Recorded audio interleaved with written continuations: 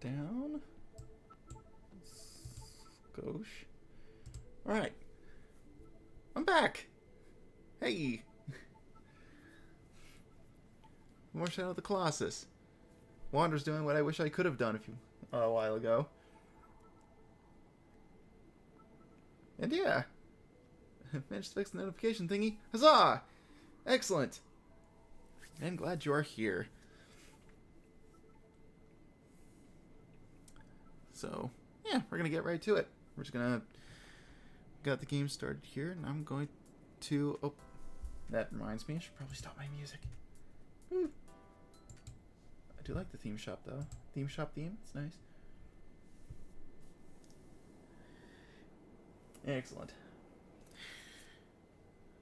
So, in between streams, I finished my breakfast, tried to take a nap, failed to take a nap because I had eaten a full meal and my stomach was like, dude, why are you laying down when your stomach is full? Made my stomach upset. And then just decided to cruise the internet a little bit. And then I went and took a shower because I just felt like I needed to freshen up. So I feel refreshed, slightly rested, and I'm ready to go. So wake up.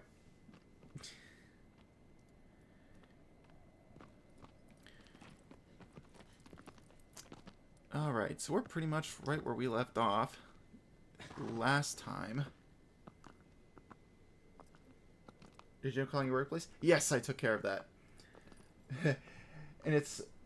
So the way that it works is the system that counts absences is automated. So you don't actually have to talk to another person. You basically like punch in some numbers and be like, this is who we are, this is my reason, here's like the receipt number for it, have a nice day. And it's completely automated. So before they revamped some of their stuff, the automated voice that would play was kind of monotone, you know, as an automated voice is. And it was like, please enter your identification number. This number will be used to confirm your identity. You know, it's kind of like that. They changed it now, so the voice is like, thank you for calling in. We would love to give you your help and get you connected as soon as possible. If you need English, press 1. And I'm like, dude, you need to chill the fuck out. I don't need your chipper attitude right now. Just fucking let me punch in my shit and leave. And it's also a lot louder than it used to be, which I don't like. Not a fan of loud noises. You know, loud noises that aren't something I like to listen to. So, yeah, that's been taken care of.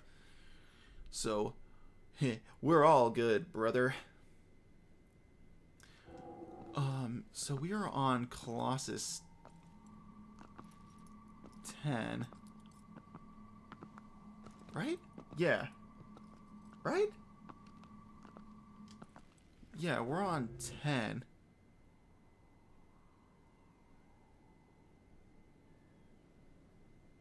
Oh, that's right. That's right. Alright, I remember now. Had to jog my memory.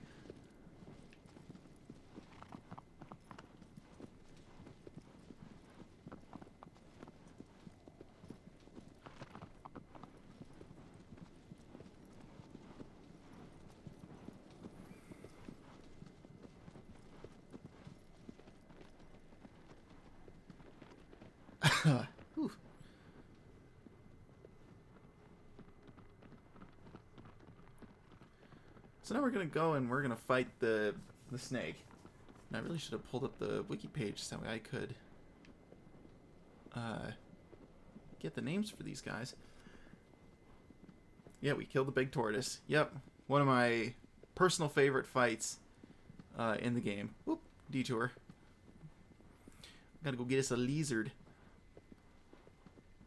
Yeah, but we went and we took care of was it Bassaris? I think it was Bassaris. The tortoise.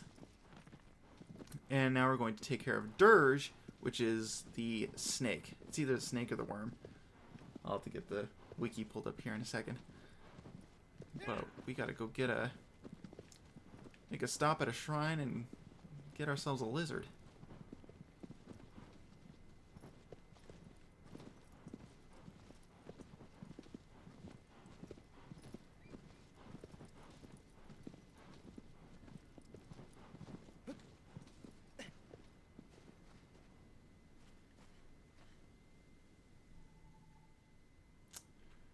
Not what I wanted. I wanted the bow.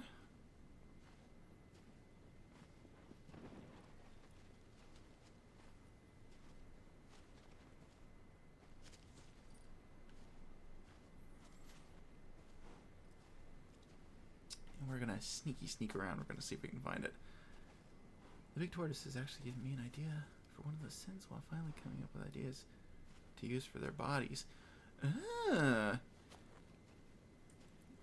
Would it be the armor? Is it going to be a giant turtle? Will the turtle be sloth? Or will sloth actually be a sloth? Give me the deets as I hunt for this lizard. When you're walking around a shrine, running at full speed will alert the lizard. But doing a slow walk like this will keep them from being alerted to your presence.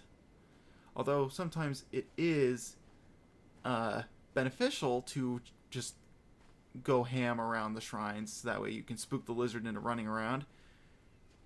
Because when a lizard is spooked, it runs in a specific path around... Oh, was that it? Or was I just seeing things? I think I was just seeing things. Agro, you're in the way. Yeah, I think it's just the pattern. When the lizard gets spooked, it runs in a certain pattern, but then it will always return back to the same path that it walks. So if you spook it, you can see it running around, and then you can track it, and then wait for it to return to its path.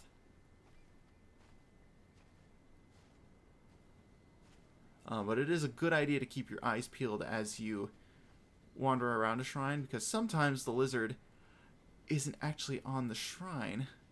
It is in the grass like this.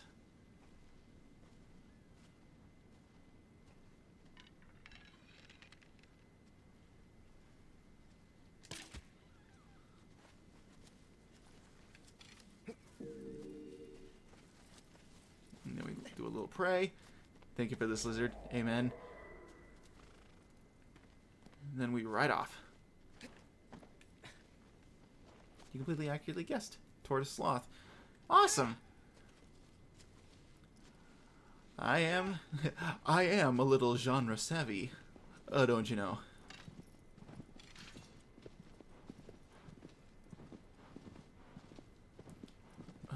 So what path do we take to this? I guess we have to go, oh, excuse me, all the way to the west.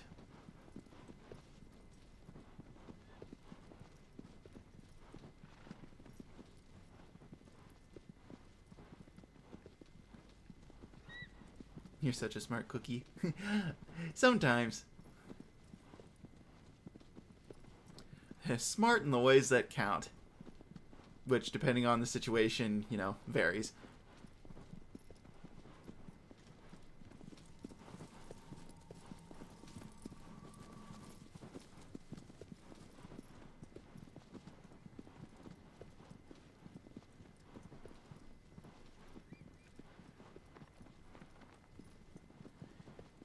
Man, I love roaming around this world. Honestly and truly.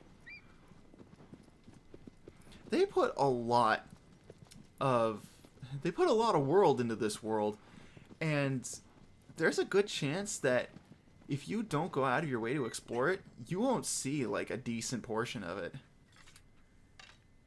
There's a lot of it to explore. So whenever you happen to pick up this game and play it for yourself, it would behoove you to actually go around and explore a little bit.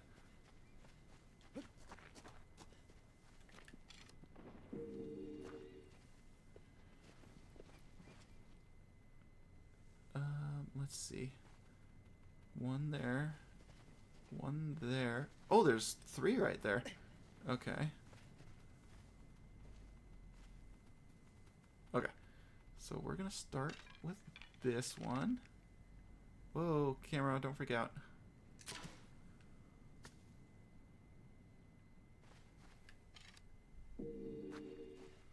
I'm going to be so healthy by the end of this. Doctors won't even want to come near me. Although, I'm pretty sure none of these fruits are, like, anything close to an apple.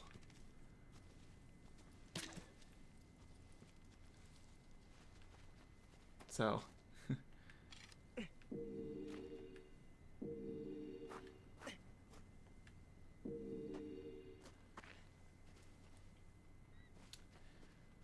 so I picked up the 3 there.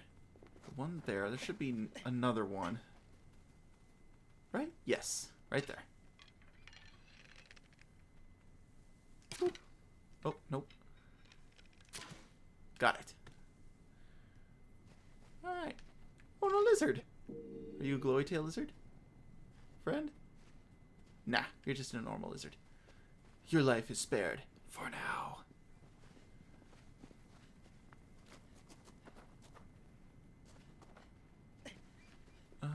Actually, let's... Woo! Yeah! Let's climb up to the top here and let's see what's shaking. Yeah, I'm pretty sure I got them all. A miscellaneous fruit a day keeps the physician away. Yeah, that's not even how the saying goes. Oh! Ah! I went to jump and then I crouched and it ate my jump. Like a fool. And I let go of the buttons incorrectly.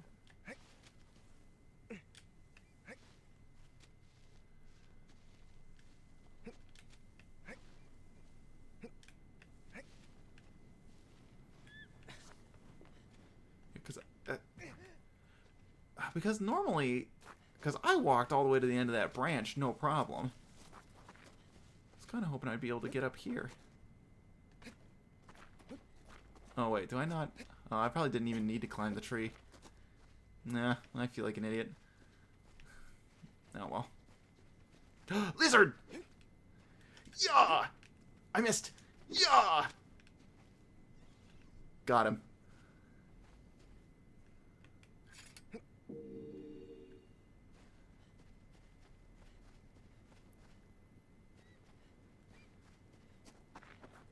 Oh, was this pathway like just open? I could have like gotten up here just by walking. And here I go thinking that I discovered a secret. These are pretty harsh cliff edges. You probably couldn't be able to get up here through... Oh, no, never mind. You could have just walked up here. Never mind. Never mind. Can we zoom in? How do I zoom? There we go.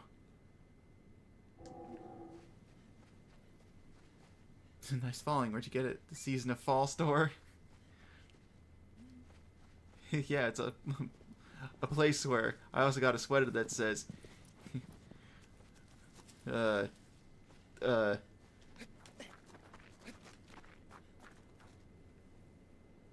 quit talking to me. I'm gonna be gored to death. Nailed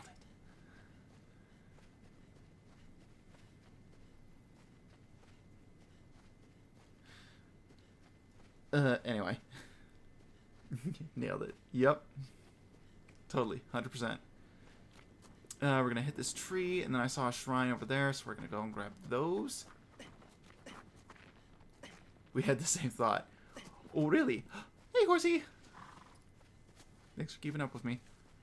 Pineapples.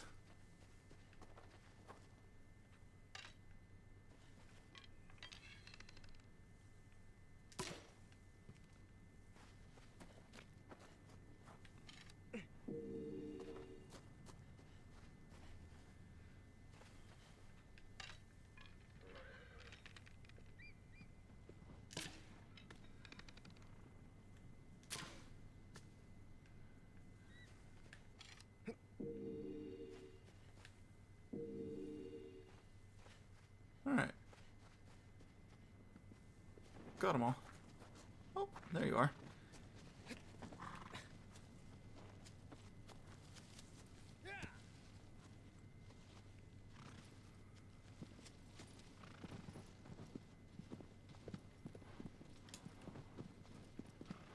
I think as we get close to the end, though, I do kind of want to do like a whirlwind tour of some of the places you don't actually go to on the map,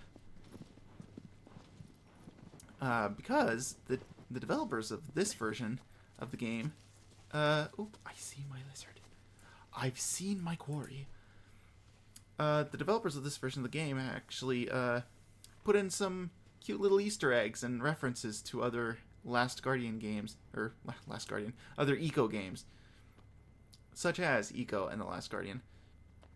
So I think it'd be pretty fun to take a quick tour and find a few of those.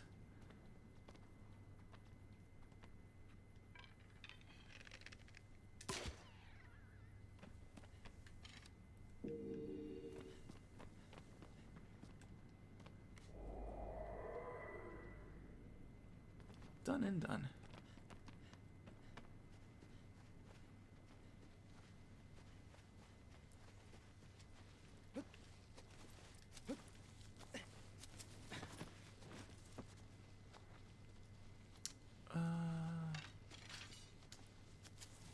Am I going the right way? Okay, technically I am.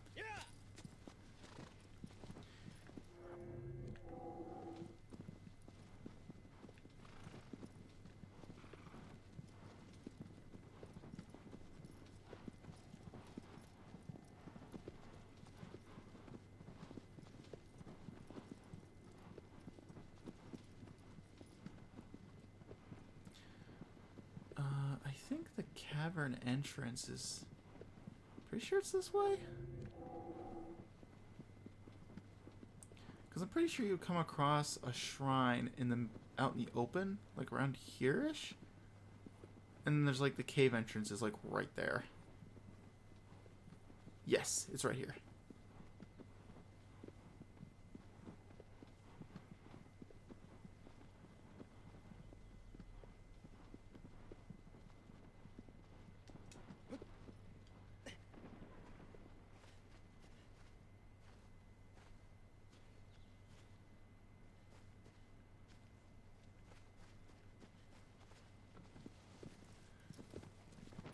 Always loved the big snake boss in this game. I'm a big snake fan, and a fan of big snakes.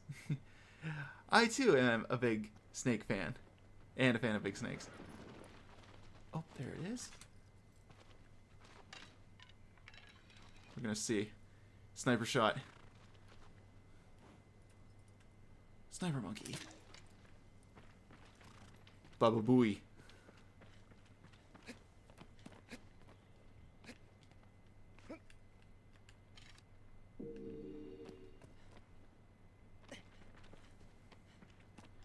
Do a little thing.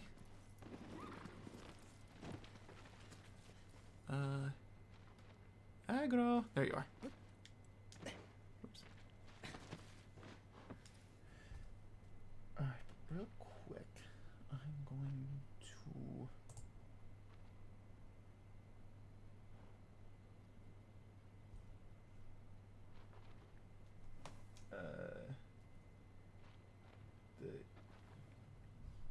Here we are. Gonna open up the fan wiki.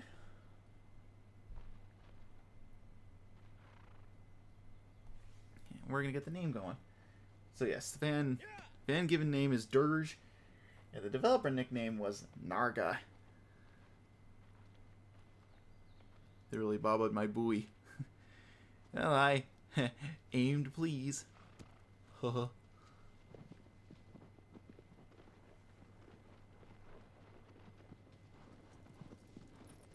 Oh, and there's bats. Sorry, horse.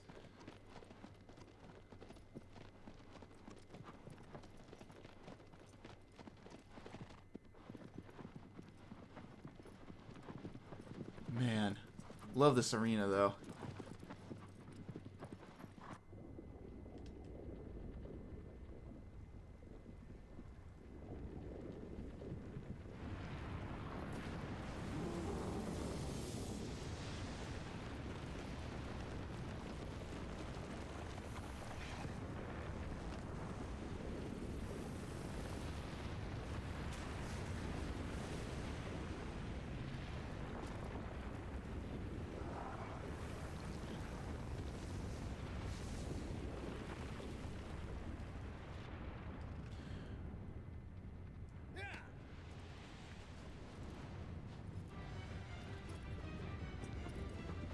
Okay, so this boss, despite having fought it multiple times, gives me anxiety.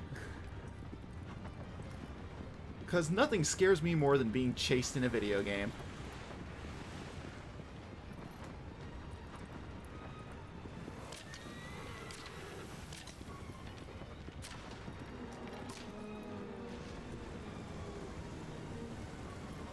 And it's like, even though I'm in total and complete control of my situation, just the idea of being chased by a giant monster terrifies me! Ow!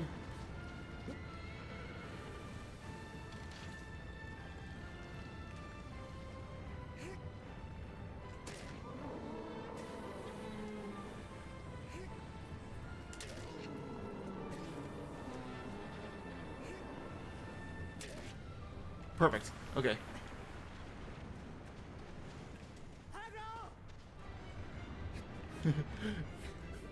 Me screaming, get on the horse, get on the horse, get on the horse, get on the horse, get on the horse.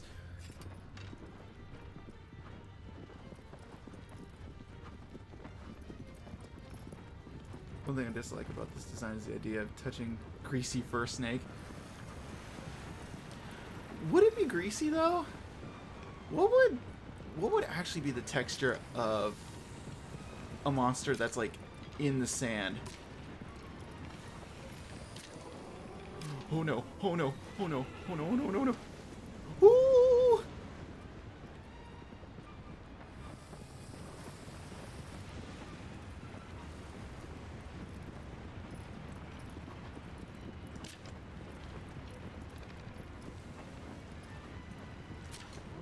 Okay, got it.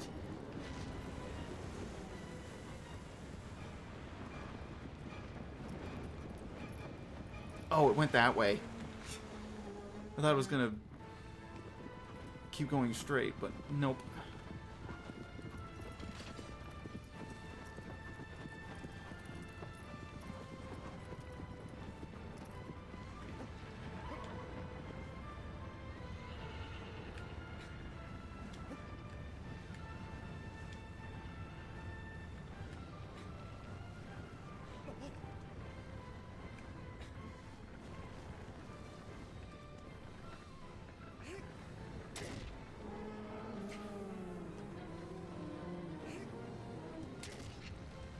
Alright, one more. Greasy is mainly from how the texture of the fur looks on every Colossus. Just not good. Yeah, I guess I never really got greasy from it. These things don't take baths. Well, also true.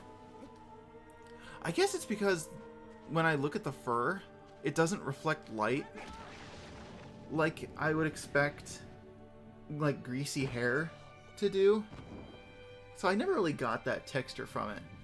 I always figured that it would feel like really coarse and stiff, maybe. But then again, when these things shake around, the fur waves as it moves. So I feel like it would be it would be really long.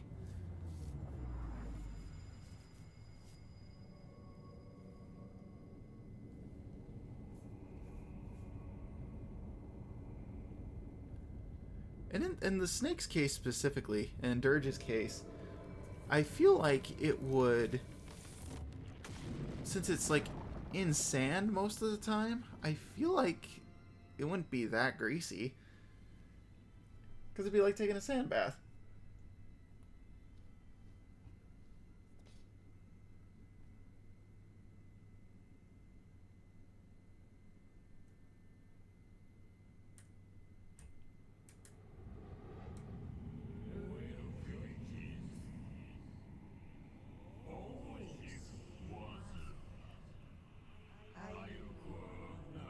Guardian set loose, it keeps the flame alive.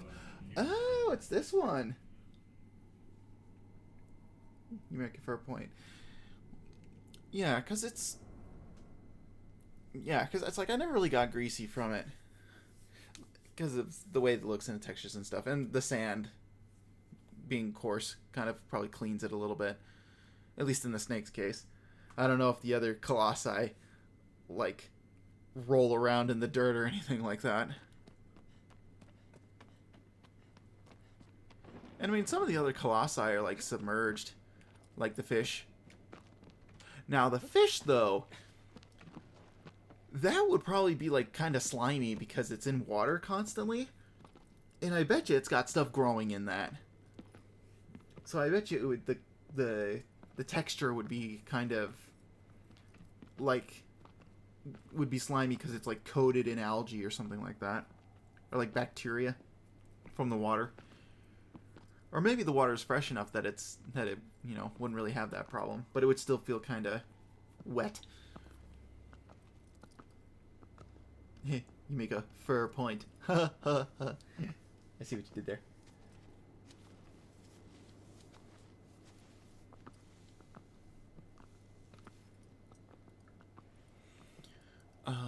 But I know where this one is.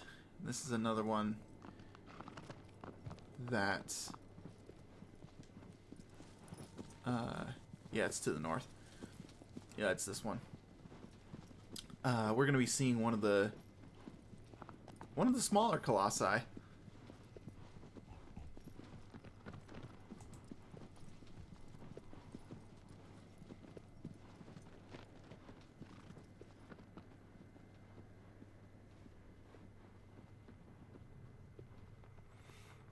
You can get another look at Quadratus as we cross the bridge.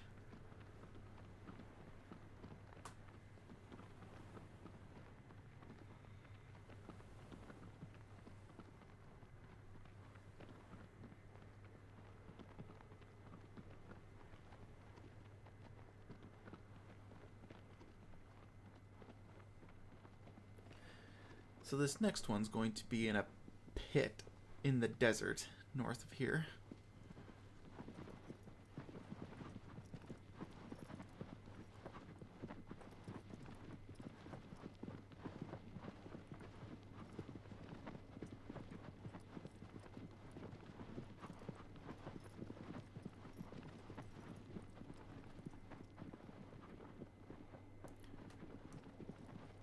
And we don't really have anywhere else to stop because we've traveled this path a few times already. Oh, hold the phone. I heard the jingle.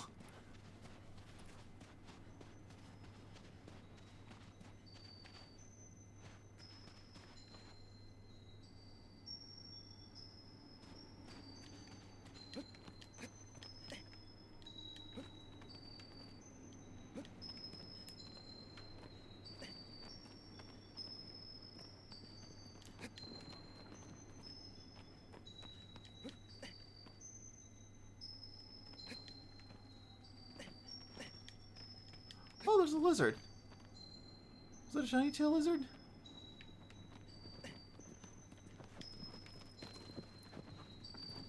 I believe it is. It is.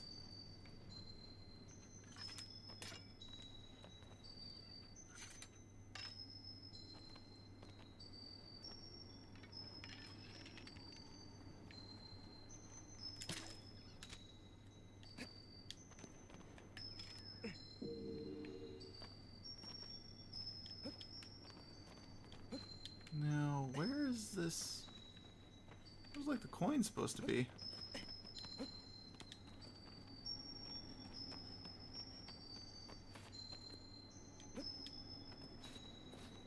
It's not on top of this thing, is it?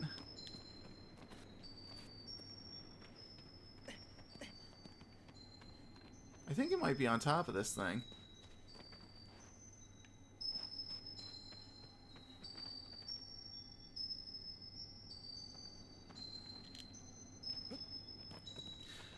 Yeah, I think it might be. Because one of the things about these, like, fragments of inspiration or whatever they're called, they're kind of like a post-game thing.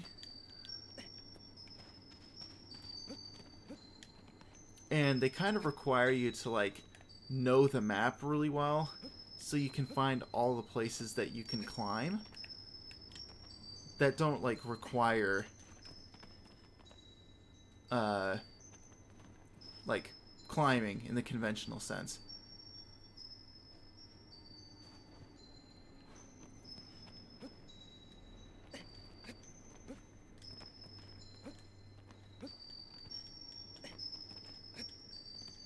So I wonder if... Because I forget the method that you actually use to collect a lot of these. Because there's like, I don't know, like 38 of these things in the game. There's a lot of them.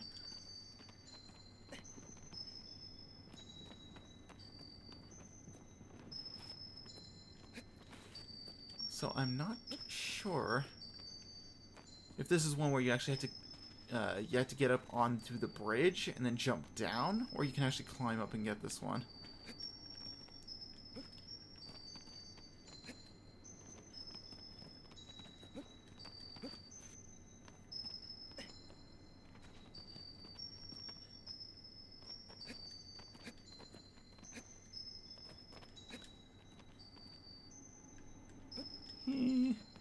This game needs Skyrim physics.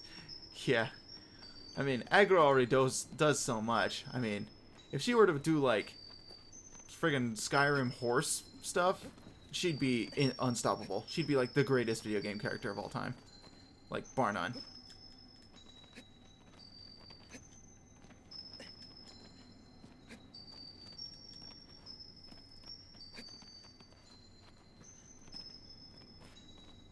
Yeah. I'm not sure how you get up there. I forget. Because I'm pretty sure you can't horse launch yourself up there off of Aggro's back because there's not enough room. So, yeah, it's okay. I mean, because I've already collected all these, and I'll be showing off the rewards you get for collecting all of them anyway. So it's no big deal.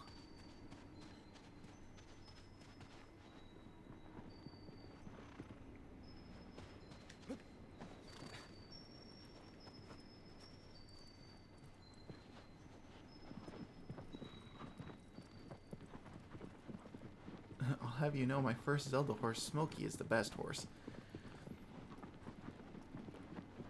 Well, my first Zelda horse was Epona, and she's the best horse.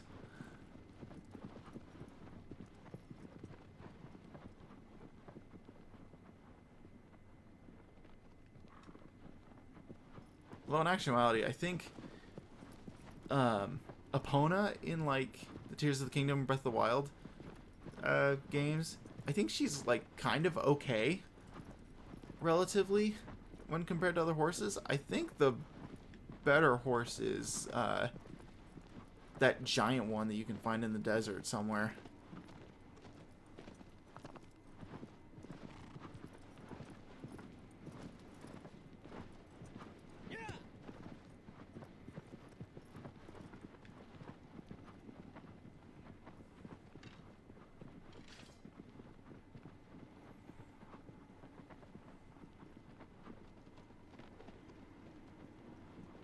Here it is.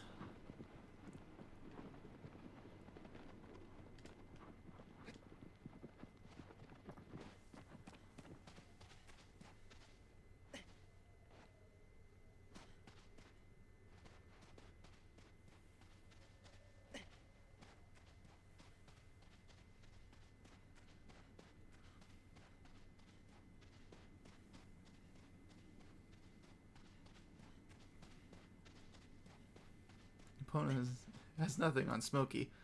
Smokey wasn't actually at all good. The best ones are the Giant Horse and Zelda's Horse. Yeah. Yeah, because Epona is like... Oops. Is like there for...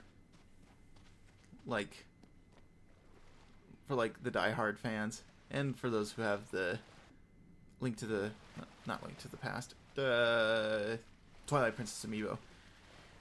Which I do have. Or the Smash Brothers amiibo. That works too.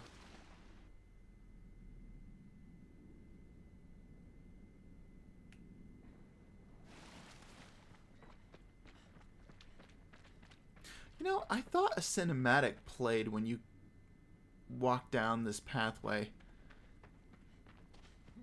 But it turns out I was incorrect.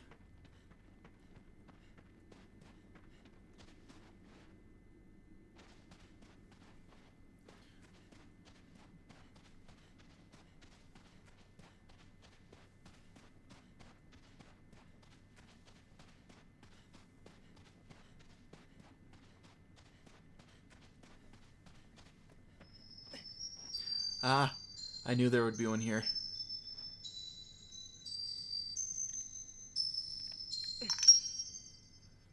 Got it.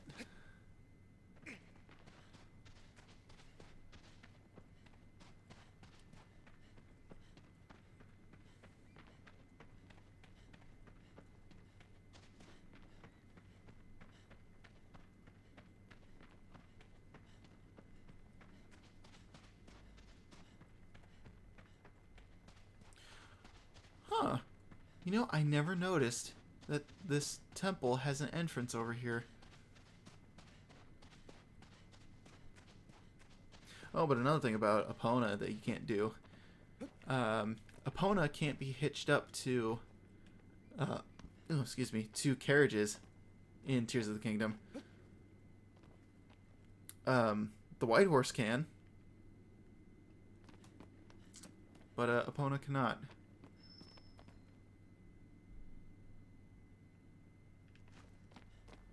Huh. I heard it from... Oh, there it is. Oh, oh, oh. I almost fell down a hole. Taking that. Whee!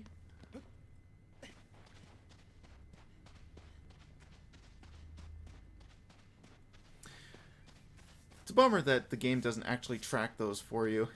You actually have to keep track of which ones you've got yourself.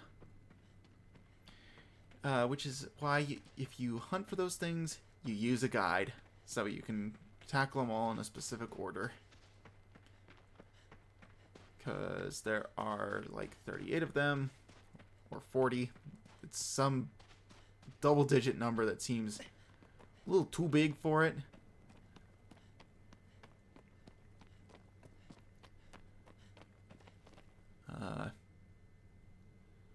It takes a lot. Should have learned from Breath of the Wild and made them like Korok seeds. Ugh. I think this remake came out before Breath of the Wild did. I think. I don't know if it was made before or after.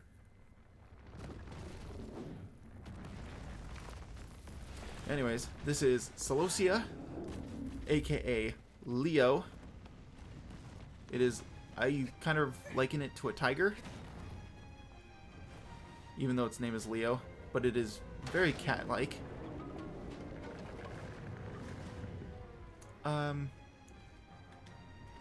You get it to ram one of these sconces? Or, not a sconce. It's like a... What would you call this? You have them hit this, torch. You rams it. And you grab the stick. Make sure you don't get attacked. Come up here. Light it on fire. And like the Jungle Book,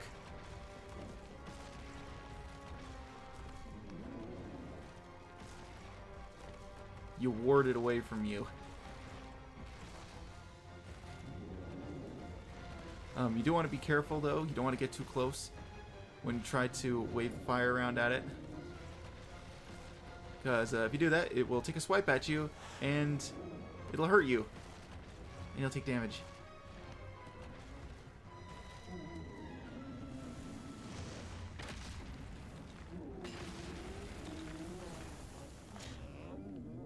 And knocking it off the cliff reveals its weak point.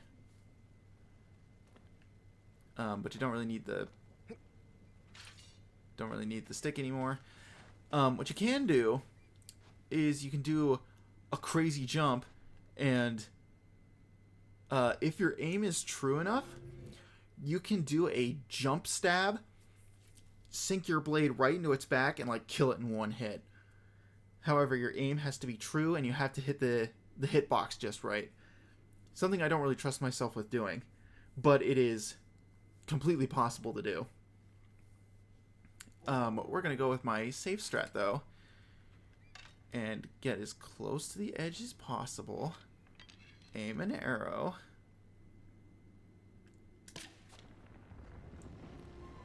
Pick at it, wake it up, and encourage it to come back.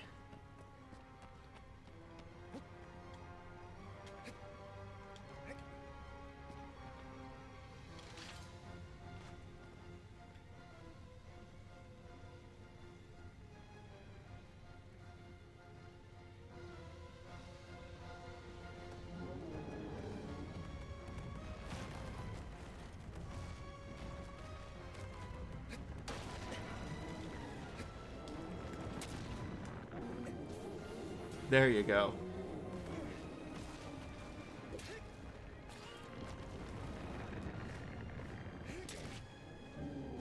So that first stab there was a jump stab. And you can see how much damage it does. It does an impressive amount of damage. And then get squished. Don't think I can make it to the edge in time. Nope.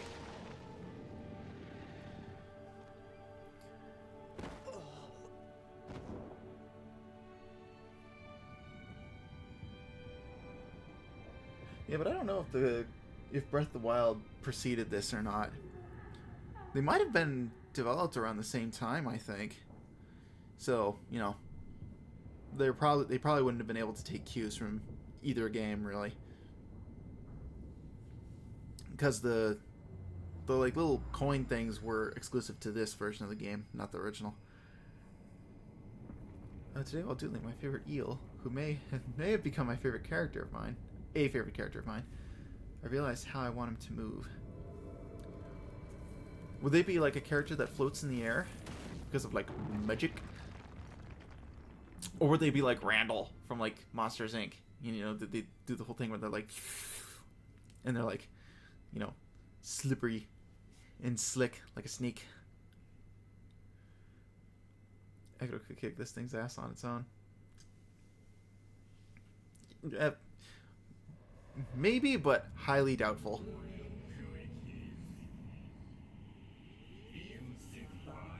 Paradise floats upon the lake, a silent being wields thunder. Ooh, it's this one!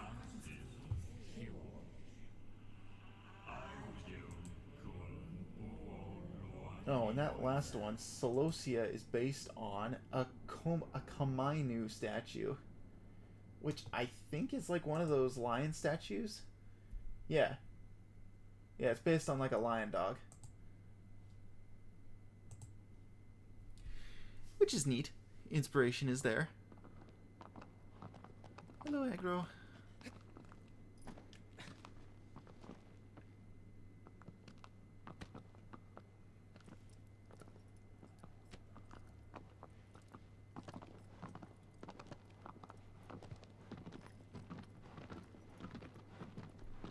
Yeah, he'd move like Randall and generally just be jumpy and twitchy.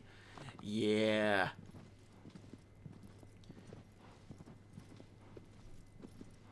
Yeah, because something like that's like sneaky, it's supposed to be snake-like. Very much meant to move like a snake. Definitely communicates that idea. How? Okay, I need to take that path to the right.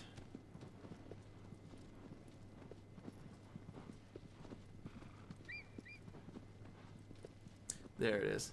That's what I want to hit, is those two pillars right there. That leads to the land bridge that I need to take. Because I could take the other one, but this one will spit me out. Spit me out in the area that's closer to where I need to go.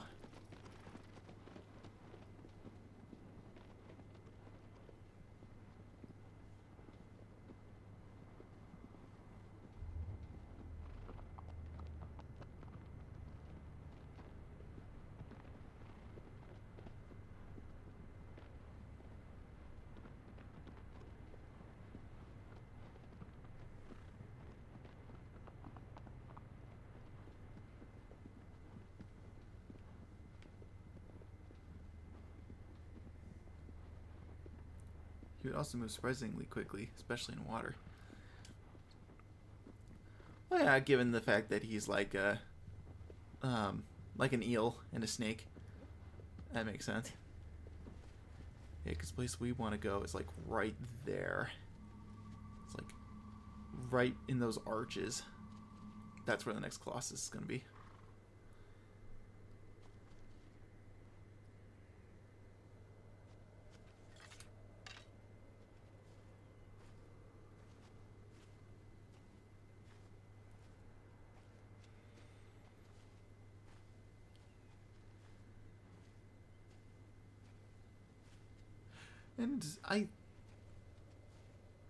And it's my belief that I think no matter the species, I'm pretty sure most snakes are really adept at swimming. At least I think. Because I remember as a kid when I'd see... Ah, there he is. I'd see garter snakes running around.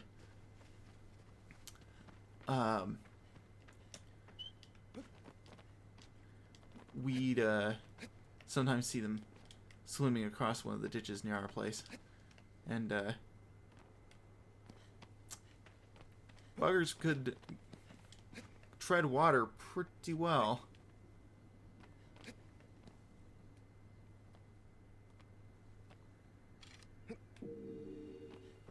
Go.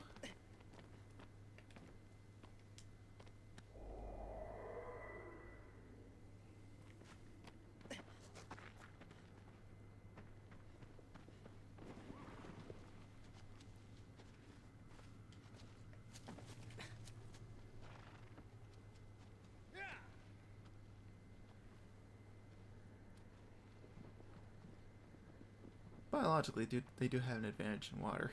Very true.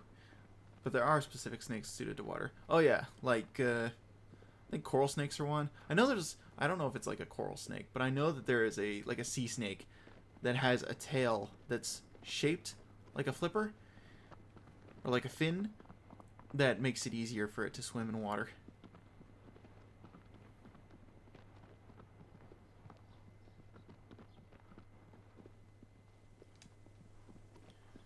Alright, so this little forest is kind of easy to get lost in if you lose track of where you need to go.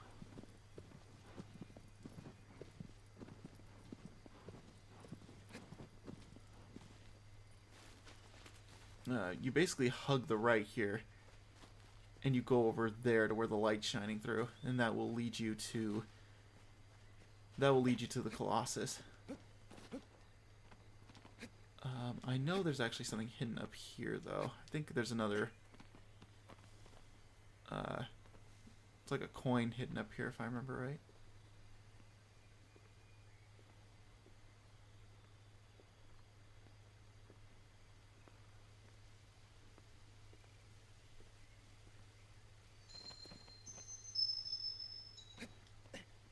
Yep, it's starting to go off.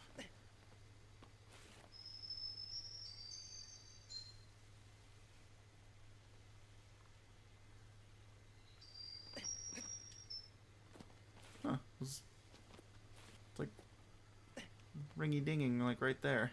That's kind of weird.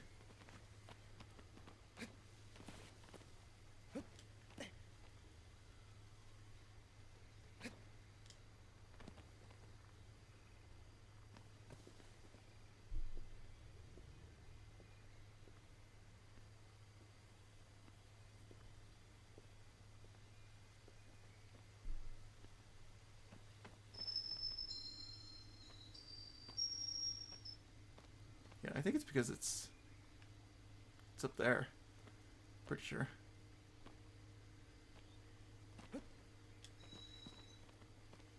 Yeah, it's because it's up here.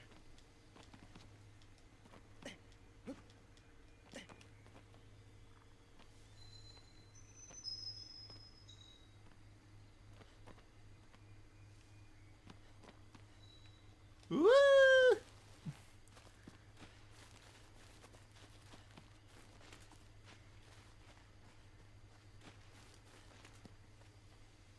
Oh well.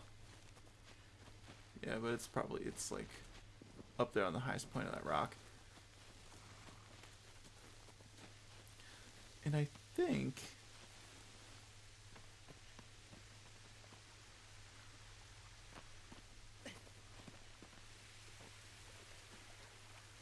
there's also something else hidden in here. Aside from like a sheer drop into nothingness.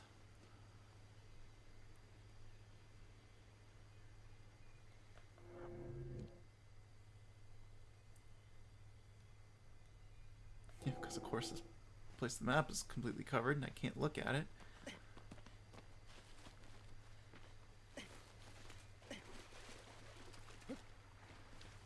Since we're on the topic of me and nothing else happening at all. Nuh-uh. Nope, no sir, nothing happened here. Just some guy getting lost in the woods. You know, what else is new?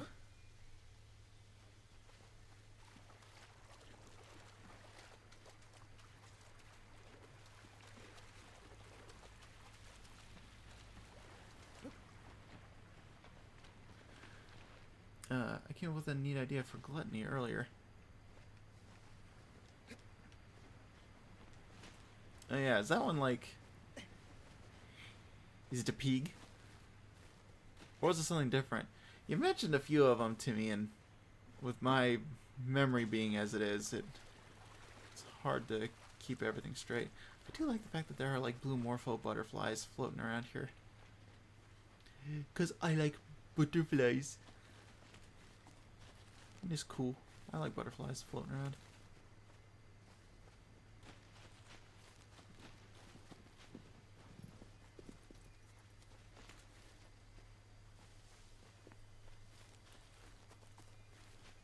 Yeah, I think the coin here is like the only thing you can get that's hidden in here.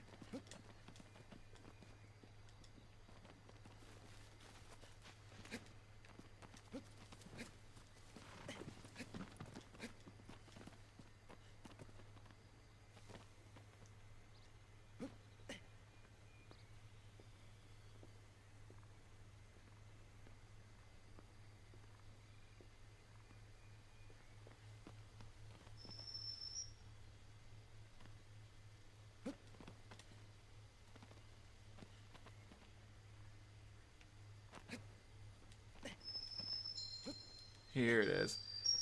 Yes, then you hop up on here, then you hop up on there, then you... Okay. Come on. Then you hop up here. Yep, it's right there. Then boing. Hello. Doo-doo. Collected. Whee. Whoop. Cool.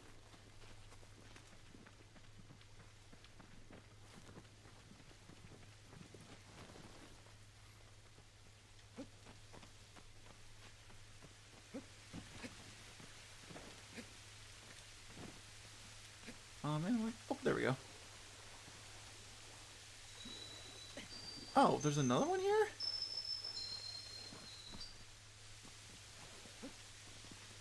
Oh yeah, it's right there.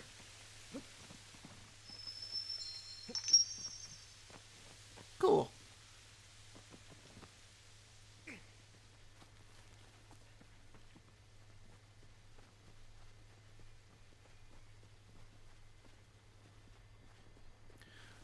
Alright.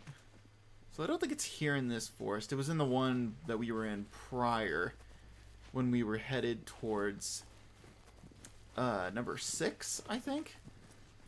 The Minotaur that was underneath the temple. when we went through that forest, there's like a cave there. And if you go through that cave,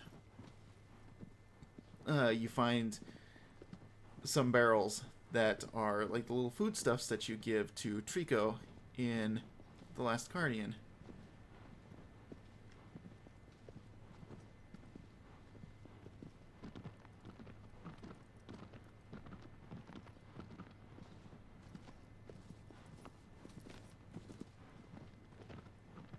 Gluttony's a fly. That's right. Or at least has fly features. That's correct. I remember now. But specifically, I didn't want to make Gluttony the fat one, so I did the exact opposite. That bitch is no meat on those bones. Eternally starving. Oh, there's the lizard. Eternally starving and eternally indulging in food that does nothing. So kind of like a Shaggy type. Yeah. Oh. Thank you, Agro. You stopped the lizard. Say a quick prayer.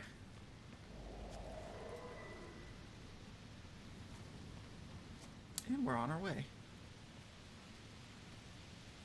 But yeah, I think that's actually a very fun way to kind of flip the trope on its head a little bit.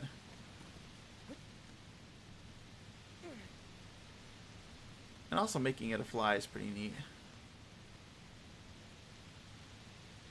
Because normally when you think gluttony, you think of like a pig or something like that. Something with like an insatiable appetite. But like, flies are the same way. Alright, fall here.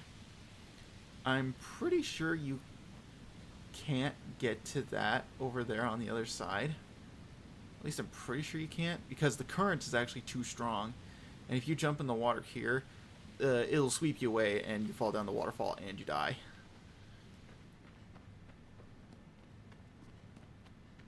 So your safest bet is to jump up here, closer to the edge, and swim like a maniac until you get to where you need to go. Unless, I think that's grippable right there. I think you can get over there. I'm pretty sure it just leads to the inspiration coin doobidager.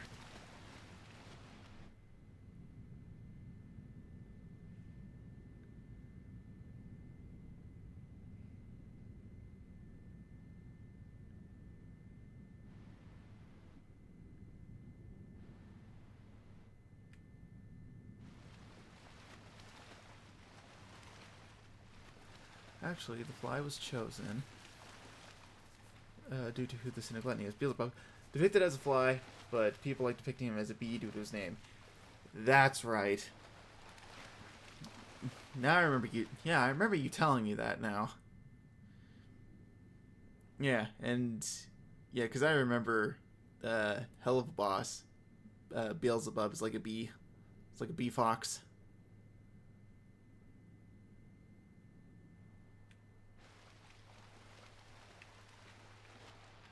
Alright, so I don't know if it's like actually possible in this version, but if there we go. In previous versions of this game, in like the PS2 version and such, if you wade out into the middle of the arena here, you can actually see the model of the Colossus resting at the bottom of the lake.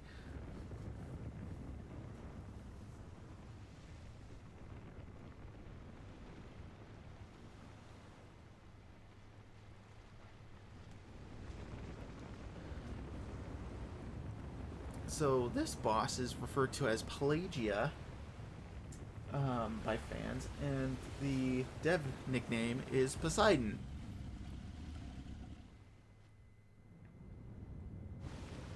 I believe this one is supposed to be like...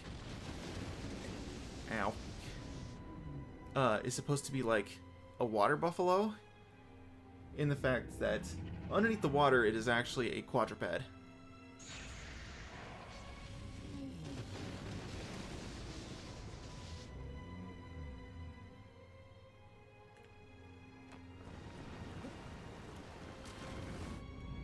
and it has hooves.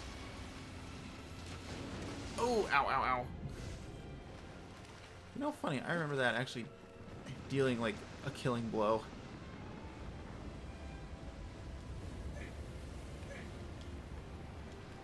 Oh please, oh please, oh please. There we go. Alright, so that's one way you can get up here. You can also... Woo! You can also goad him into turning around and swimming up his back, where you actually get a very unique animation of him thrashing around in the water, trying to shake you off. Man, Von Boris looks different. Yeah. Somewhere along the way, dude lost his trunk somewhere.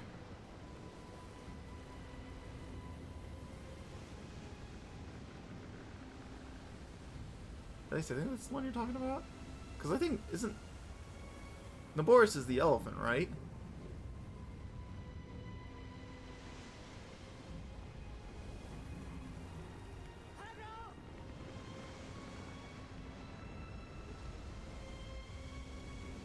Come on, I'm still here. They hide the fact this is Minotaur 3 with the name Poseidon. Well, I mean, you ever seen a Minotaur swim? Come on. Fine.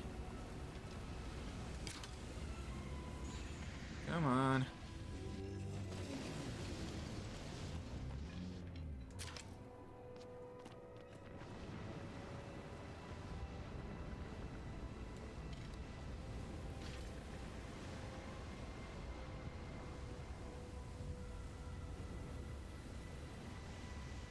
You know, I am not sure what this thing is doing.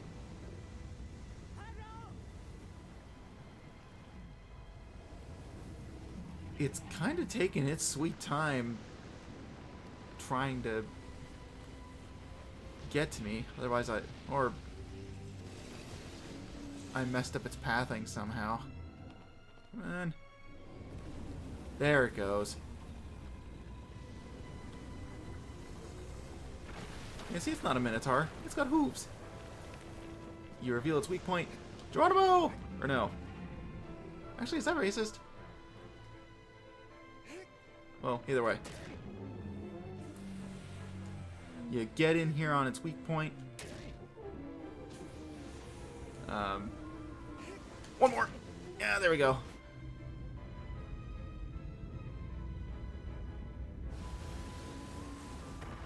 And then it knocks the statue or the structure down. And can't use that anymore.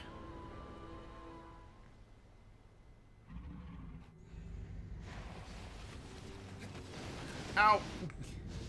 Oh wow, that didn't hit me. Okay, I want to see if I can actually... Can I get around to its back? I want to show that off at least.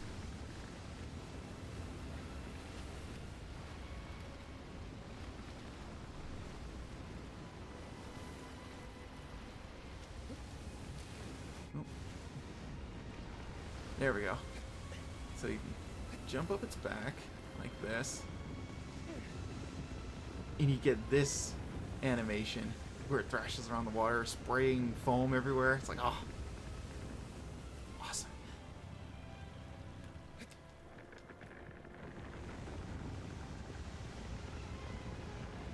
Vonaboris is the lightning camel, Ruta is the elephant. Right. Yeah, I should have remembered that. Because Naboris, Naburu, and Ruta, and the princess. I forget the name of the princess in Ocarina of Time. It should be, like, super obvious.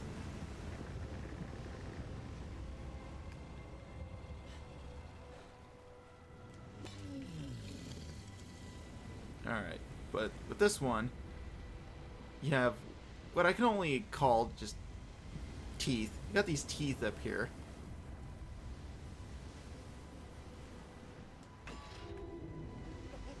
Hit him with your sword. And, yeah, you can control where Pelagia goes. Or Pelagia. I think it's Pelagia. Right? Yeah, it's Pelagia. It's just a P. No H there.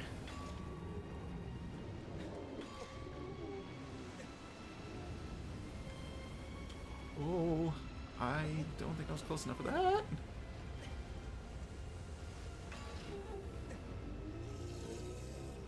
Okay. Whoop.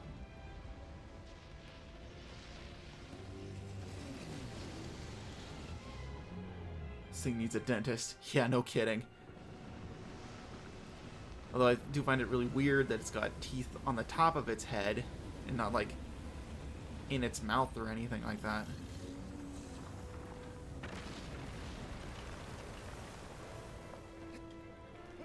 Yup.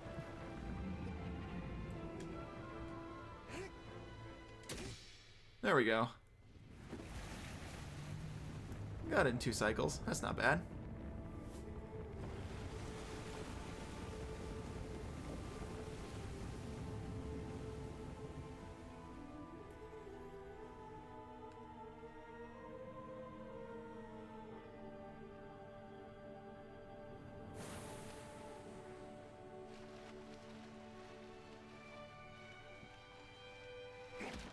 Nope. Couldn't get to land.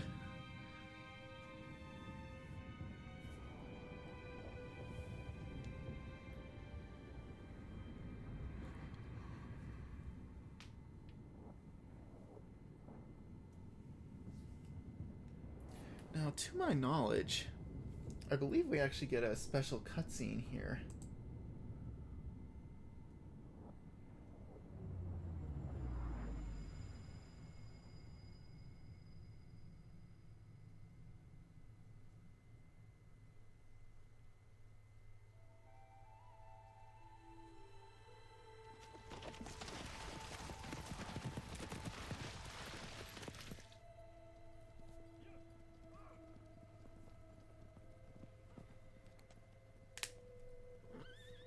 Can you believe it? Other human characters.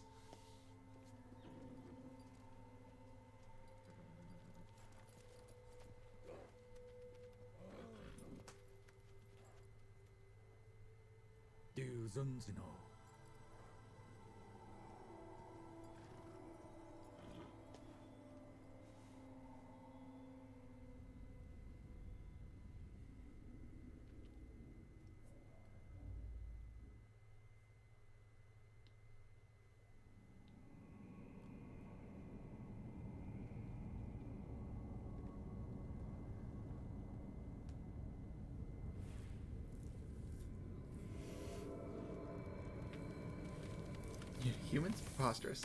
Indeed. What is this ridiculousness?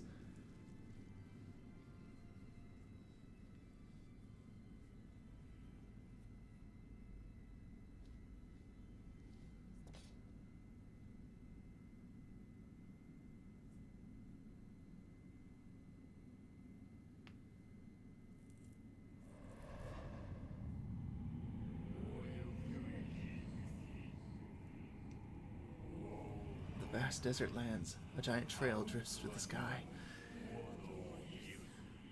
Now we're getting to one of my favorites. And near the very end. We only have... Let's see, this is 13, 14, 15, 16. We only have 4 of them left. We're getting near the end.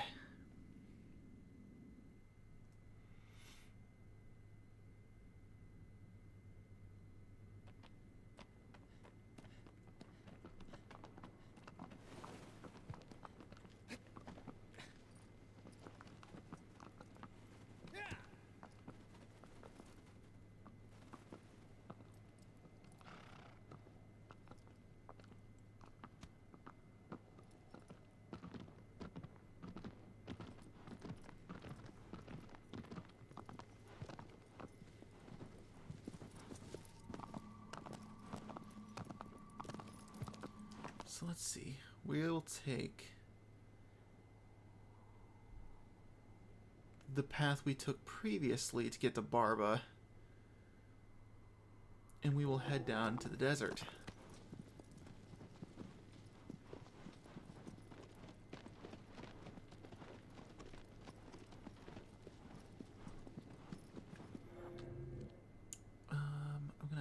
hold left and make sure we get to the desert. Sorry, aggro, didn't mean to kick you again. Traveler, what's your favorite boss in a video game? Ooh. That,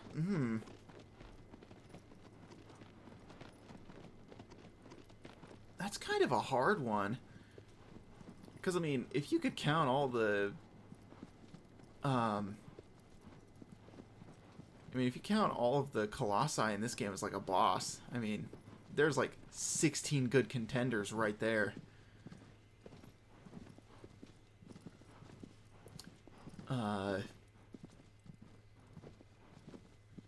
And we're coming up to one of my favorites pretty soon here.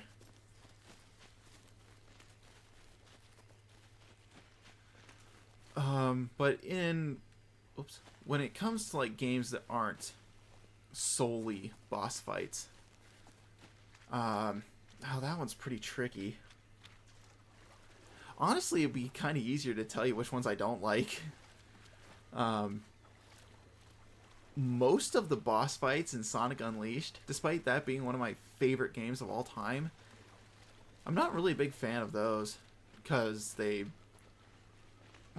although you can avoid a lot of the cutscene jank by pause buffering in that game, which honestly makes that game very tolerable.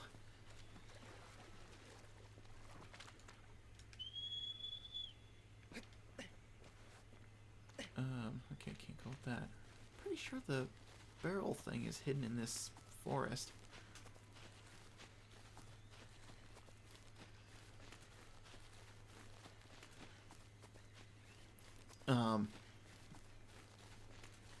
I do remember them just not really being all that great.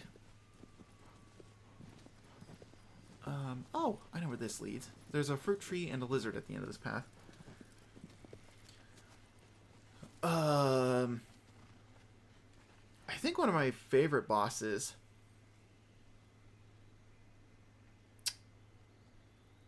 Let's see.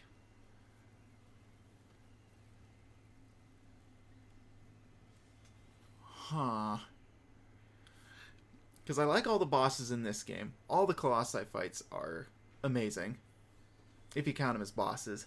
Because, I mean, technically they are kind of like levels in and of themselves because they're so big. And the puzzle element that's part of them is, kind of what makes them a level. But they're also a boss. I mean, they do have health bars. They're all really great.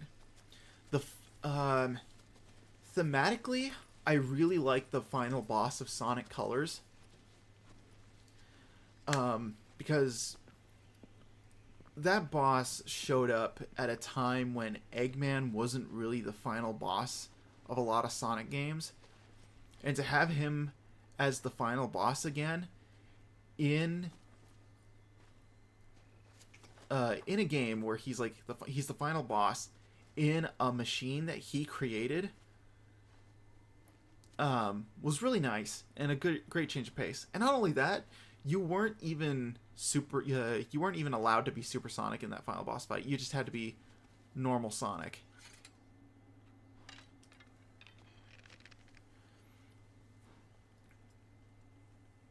Please get away from the edge. Come on. Come on. Come on. Yes, yes, yes, yes. Gotcha. Ooh. And also that the boss itself isn't super hard, and you don't have to do anything like really ridiculous with it. It's actually pretty simple. You have to homing attack chain its like claws, and then you like basically homing attack up its body, and then you hit the cockpit and you knock wisps out of the boss, and you collect the rings that it drops. And because the boss itself is really simple, you don't have to do a whole lot, but if you do like the extra stuff, it rewards you for it. So if you hit the boss like you normally do. You do the homing attack chain, you hit the claw, and then you go bink, bink, bink up the arm and the shoulder, and then you hit the cockpit. It releases a wisp. But if you land and then boost and you hit the boss again, it will give you another wisp, so that way you don't have to do the homing attack chain again. So it like rewards you for using all of the tools in your toolkit to fight back. And not only does it test you in that way, but it also tests your reflexes as well, because Sonic games are all about reflexes and thinking quickly on your feet in order to get a good flow state going. So it will throw spike balls at you that you have to jump over, so you have to time your jumps correctly. It will give you like quick step obstacle courses with like dark cubes that you have to avoid, and like lasers that you have to like position yourself in just right so you can avoid them. And it will combine the two of them together, where it'll do the cubes, but it'll shoot a laser in between the cubes, so you have to watch where the laser is going to be so you can position yourself within the lanes of the fight to avoid it. It will do the cubes, but it will also do spikes. So it will, not only do you have to like do quick steps to avoid the cubes and find the path, you have to time your jumps so that way you don't get hit by the spike balls. And the laser also has another thing where he'll go laser, and it'll shoot a laser at the position that you're at in the lane. So you have to time your jumps there, and every time he shoots a laser, it sweeps across the field, and it gets faster and faster. So there's like another instance of timing your jumps correctly. And then, yeah, you go through and you do that, and you do it well enough, you get all the Wisp power-ups, and you do Final Color Blaster. And, yeah, it's just a fun, climactic final boss fight. And, I still go back and, whenever I go back and play Sonic Colors, I actually play that boss fight, because it's still a really fun fight to do.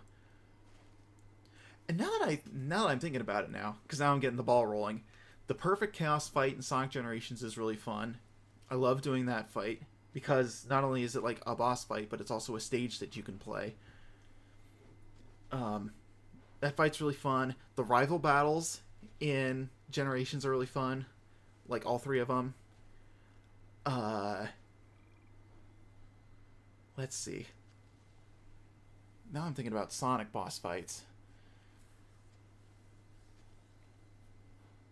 I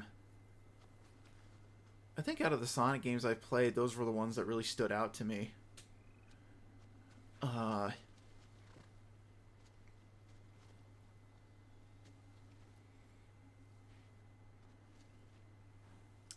I think to like Mario games, I don't really think much of the Mario game bosses. Like, they're challenges that you overcome, and that's about it. I don't really think too much about the fight themselves. I still like to do the final Bowser fight in Galaxy 1, though, because that fight's really fun to do. And I like the final version of that fight, because it takes all of the obstacles and all the moves that Bowser uses in the previous fights against you, so it makes the fight like more challenging. So that fight's really fun.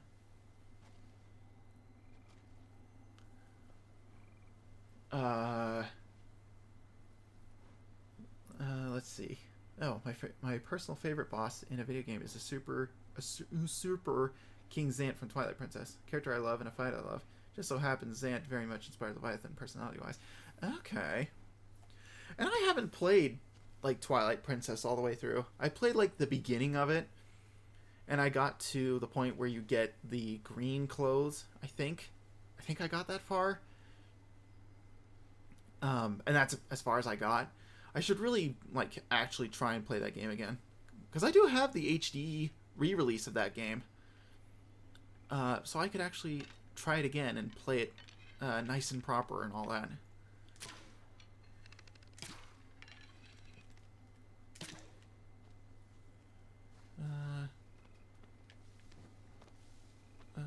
Oh no, they all fell down there. Cool.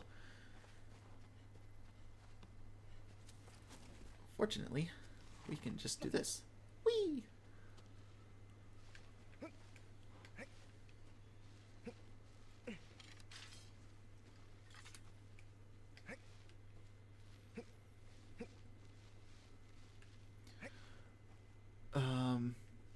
But I can't say that's like all of them though, because I'm pretty sure there are some that I'm just not thinking of. Okay, and yup. Okay, there's one. Where's the second one? Come on, man, don't make me hunt and peck for these things. Just give me my fruit and let me go.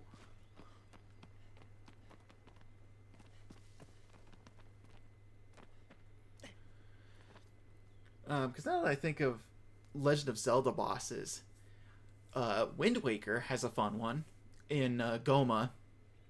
I love the fight with Goma because I love how that game has musical stings and uses music to enhance the experience of fights.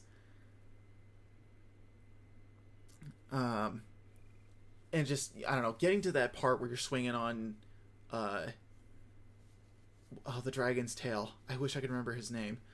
But when you hook onto the tail and you're swinging across the pit and Goma's like looking at you, and it does the dun ra dun ra dun ra.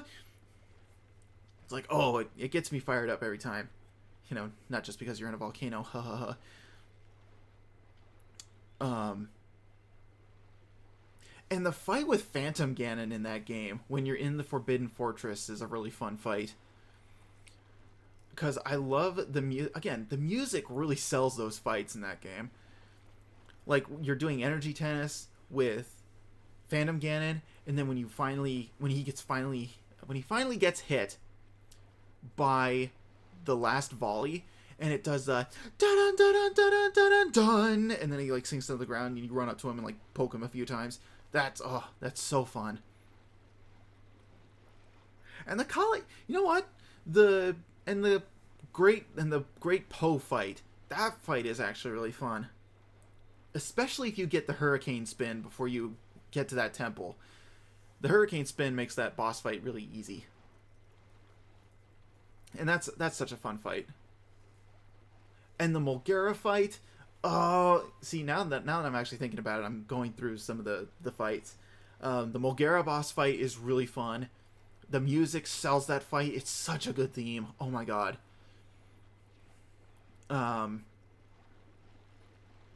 Yeah, the Mulgara fight is really good. I guess the only other one I'm like kind of on is the Calais Deimos fight, which is that it's like the Baronade looking one. I think is what it is. I think Calais Deimos is the jellyfish one in like the second dungeon. That one is like, oh, it's just Baronade again. It's I don't know. It's all right. But the other ones though, oh, and the Helmarok King. Oh my god, the fight with the Helmarok King is so great because it's like you've been hounded by that giant ass bird for so long, and then you finally just get to whoop the tar out of it. Ugh, and you use the hammer. Ugh, so good. And if you've been playing with the hammer long enough, you learn that if you like hold left or right when you swing it, you can do a horizontal swing. Ugh, nothing like just going 4 and then wacko, just hitting him with it. Ah, so good. And some of the other boss fights in like Ocarina of Time are pretty fun. Although I think some of the processes to like beat them is, for some of them, it's like kind of I don't know. I'm gonna hold on. I'm going to take a quick bio break for a second, and that way I'll actually be able to think clearly, and I will have more examples of that stuff in a minute. So I'll be right back.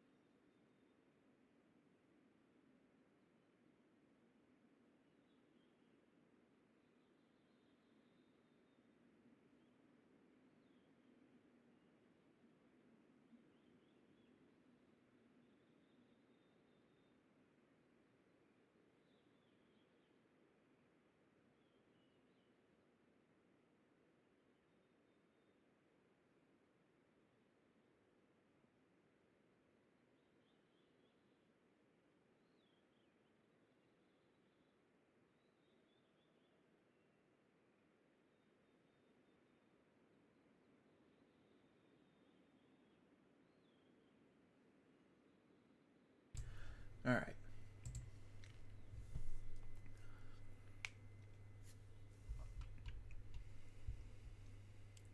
Enemies boss fight. Can't lie. The Zant battle theme is also exactly what I would use for Leviathan if he had a boss fight, which I happen to imagine a lot. Then the Ultra Sun Ultra Moon gets his theme. Okay.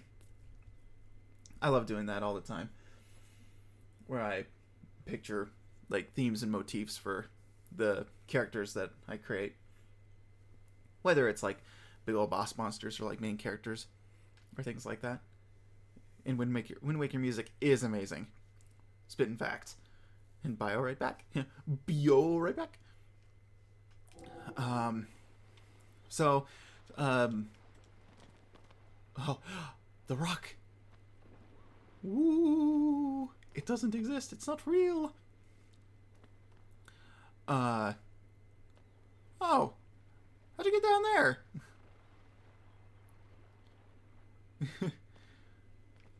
Hey, Crashy, how'd you get down there?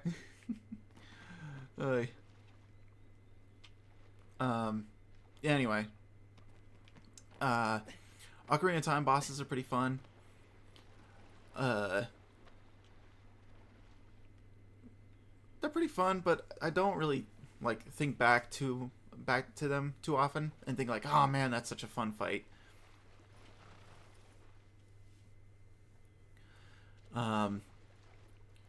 I do like Majora's Mask's boss fights a little bit more. Like, I really like Adalwa.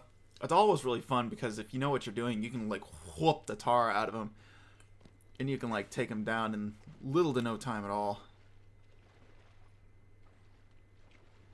I can't really say the same for some of the other ones though. Like Georg.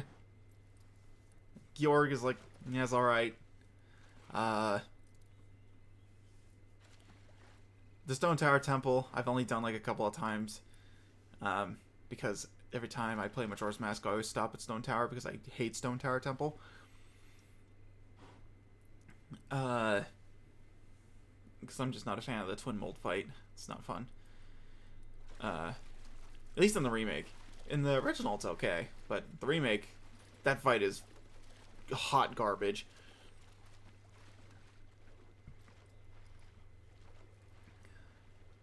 I don't know. I know I'm missing another one. Adalwa is a swamp.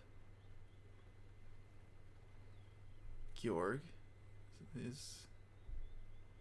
Oh yeah, I forgot about the bull. The bull is a fun fight because you actually utilize some of your forms, one of your forms to fight it, and that is really fun. I kind of prefer that fight in the original though. The remake fight is alright, but the original fight with the bull is really fun. Wish I could remember its name. Can't remember the bull's name. That's a fun fight.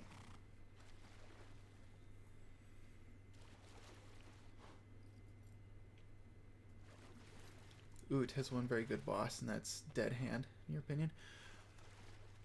Oh, gotta stretch. Oh. Dead Hand is a really fun fight.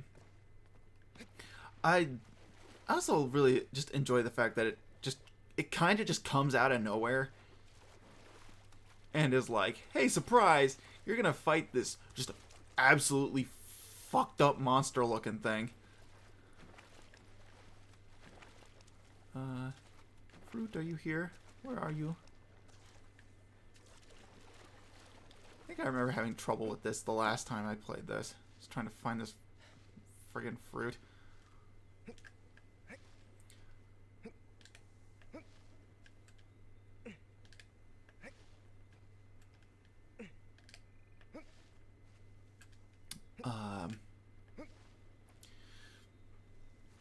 But yeah, Dead Hand is such a great fight, and it's just menacing too.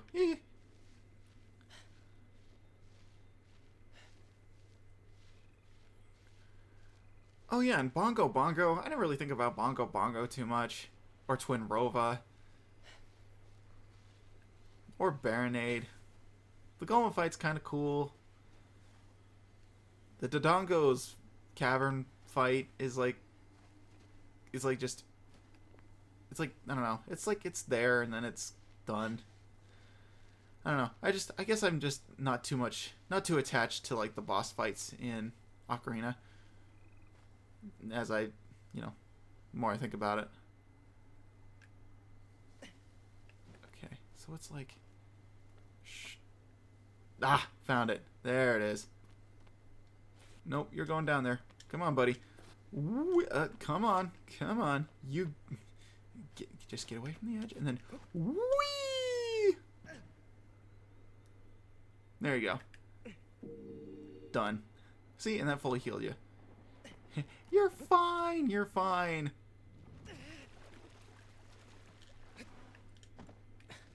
There we go.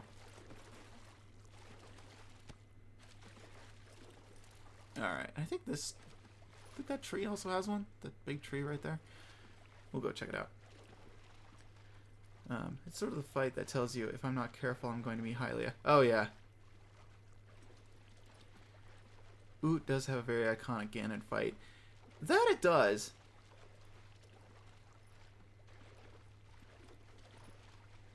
Yeah. Okay, yeah, I'm inclined to agree. I do like the final fight in Ocarina of Time.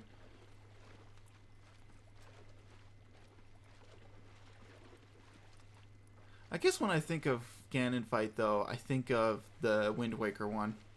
Mainly just because I've spent a lot of time with Wind Waker, and I kind of have a bit of a softer spot for it because I've played it so much. Whereas Ocarina of Time, I don't really have that connection with it. What the? Bruh, the reticle. Were you aiming for space, buddy? What is your deal? Bro, what are you doing? Okay. Alright, we'll do it from here. Oh, there we go. Good grief.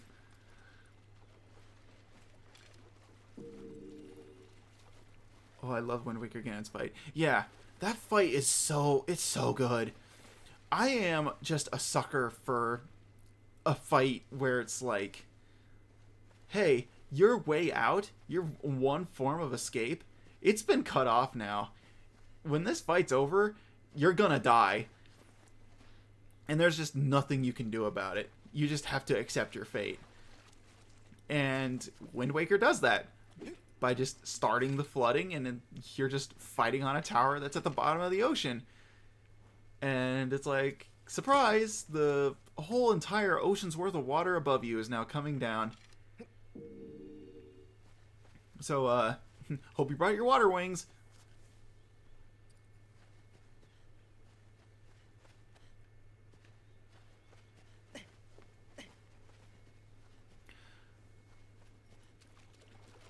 And the fact that the fight is just really fun in and of itself. Where it's like, you got Ganon with 2 swords.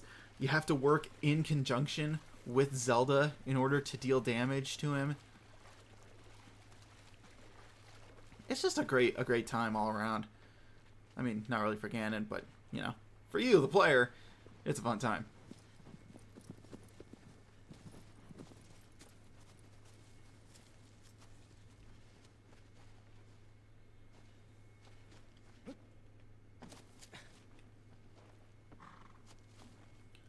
And also it ends with one of my favorite, like, Ganondorf deaths. Because I know in, like, Ocarina of Time, you slash him in the head a bunch, and then you just stab him in the face. Which is like, so satisfying. But the fact that Wind Waker Link, the little kid, he just throws his shield aside, just jumps in the air, and then just plants his sword just straight into his head. I don't know, there's just something about it where it's like, oh yeah. It's like, that bitch is dead.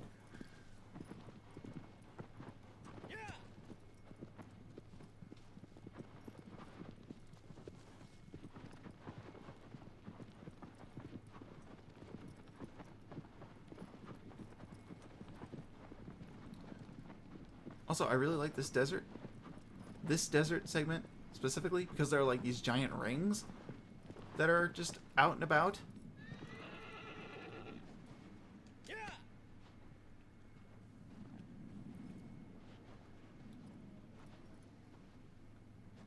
It's like, where did they come from?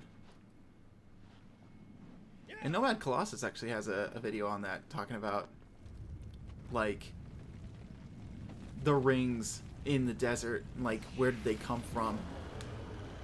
And, like, were they part of, like, some bigger temple? Or something like that. It's really neat. Young blonde, huge-headed child stabs 50-year-old looking man in the head. More at 11. Yeah. Like, I think Twilight Princess kind of comes close to it as well.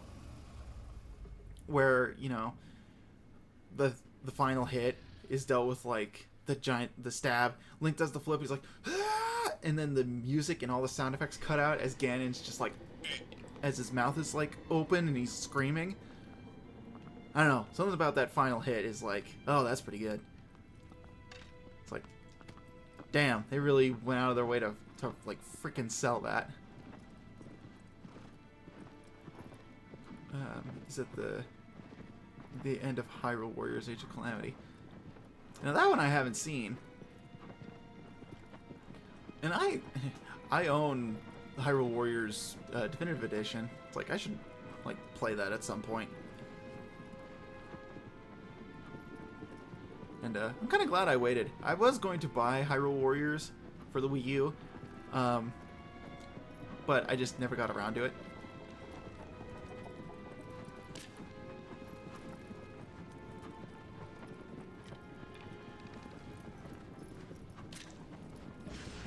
Oh, nice.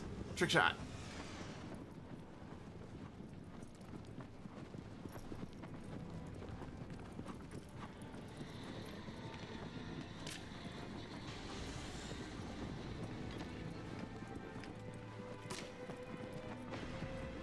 Nice.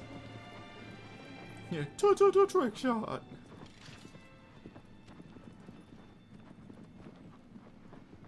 And see, this is one of my...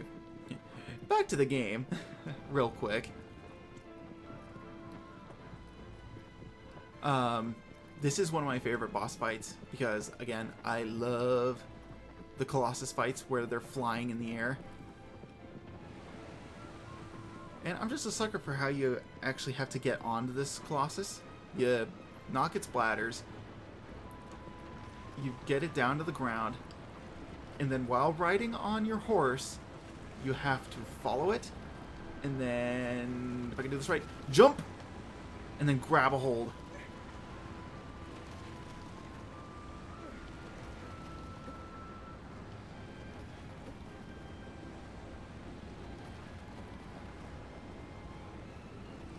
Age of Calamity has some very fun bosses. I love all of them. It improves really well on the ones from Breath of the Wild. Interesting. Yo!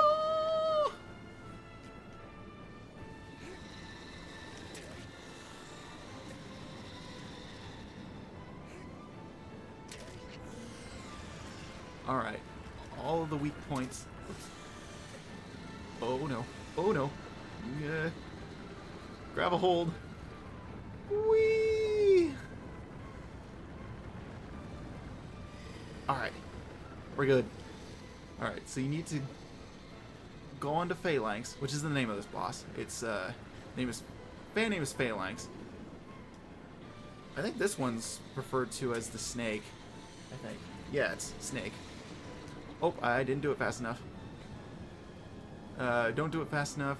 It closes the flaps over the sigils, and then it dives into the sand.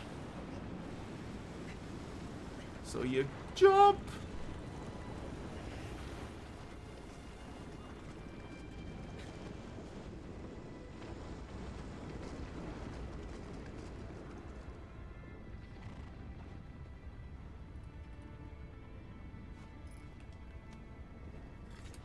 And I know I've been using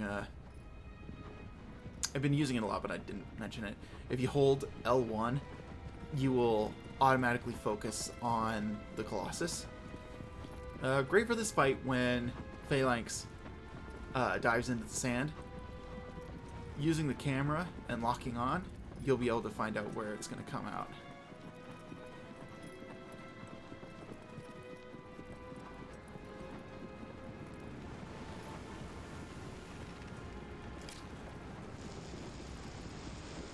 Bullseye. Did that not count? I don't think it counted. Yeah, that's fair. It's like you're in your I'm coming out of the sand animation. That's fair.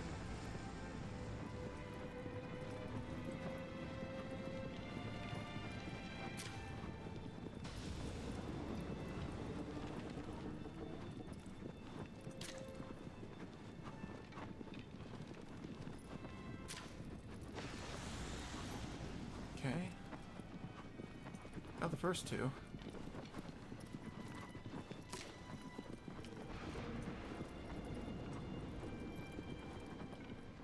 Oh, I got it. Nice.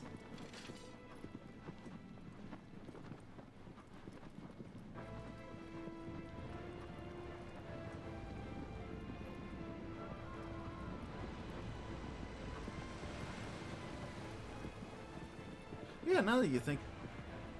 bro, why aren't you getting close down to the ground, please?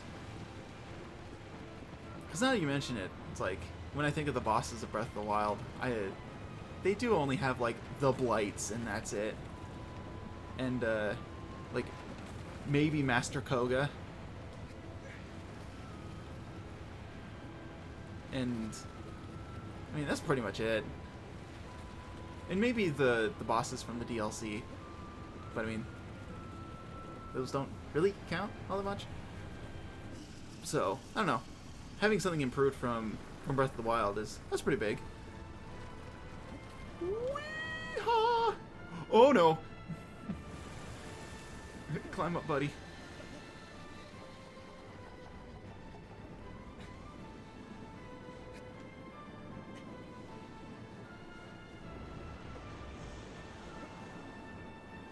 Okay.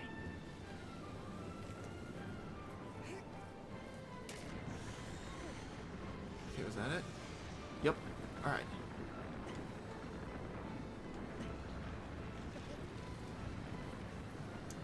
Fastest way to get from one end of this Colossus to another is because it's a wide boy and a long boy, and it's going through the air. If you do long jumps, you just jump and let the momentum of the Colossus moving carry you. You can get to the end pretty quickly.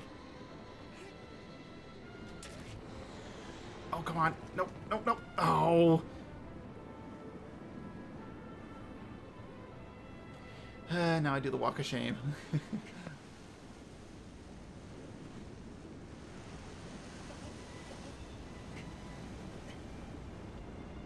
Whee!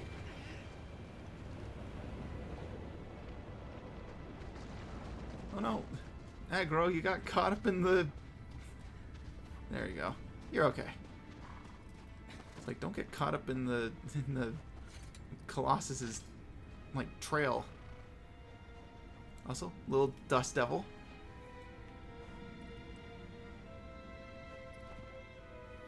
Honestly, I've also always loved this Colossus. That's mostly because I'm a sucker for sand. Yeah, you know, when you do, like, desert levels right, and you do it in a fun and interesting way, you can have some pretty fun, like, desert fights and levels. It's like, it doesn't always have to be sand. It's like, deserts have a wide array of flora and fauna, and, you know, layouts and stuff. Woo, dust devil.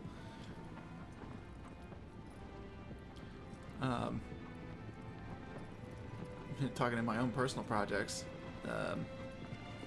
one of the projects that I had was going to take place in a desert that was inspired by the Sonoran Desert, which is the desert in Southwest America, primarily where, like, New Mexico and where, like, Arizona, Mexico, New Mexico's, like, around there.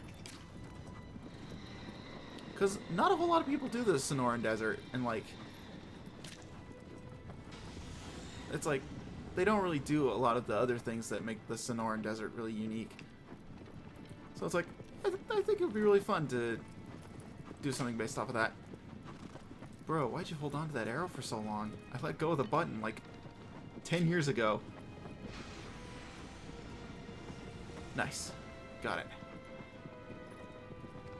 I didn't hit all of them. Where's the one I'm missing? The one right above me. I think. Is that right? Or did I hit that one already? No, I hit that one already. Oh, I didn't hit the one at the very end. Got it.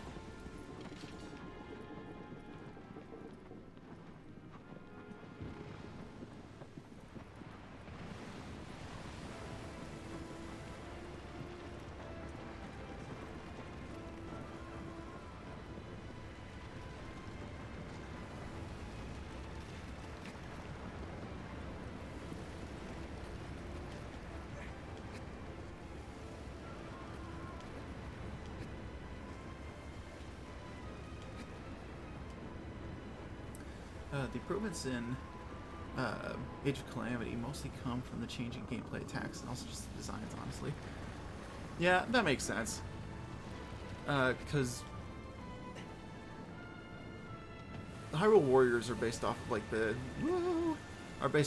Dynasty Warriors games, and you know those games are all about the combat. And Breath of the Wild, you know, isn't.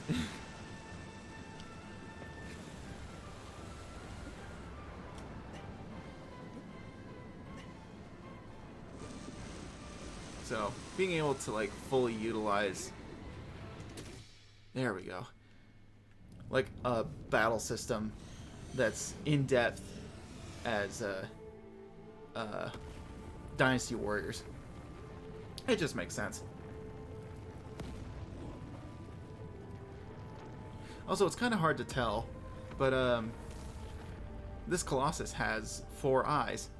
It has, like, 2 eyes on each side of its head. It's a fun fact.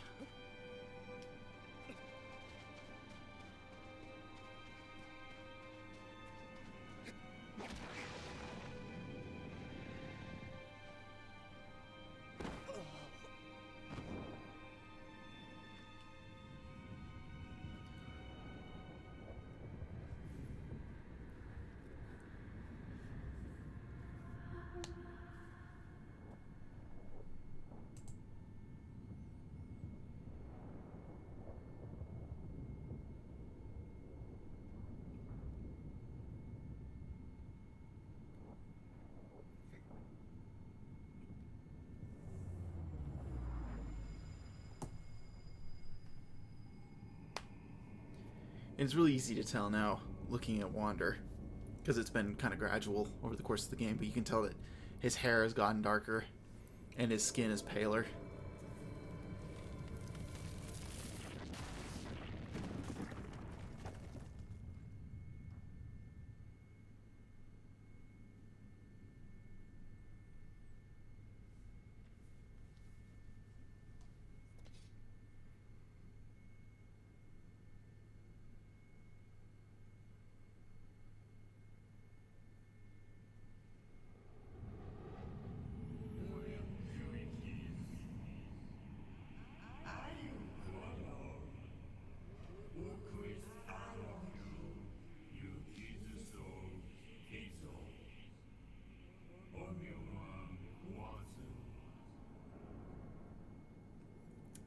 Alright.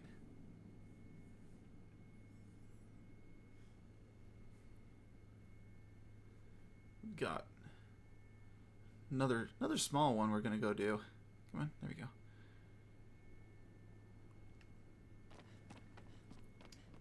But if we get him into the light, he's entered an emo phase.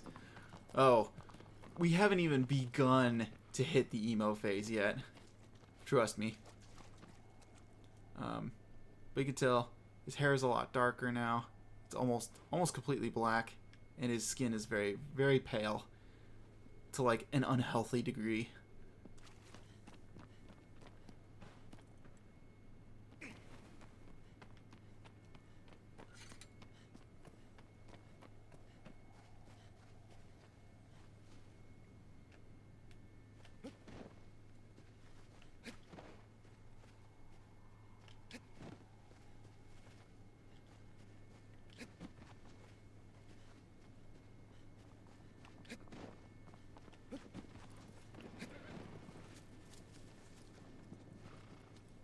There you are.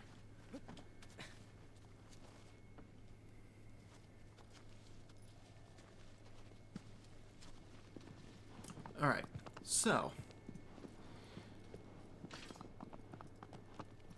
the next Colossus is up to the north. This one is pretty involved when it comes to finding the path to it. You can take a few routes.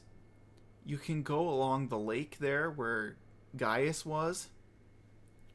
You can sort of trace a little path through to where the tortoise was, and it's all leading towards what would that be? B1, where that cloud is.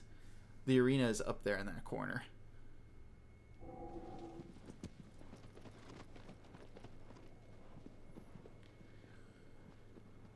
So, got a bit of a trek ahead of us.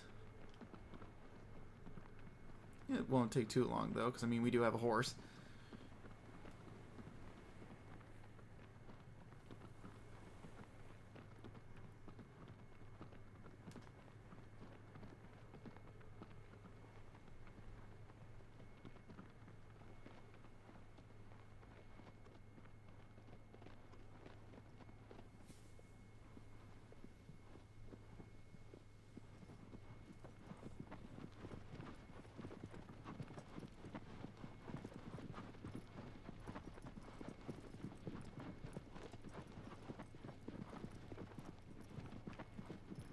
I think we're going to skip the Gaius route. Because there is a shrine we haven't hit yet that we can visit on the way there. Should be right here. There it is.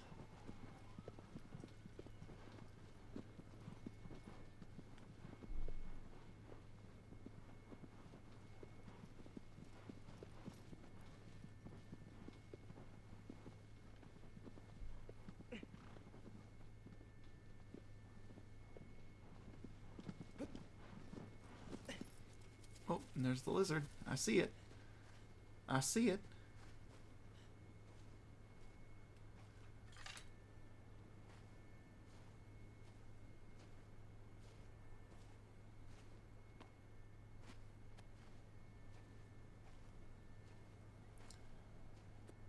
Is it gonna make me climb up there? I think it might.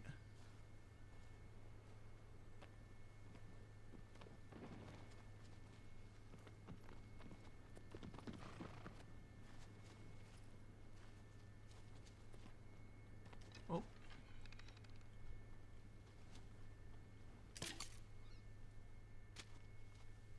Got him.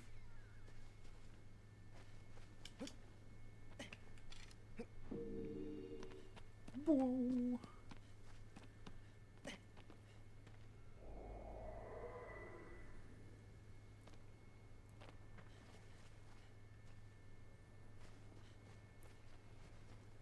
Alright, here we go.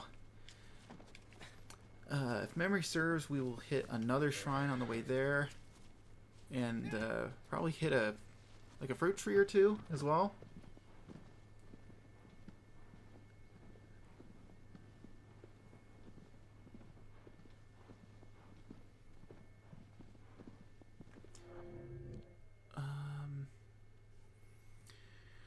Because if I remember right, along this pathway there's like it's a really open area that's got a bunch of trees in it.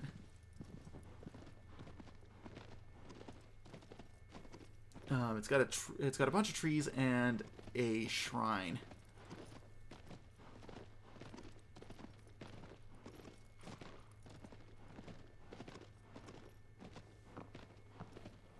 And that is the area we want to look for.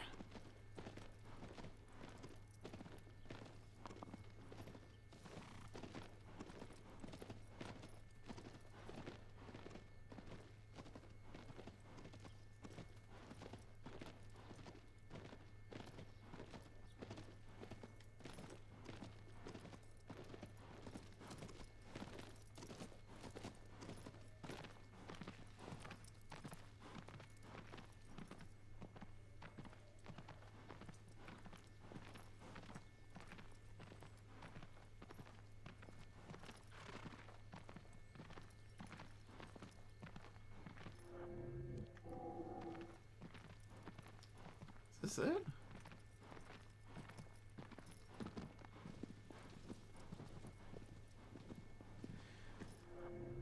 Man, I am just always constantly blown away by the landscapes in this game. Because you have to keep in mind, when I played this game, I played it on like the PS3, which is just a remastered version of the PlayStation 2 version.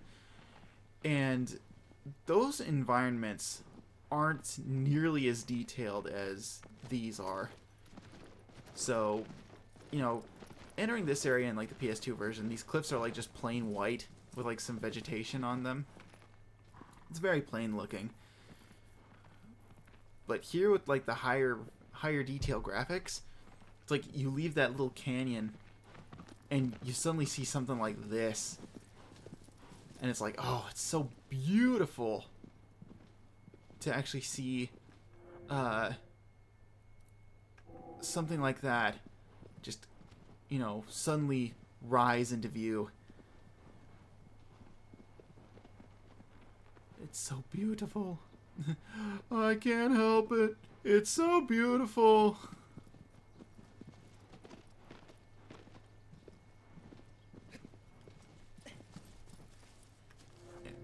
Yeah, so we found the path here. This is the one I was thinking of.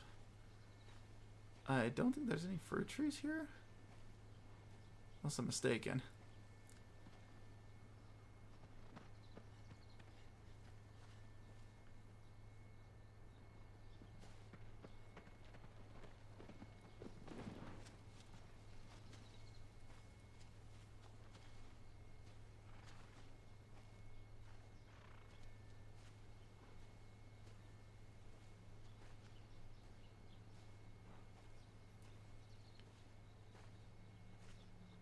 We're just gonna sneak our way around here.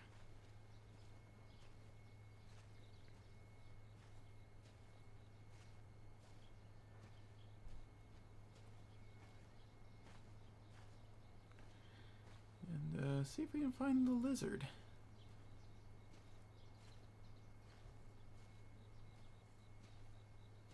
There it is.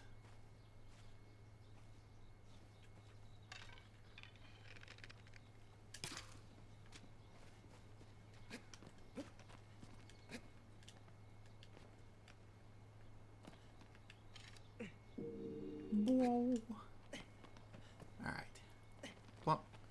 Say a prayer. Traveler, I'm starting to notice an issue with Leviathan's design that I don't think is fixable. Uh-oh. What kind of issue?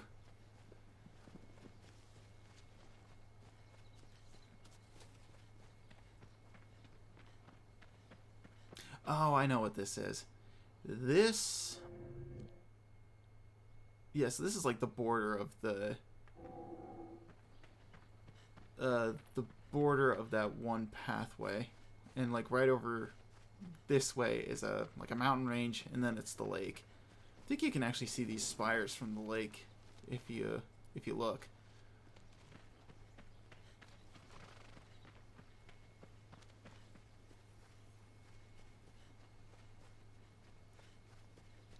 And also somewhere around here is like a road, supposedly.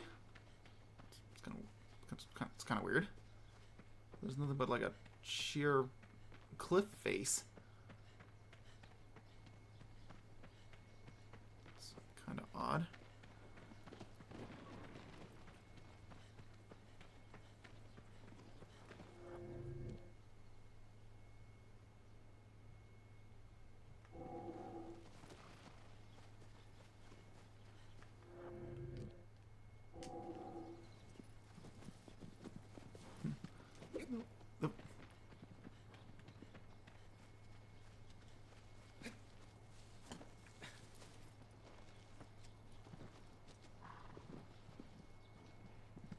Let's try going this way a little bit.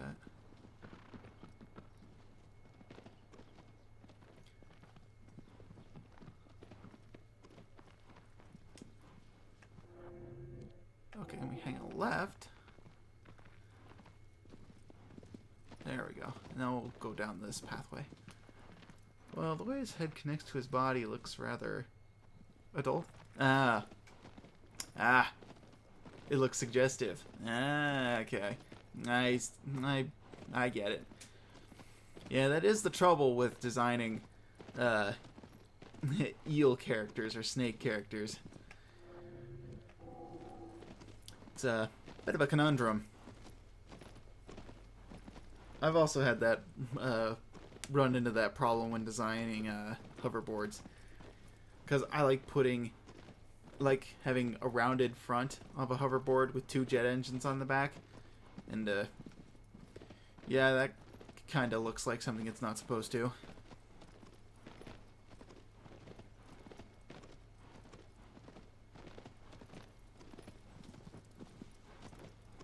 Yeah, you probably end up having to go back to the drawing board at least.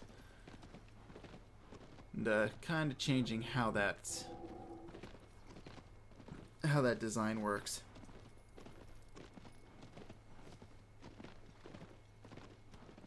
Although there might be a slight chance that nobody picked up on it, or will pick up on it. Because when I first looked at your drawings, I didn't see that at all. I didn't make that connection.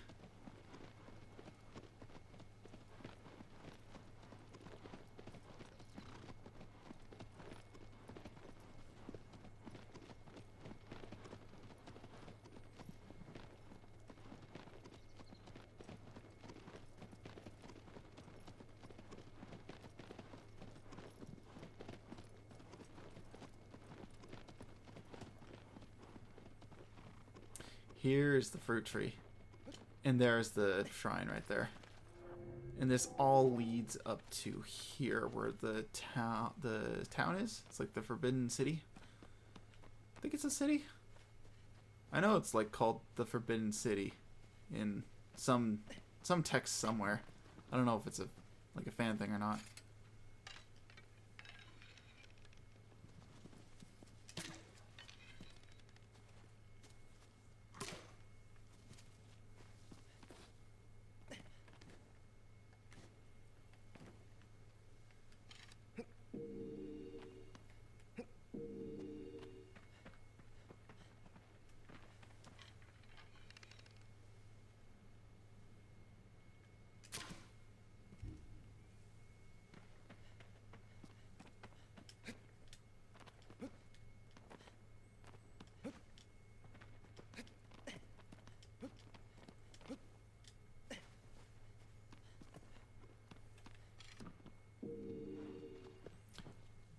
Whoa. Okay, I think that's it for that one. There's another tree right there. And the shrine. I just have to accept that if I somehow manage to get big online, someone will make 34 rules about how it looks. That or change it, which I can't be asked to do.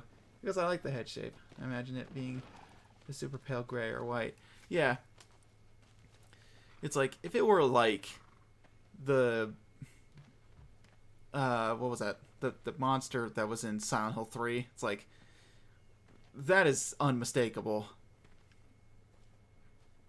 But, you know, you give it enough like fishy features, then it's like the degree of separation like pushes it far enough away that I think, you know, people won't immediately think that upon seeing it. Only the true perverts will know. Or at least that's the conclusion they'll draw. Or come to.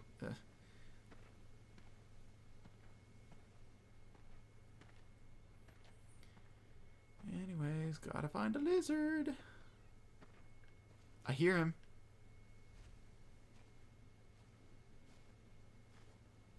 Oh, Lizzie boy. Oh, new Duckburg, come out and play.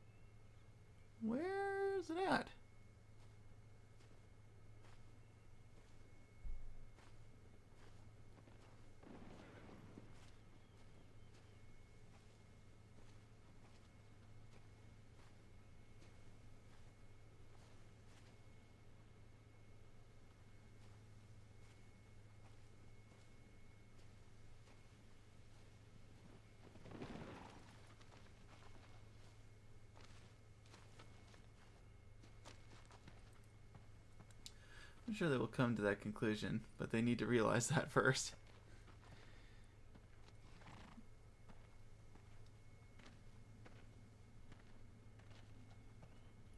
Oh, there it is.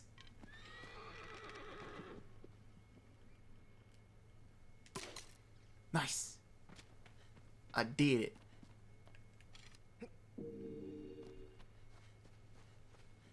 Excellent.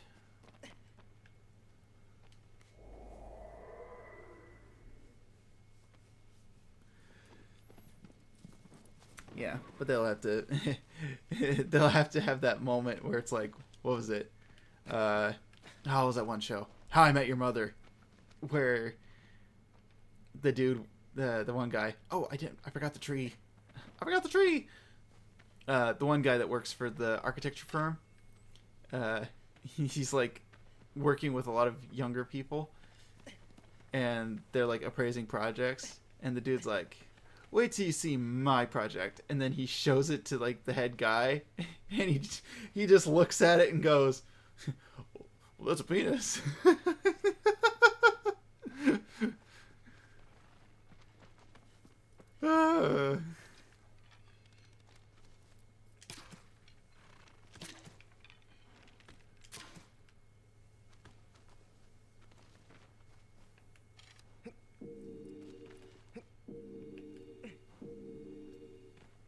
Probably one of the only bits that ever stuck with me from that show.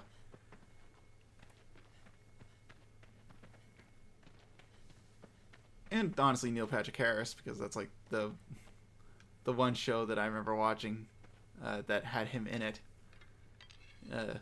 I was a bit too young to watch Doogie Howser.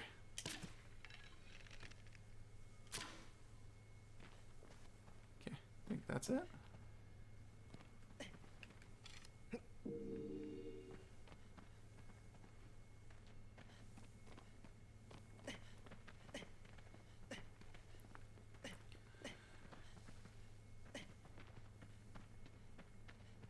Okay.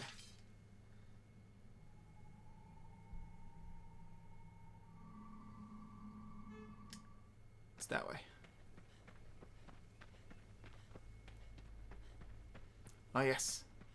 The pathway.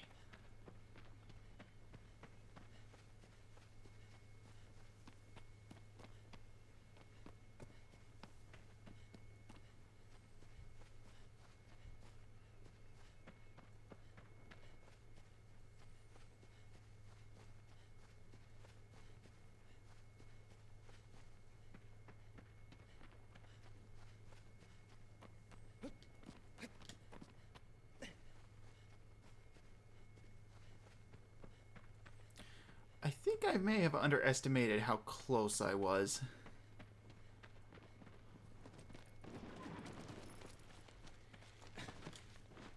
Yes. Let's get on the horse and use that, why don't we?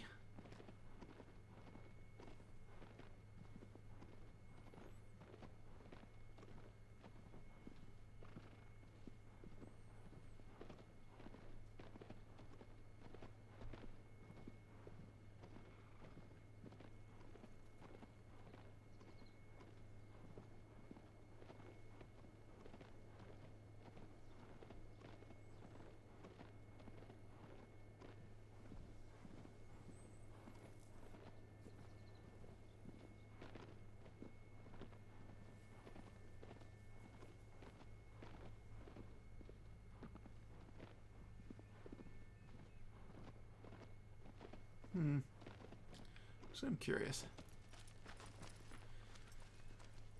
Hold that thought.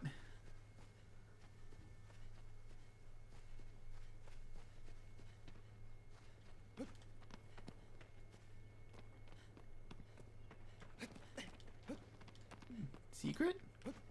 There a secret? No? Darn. I would have assumed there would be like a coin up here or something.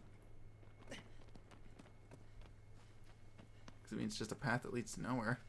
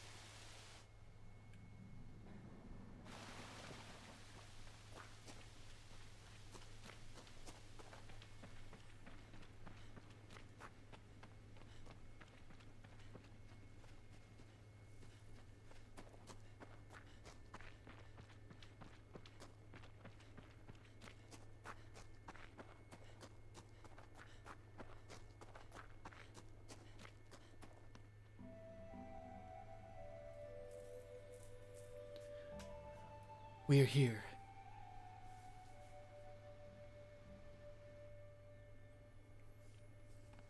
The Forbidden City. Ah, the big city.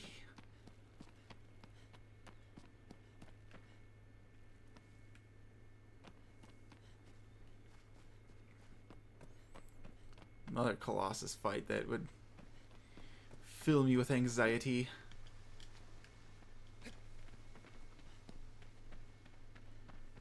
So this one is Cenobia. Developer nicknamed Cerberus. This one's like supposed to be a dog. And yeah, I can see it in its movements. But I think like the stone ring around its neck gives me more of a lion vibe, if I'm being real.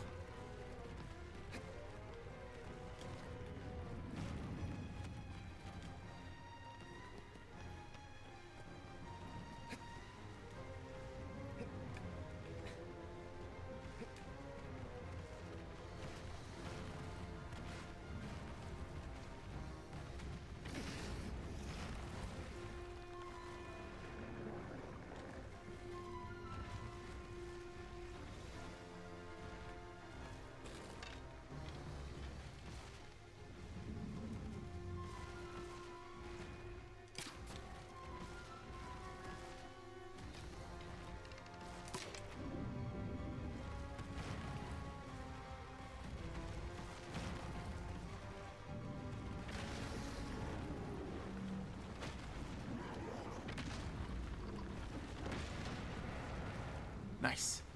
Did that all in a cutscene.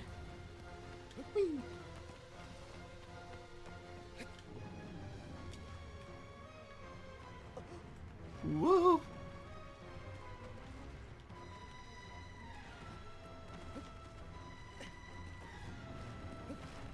Alright, so basically the name of the game here is you gotta knock down pillars in order to like work your way back oofta to the beginning of this arena, where much like the other Colossus of this size, you can break its armor and reveal its weak point.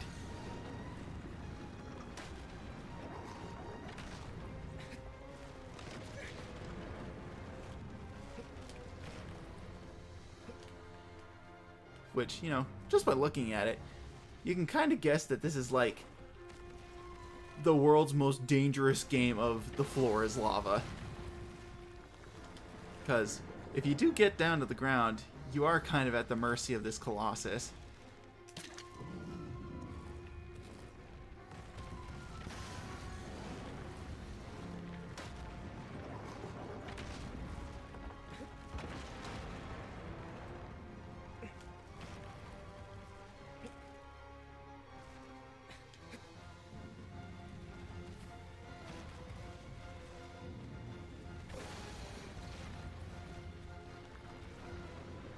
To be fair, the only mask that seems to really relate to the animal is the bird. Yeah, and that's true. Although, I do think some of the Minotaur faces look... they're kind of bullish.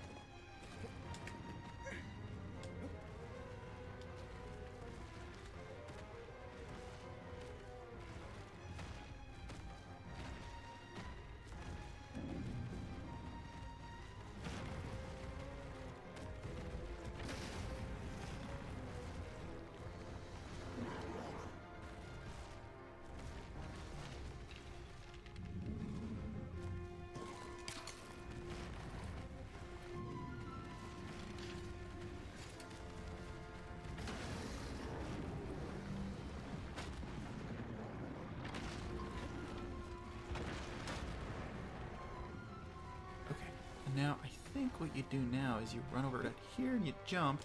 There it is. climb around to this side. Oofta.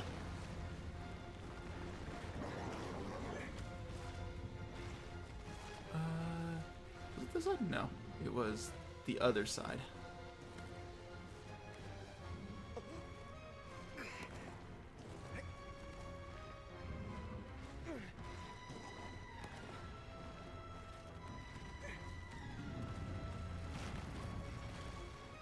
Alright. Woo! Okay. That's right here. Now you can do some... Woof. You can do some fun stuff with this scene in particular. In the cutscene, because you still have full control.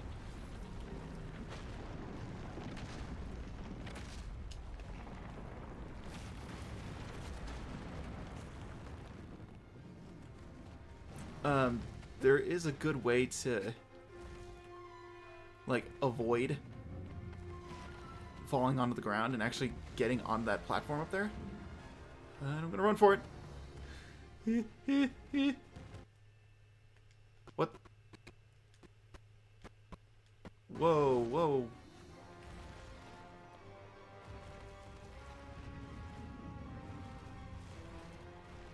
Y'all good, computer?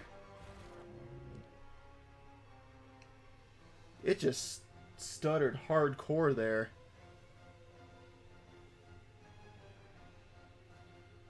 That was something. Okay, it went through. Yeah, that was really weird. Yeah, my computer's hard drive just spun up. And, yeah, the sound lagged. That was really weird. I'm gonna keep going, but just hold on, buddy, alright? The fight's almost done. Don't have a panic attack.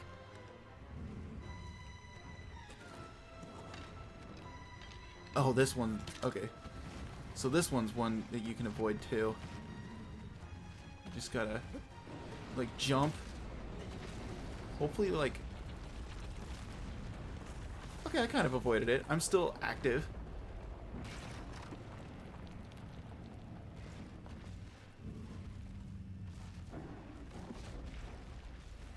But now we've broken its armor.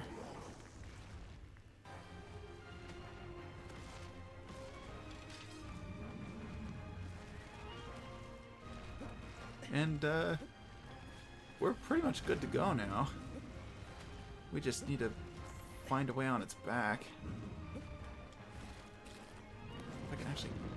I forget how I did this. How did I do this initially? Woo!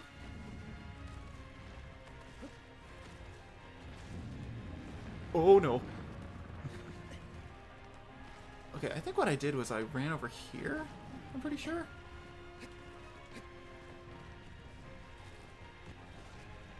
And then...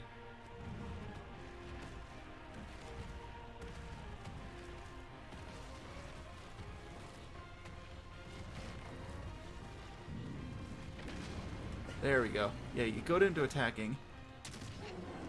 And because its armor is broken, it is more easily knocked prone.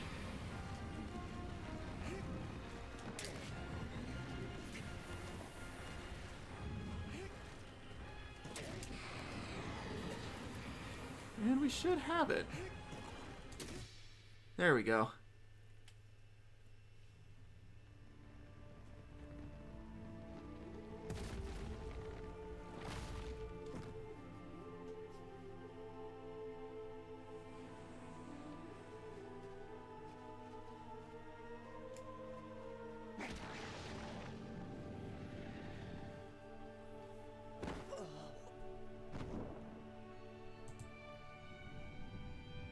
And there we go. 14 is done.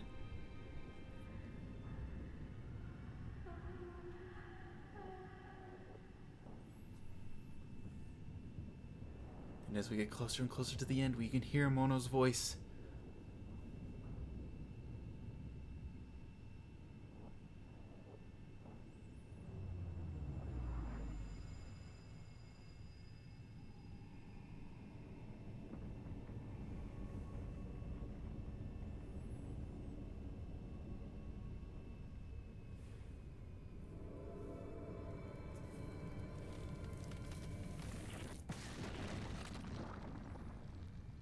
Honestly, my favorite track from this OST is what plays after you kill the Colossus. Oh yeah, the really morose tune afterwards.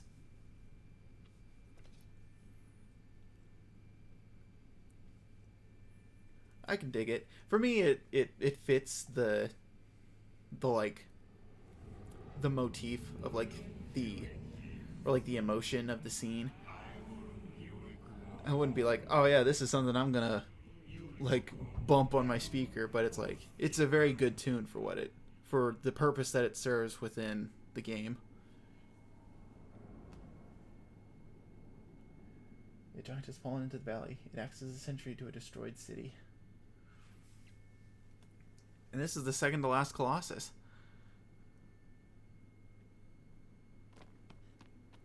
After this, we'll just have one more to go.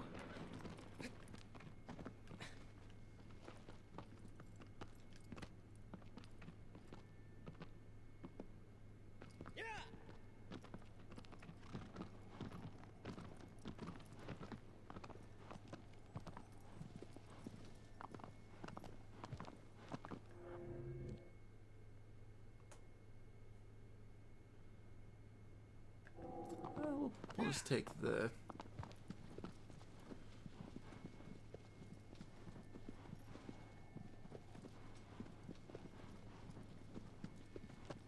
We'll take this bridge.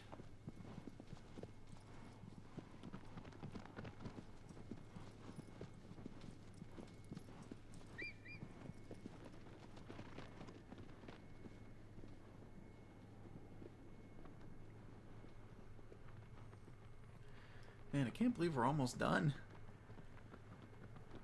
It feels like we started this journey only yesterday.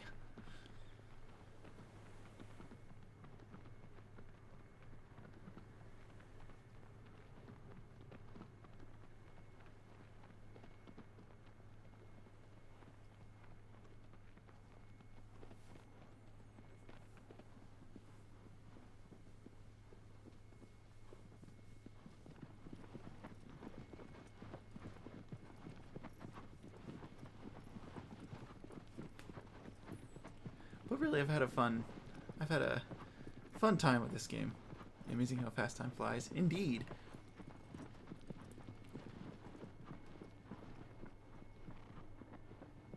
I've had a really fun time playing through this game again.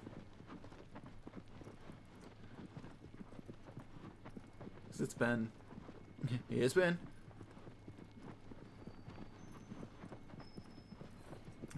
been about 4 years since I played the game last.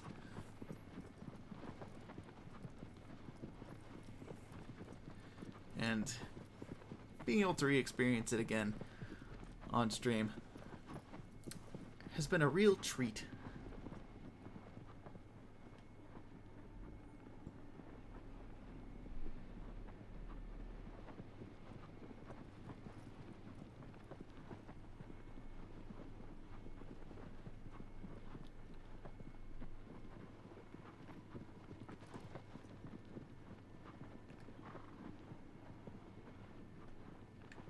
Let's see. I know there's something I haven't shown off quite yet.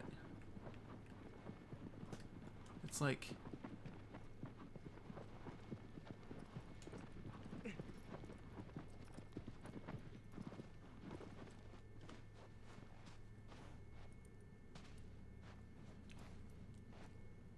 because I haven't shown off one of the fun, like, stunt things you can do. There it is. I see it. It's been a real treat watching. Yeah, I'm glad. Once we get close to the end of this game, we'll do a bit of exploring, show off some of my favorite bits, and then when we finish the last Colossus, we'll oh, I missed. Got him. Once we finish the last Colossus, I'll show off the other save file, and I can show you the rewards for like beating Time Attack and the story and all that.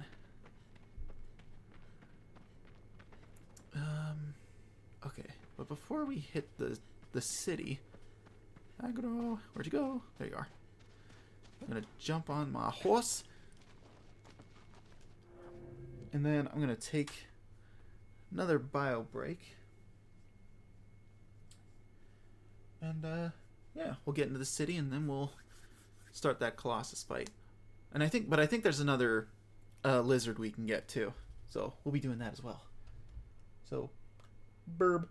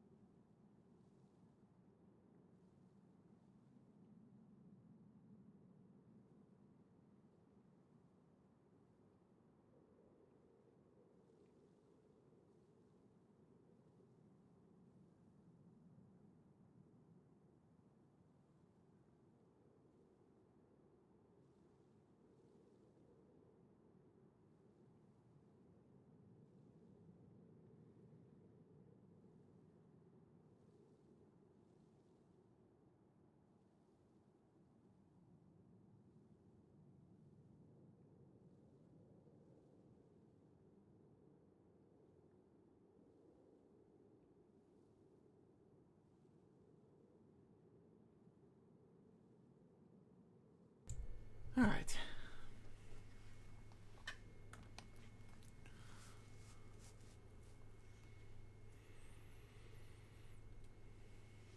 All right.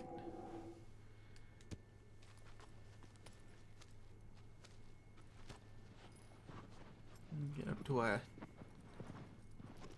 nice canter. One of the things I think you can do.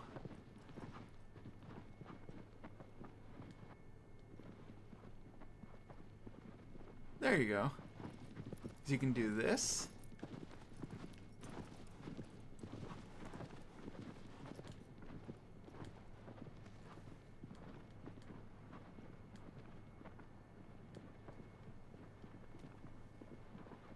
And you can do this.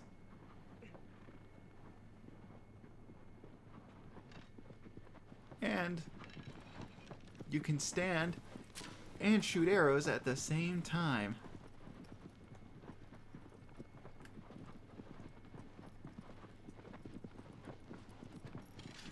So, little fun trick for you.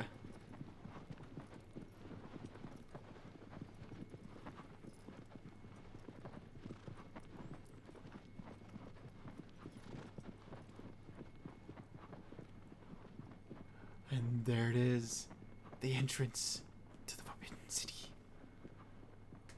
Or the Lost City, or however many cities there are in here. There's a lot of them.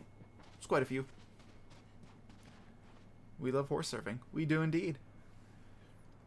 Traveler, you have arrived just as I came up with another one of my genius ideas. Do tell. And I believe there's a lizard. It's like right here at the entrance.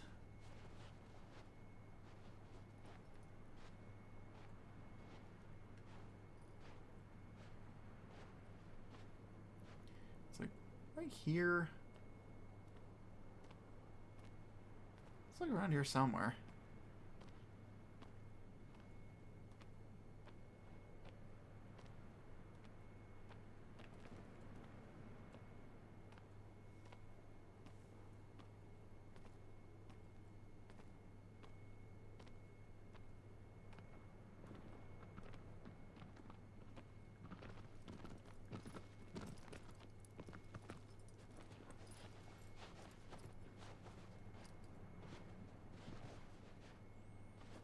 Aggro, aggro, please.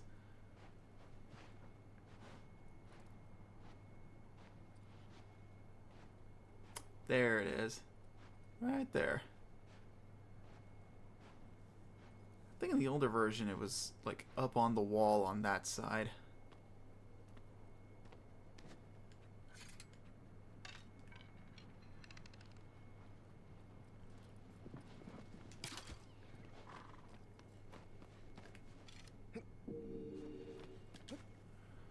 Alright, let's get in there.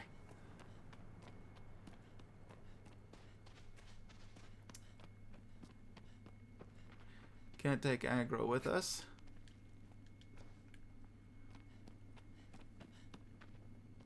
Because pillar collapsed.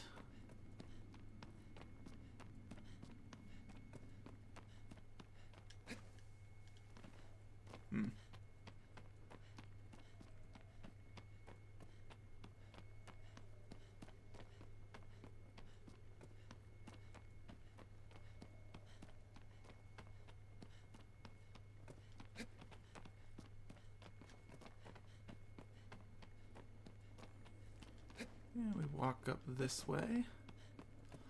Walk this way.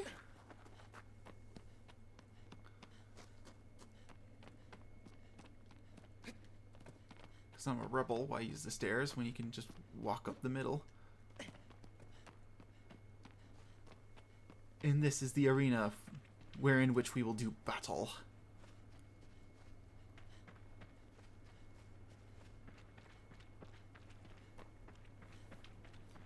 I was thinking about good old Lucifer. The devil. Sin of pride. And how to design him. That's when I had a thought. What if his helm was made of magic mirror shards so that you could only see what you want to see?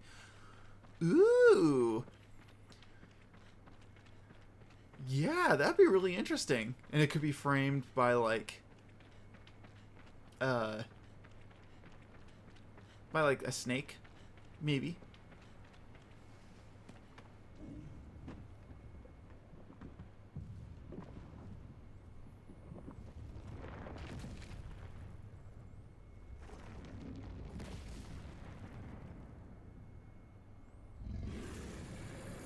And there we go. Here's our last Minotaur of the game. Minotaur C. Argus.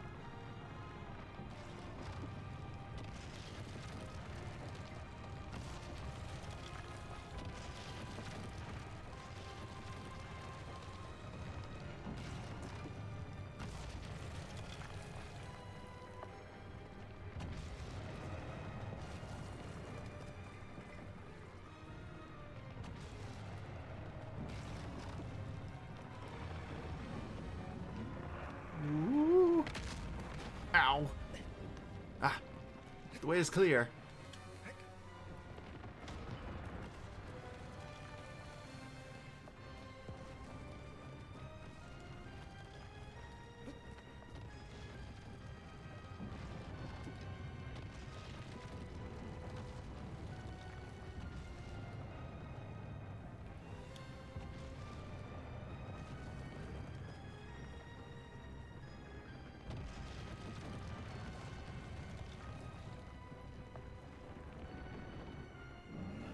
Get him to do that little shoulder shake. Shoot him. Ah.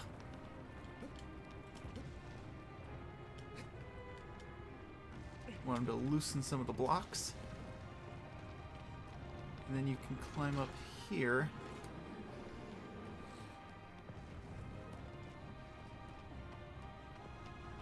Then you run up here.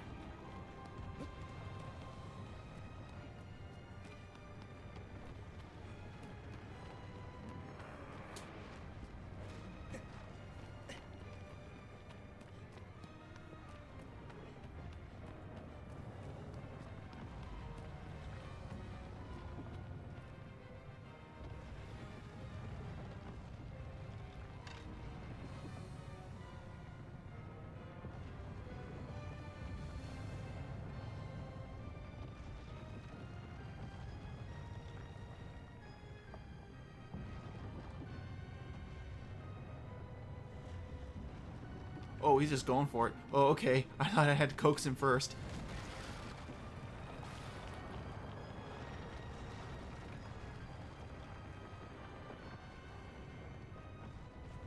Okay.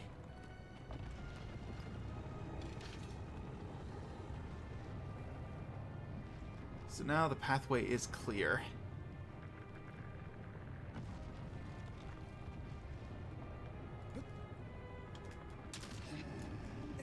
Oh, I can't believe I got that off. Oh, dear. Oh. Hi. Please don't. Woohoo. There we go.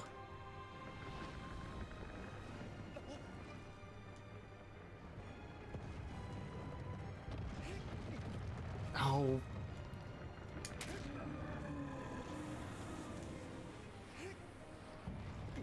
Oh. I almost got a full stab off on him.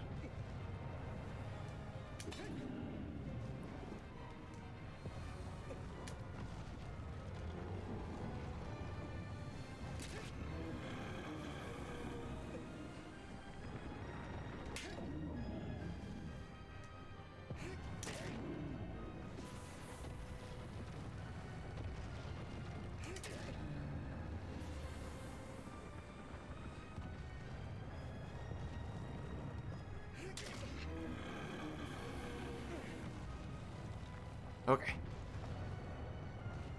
So, this is only part of the fight. As you can see, we've still got, like, a ways to go. Not by a lot, but still a ways to go. Because he's got more than one weak point.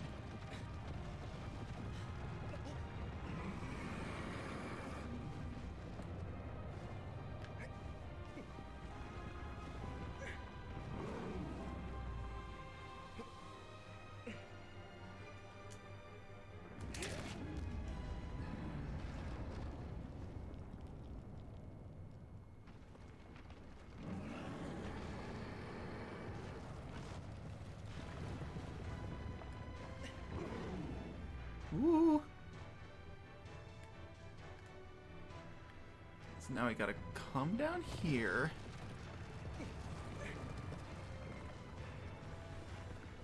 Because his weak point is right in his hand.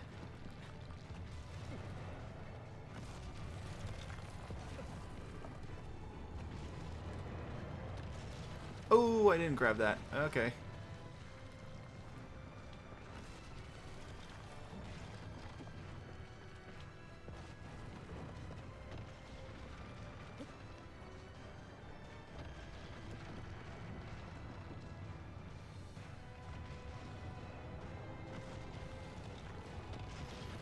actually now have a very clear vision of Lucifer in my mind thanks to this revelation and your snake idea. Just makes sense that in the manifestation of ego, you only see yourself. Very true.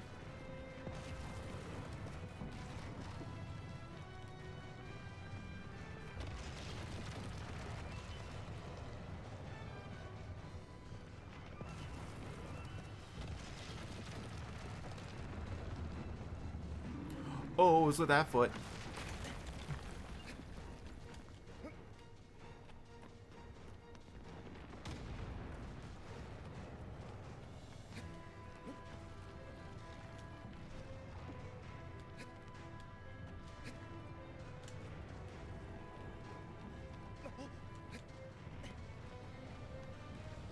Oh, I went the wrong way.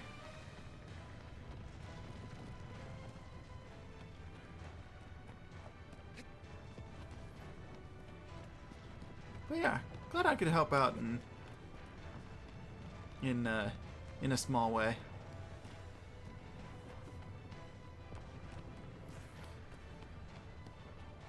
Can't wait to see what you managed to cook up with that.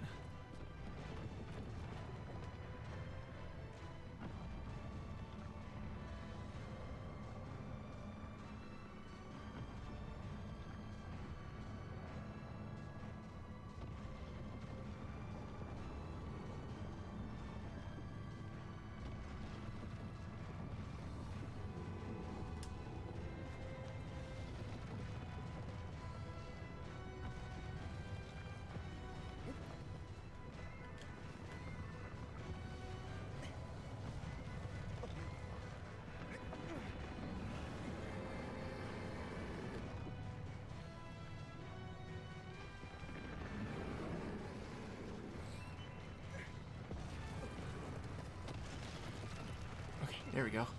Woo!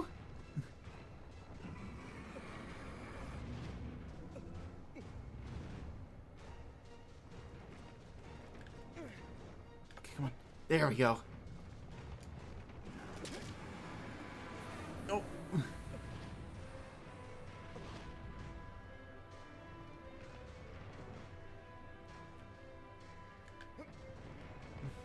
Oh, come on, buddy.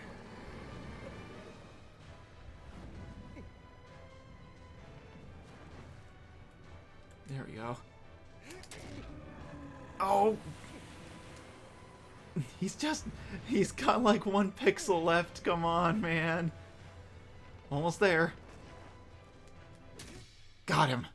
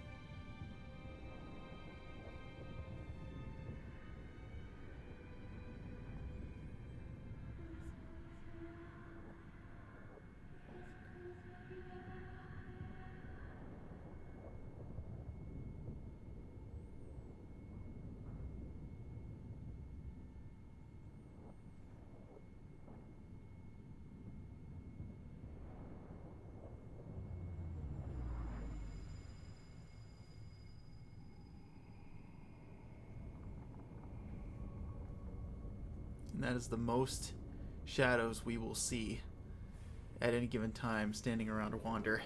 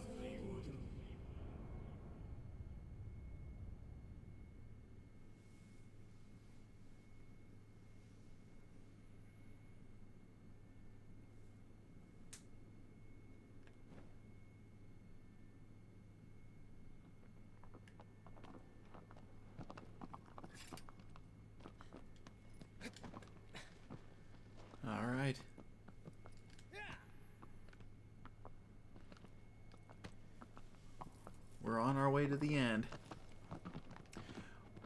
But before we go and do that, I'm gonna take a quick detour here.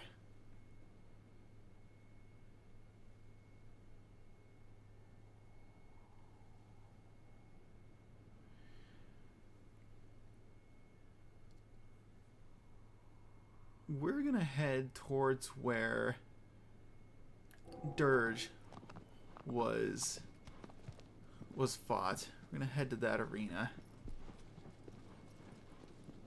because we're gonna go take the scenic route. We're gonna do a little exploring before we face the final challenge.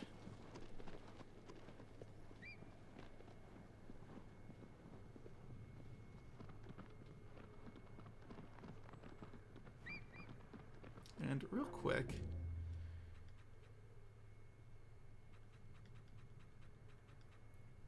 while we don't have access to any of these, we will turn off Spotted Steed for now. Get aggro back to her standard black coat.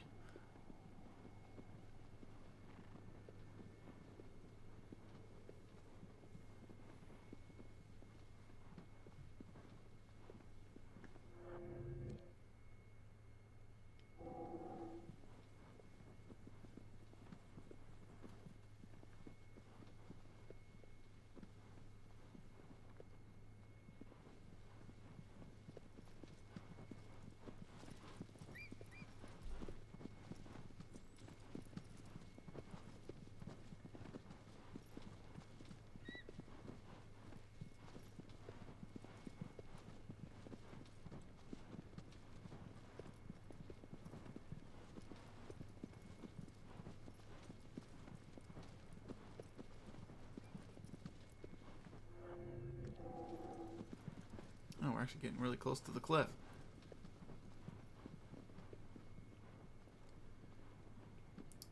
But that right there, you can kind of see it. That bridge right there, that's where we're going to head. But you have to go through Dirge's arena in order to reach it. But that's where we're going to go.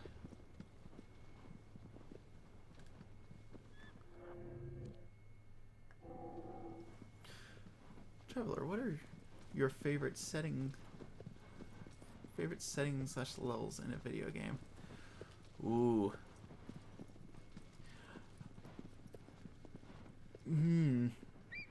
You know, I think it kind of depends on the context of the game and what it is you do in it. I think those are big contributing factors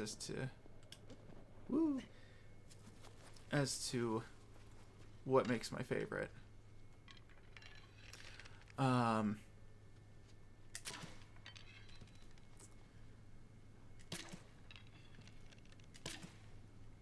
Gosh, because there's so many of them that I like. Because it's like, I'm a sucker for beach aesthetics. And I really like the Forbidden Lands as a level. It's not exactly a friendly place, but it serves its purpose as being like this isolated, like self-contained area that feels, you know, desolate with sparse forms of flora and fauna scattered around.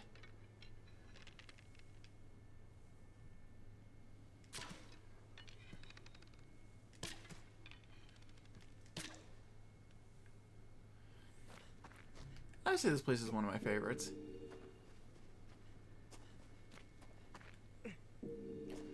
And honestly, there are a lot of places that that kind of feel like a second home to me when it comes to like video games. All right, I think we're good there. Because a setting that I love to death is the Ishimura from Dead Space. Because I love that game to death and what it sets out to accomplish.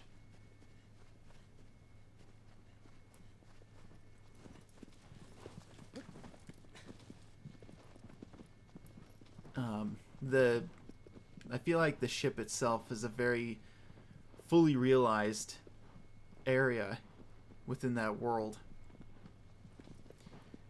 And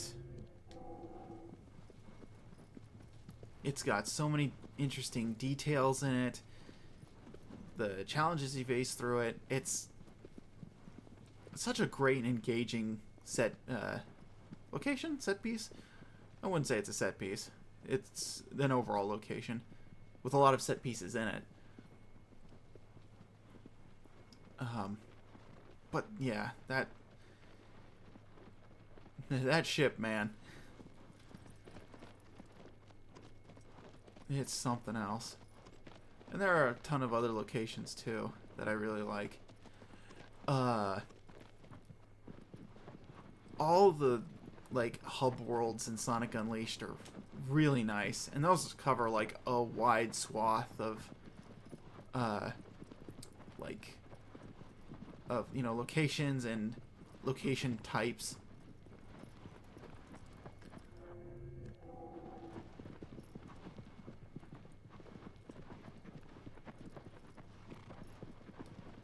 Because you've got like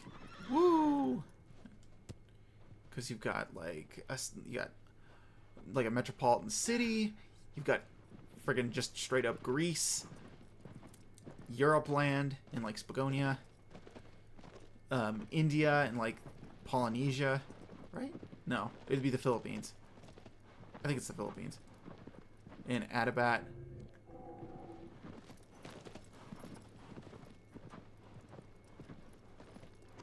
Like, there's so many diverse locations in that game. They're all really, really beautiful. I guess the main, the true answer to that question is, like, does it, if it's a given location, does it set out to accomplish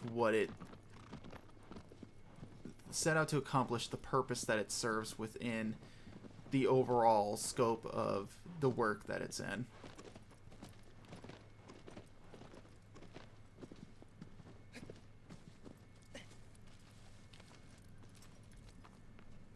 Because I love a good desert. I love a good city. Love a good volcano. Those are really nice. But it's like,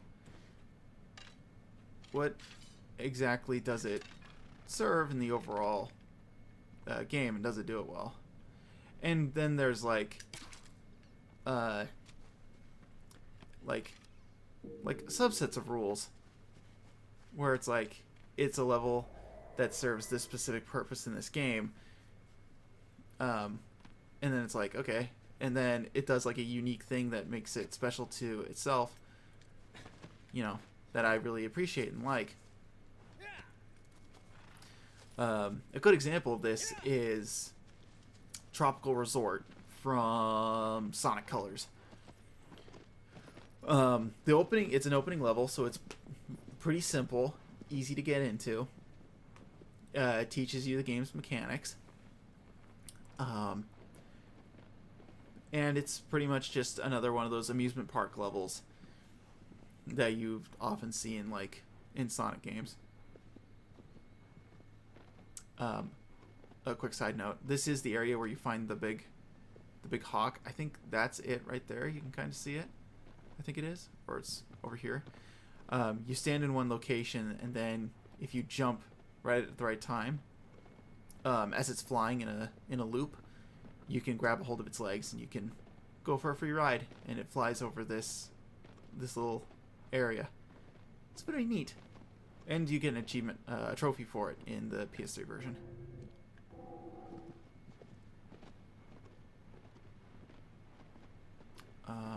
Was this a dead end? No.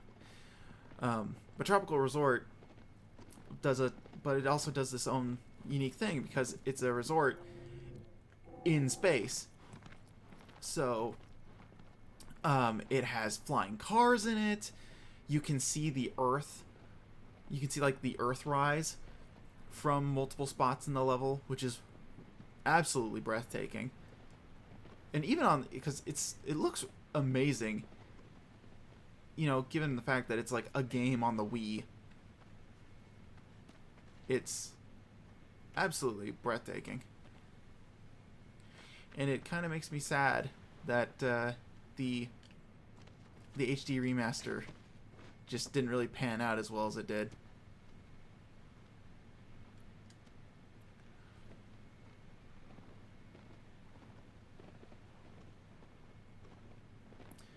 Because it's a gorgeous game that was basically locked to the Wii for the longest time. And then they were like, Sonic Colors Ultimate's gonna come out, and then everybody was like, yay! And then it released, and it was bad. So it makes me kind of sad. That's how it ended up turning out.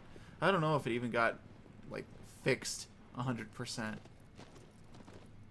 But I don't know. My hope is that it would, and I hope it did. I don't know if it actually did.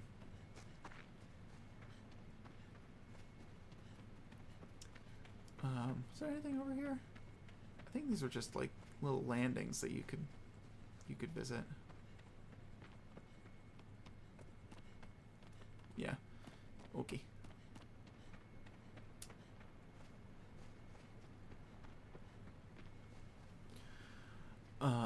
But yeah, tropical, and the music for Tropical Resort 2 is just beautiful.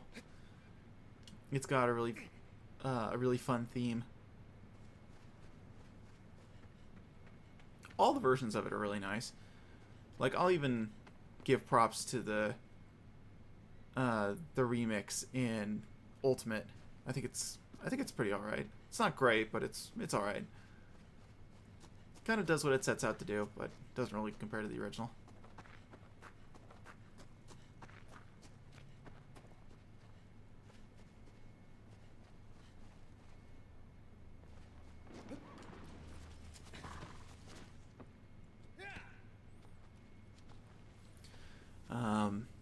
But yeah, it really just depends on the game and, you know, its unique twist on it.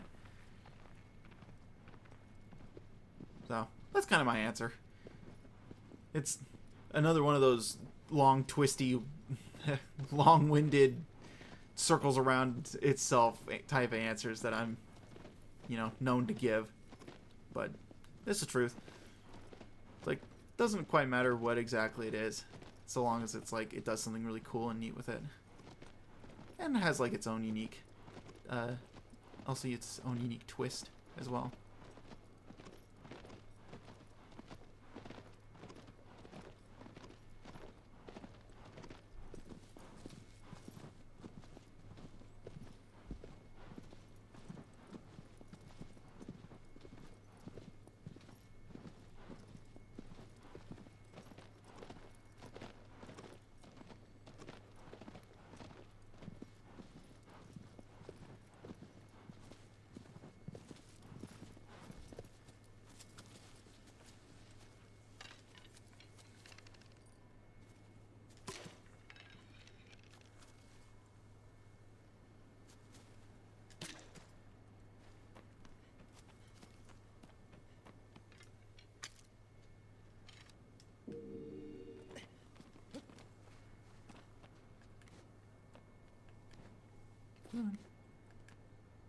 There we go.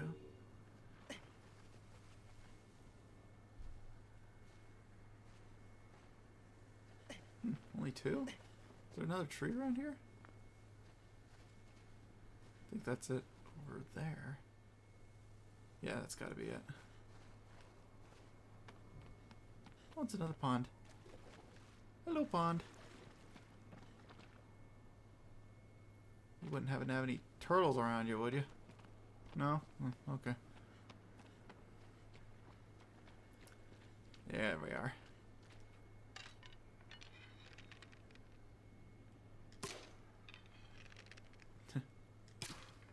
Missed that one.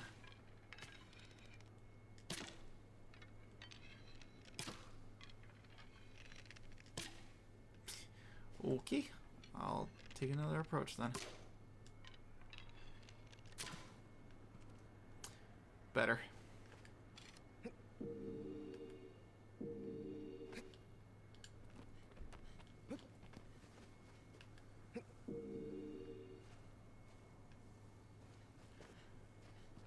Okay. Got all the fruit here.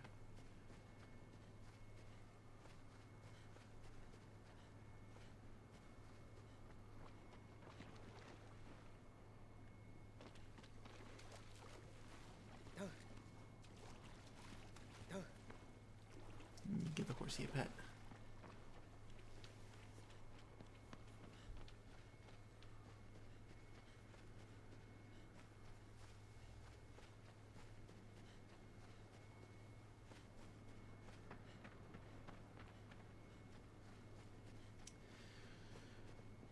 Oh, there it is.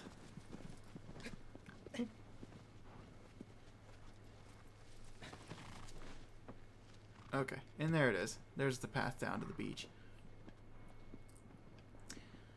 Let's go to the beach. Nicki Minaj.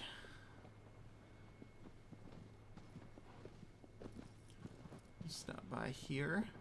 Take a quick rest. And there's another one we're gonna hit over there. I see two of them.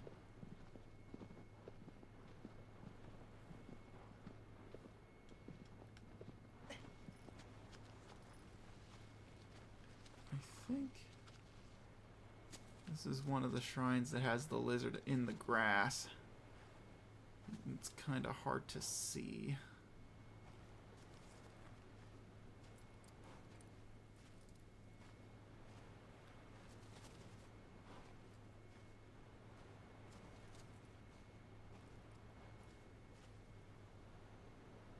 I think. I thought it was. Wasn't it?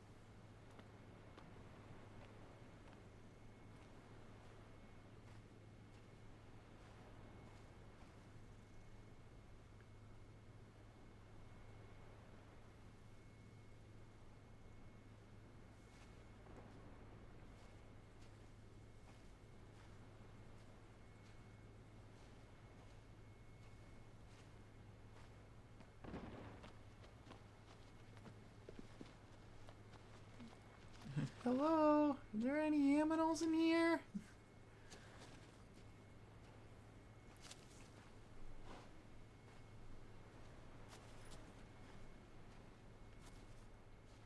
I can see the light for the light by the altar, but I don't see the light of the lizard tail.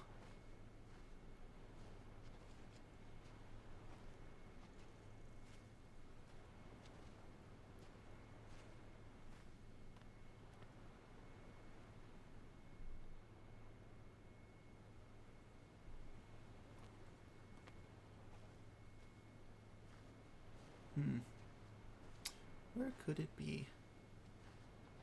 Might actually have to climb up the shrine for this one. Maybe.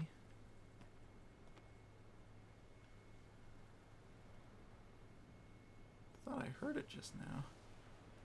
Not on the cliff, are you? Not gonna make me do that again.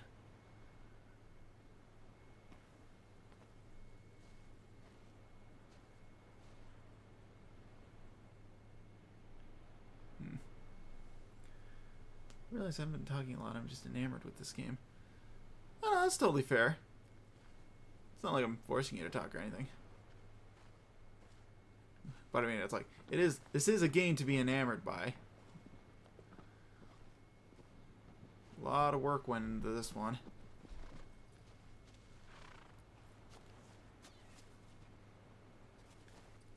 Okay. I'm just going to climb to the top and we'll see if I can find it. If I can spot it. I was right. Got him. Doop, doop, doop, doop, doop. Yoink. Yeah, this is... I don't know. I'll say it. I say it once and I'll say it again. This game is beautiful. It's had a lot of work put into it. The original release and the remake. Both versions of a fantastic story. And it's just one of those titles that's just so uniquely PS2. You know? It's just one of those... Whoa! It's just one of those games that's like... This is something that could only come out on the PS2. You know? Because the PS2, I feel, is just one of those consoles that just allowed for experimentation, you know? And it let people, like, really embrace their creativity. So you got a lot of unique titles on that console.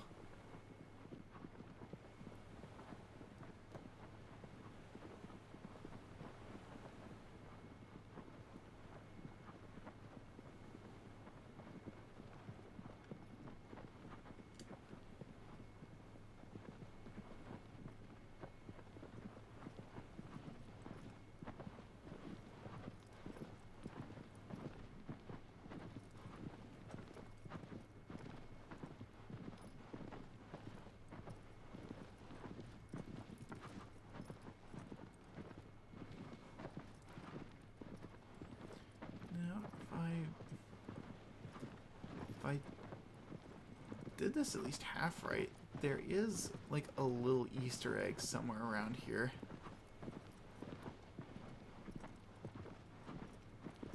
At least I think.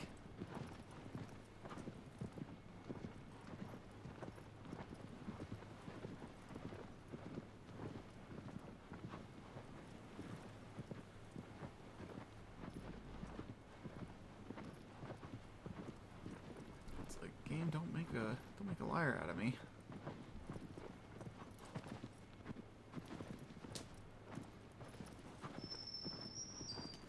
Whoop, hold on. I got the jingles.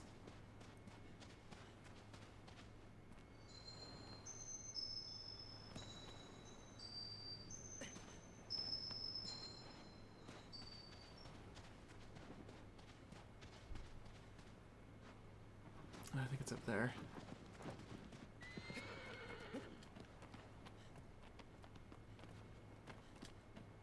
There it is. Got it.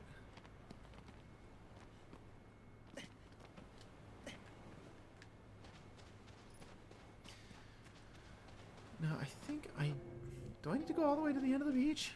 I think I need to go all the way to the end of the beach. The beach.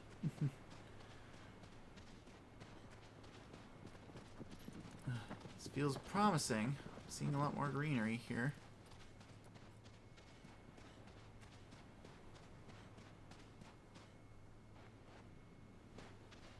Is it up here? Yes? No.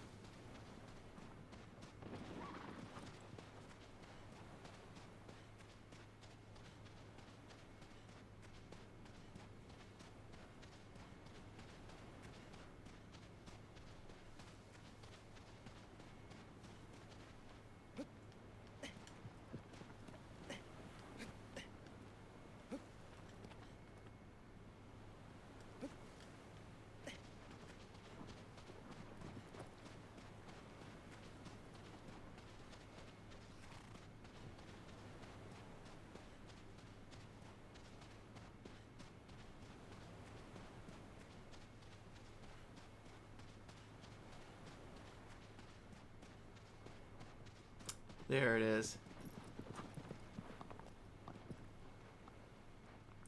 So right here is a watermelon. This little watermelon right here is a little Easter egg that references the extra ending that you get in Eco when you do a second playthrough.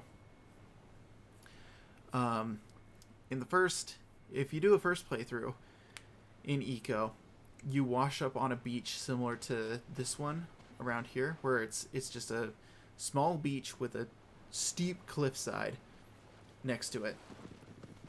You climb out of the little boat that you're in, you run along the beach, and you find the girl that you've been escorting through the entire game. And then the boy, well, I think his name is Eco. The boy like leans down to check on her, and then it like focuses on her face, and then I think you see like her eyes open, and then cut to black. If you play a second playthrough, which I think is just the New Game Plus playthrough, all the dialogue of the game is translated. Any of the dialogue you can't understand initially is translated. And if you go the opposite way, or no, it's like if you go the opposite direction and then you hug the cliff face, in the ending, you will find a watermelon patch. And what you'll want to do is in that ending, you pick up the watermelon, and then you just slowly waddle your way towards where the princess is. And as you waddle your way towards the princess, the ending pretty much plays out exactly the same, except you're holding a giant-ass watermelon. And, you know, he checks on her, zoom in on her face, her eyes open, and then cut to black. However, there's an extra scene that's added where the two of them are both perfectly fine, sitting on the beach, eating a watermelon together. And that is like I think that's like the true ending, or it's like a bonus ending you can get. And as a little nod to that, in this remake, they put a watermelon there on the beach. So, it's really nice. I like that they reference Eco. I still think it deserved a remake, and it deserves more love, but I feel like I'm in the minority in that camp. So, there you go. Just a little something I really wanted to show off. Because, you know, it's there. And in the original game, you could actually go down to the beach in the PS2 release of Shadow of the Colossus, and there's just nothing down there. But they put in an entire beach area for you to explore. It's like, I think that's really neat. It's like in the original release, they didn't have to put in a lot of detail and stuff, but they went and they put a lot of like little corners and things for you to explore in that game. And it's really nice. It's just a game that has a lot of love put into it. And I appreciate it for that. Like, oh, I can always boogie down with a game that has a lot of care and heart put into it.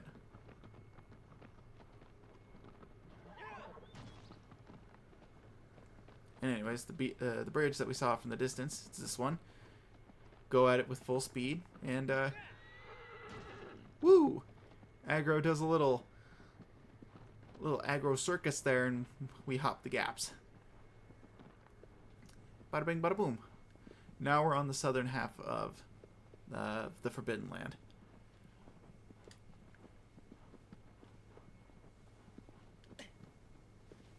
I'm gonna get myself some fruit.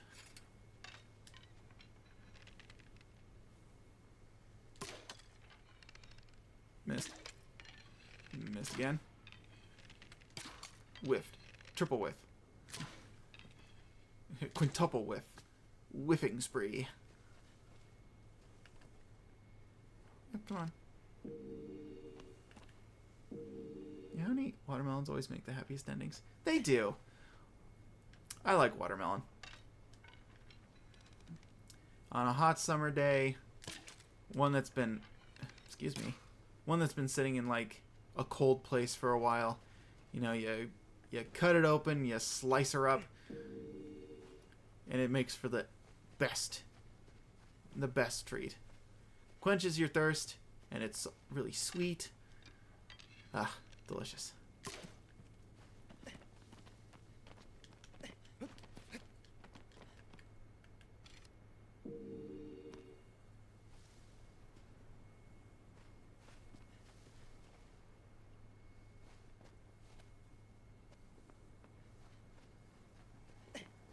Whoa, whoa, whoa, whoa, whoa. Okay, tree root, calm down.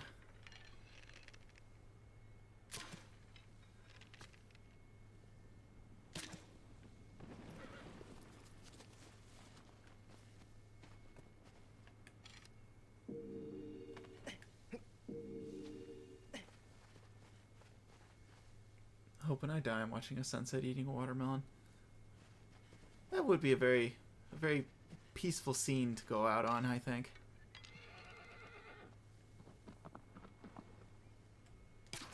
Aggro, calm down, I'm not aiming at you.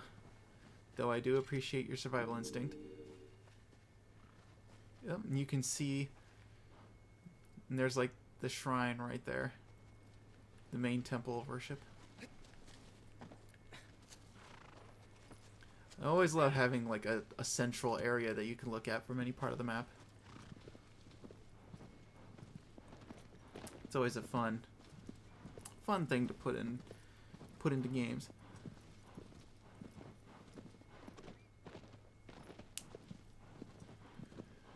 Alright, so we've got, I think, at least 2 shrines we're going to check out. That fruit tree over there.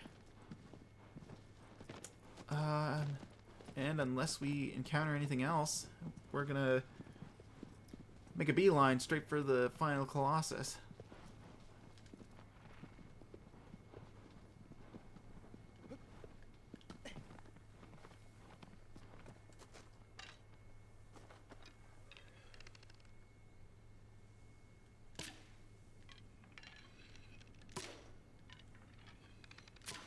There we go.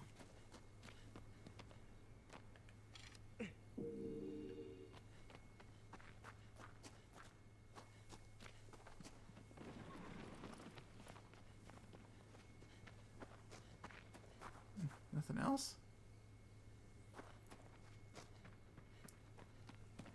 It's kind of weird. Figured there'd be another tree nearby or something. Oh well. You're a perfect shot. Thanks. I do my best. I think it's because the reticle will sometimes it'll try to adjust for distance when you're aiming at something that's far away, or at least when you're aiming at something close up. So sometimes the reticle will like end up on a plane that doesn't exactly match up with the target that you're aiming at. So I think that's why you get scenarios like that where you aim straight at something but the arrow flies a little bit to the left. It's because you're aiming at the space behind your target, which is my guess. Because it's a thing that happened in the original game too. It's like you'll be aiming straight at something and the game's just like, oh no, you're aiming for the space behind it, right? Okay. And then your arrow just goes woo off in the distance.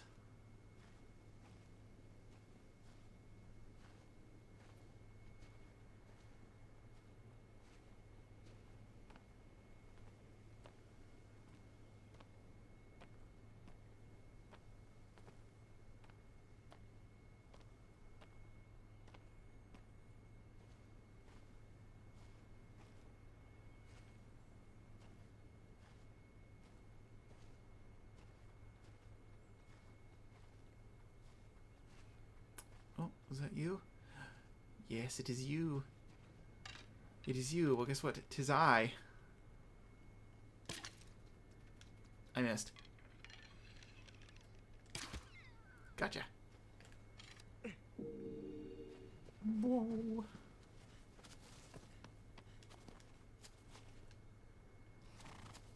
Come on. There you go.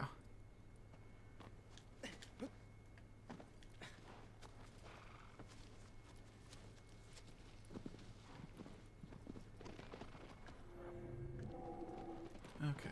There's like another. There's another one, right? It's like I looked straight at it. There it is. It's that one. Yep. And that's not on the map. And there's Barba's temples right there.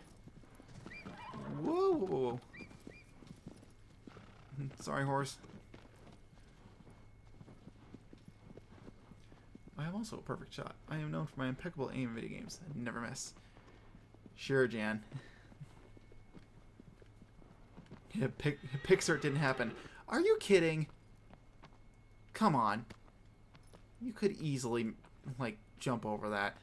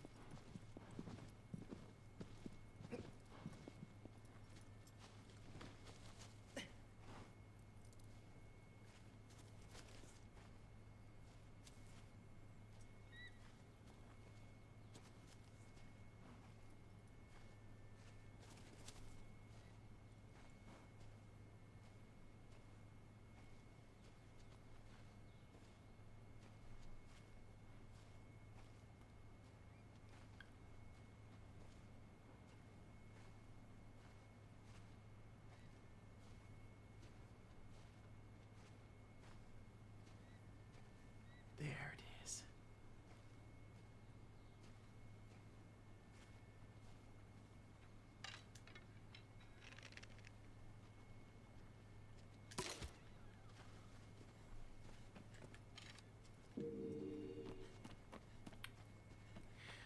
Got him.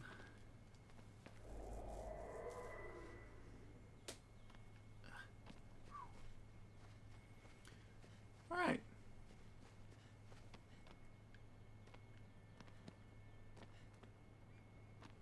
Yeah. That's a pretty tall cliff.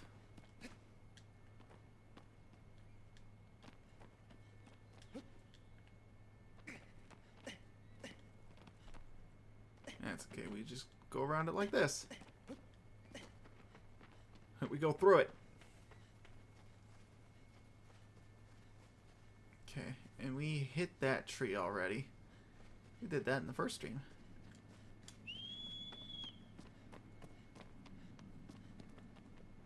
Alright.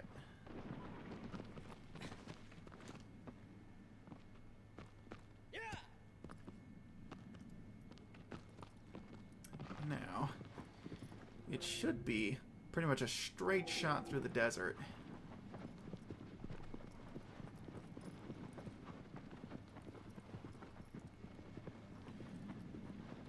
Yeah, we're almost gonna hit 4 hours. I think I may just take this route through the desert and then just head straight for the Colossus. No distractions or anything.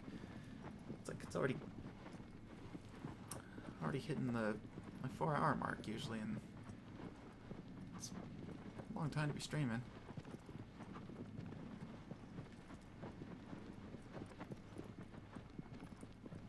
And this is also an area that I'm pretty unfamiliar with, all things considered.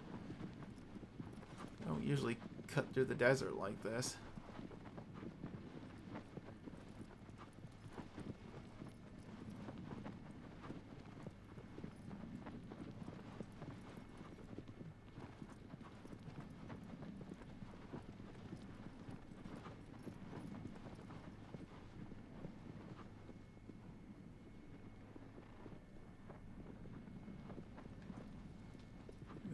goes. Yeah, and there's like a whole area to explore over here.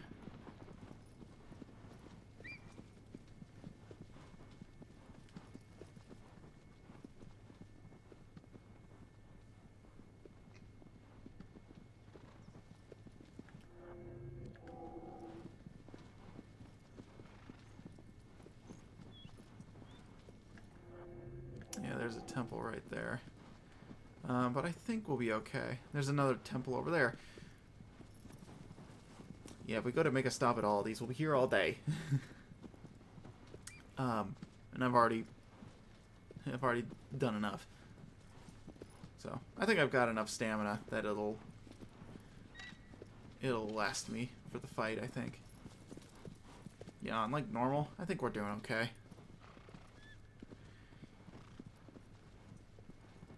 But I want to see...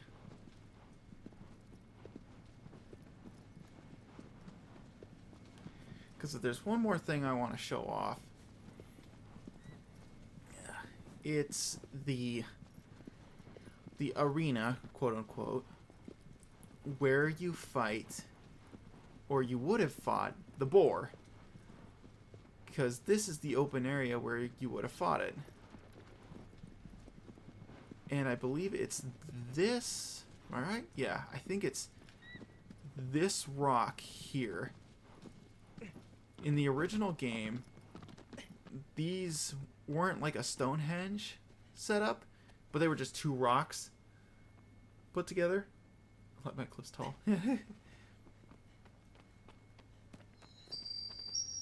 But anyways, these were just two rocks that were close together, and this is what you would ride between to get the boar stuck.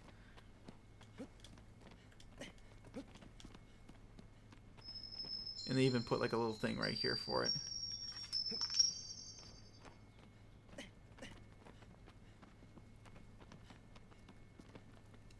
So, yeah. Alright. Let's get going. Man, because not only do I have to... wanted to show that off. I just realized there's like a little cave over there. Huh. Man, there's so many places to explore. Not only do we still have like the last Colossus fight, we still have the ending to go through. Then I gotta show off all the fun stuff you get for the time trial rewards.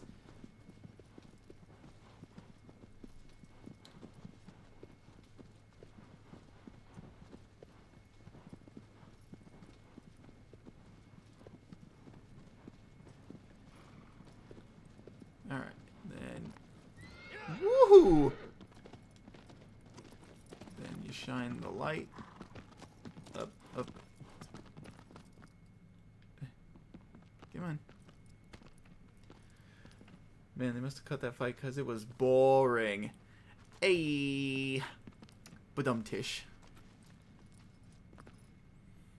Alright. So the only reason you're allowed to actually get access to the last Colossus is you're able to lift up your sword to the light, get this beam, and point it here at this door.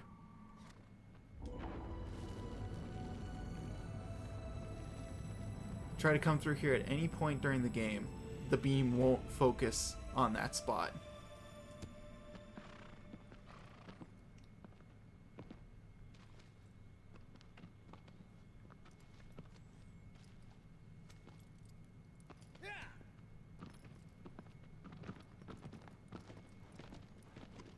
Oh, and who am I kidding? We actually do have one last shrine to do, because it's like right in here.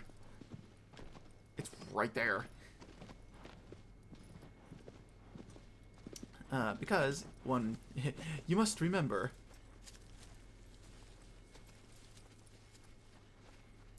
these were originally save points in the original game. So, you know, gotta put one right before the final boss.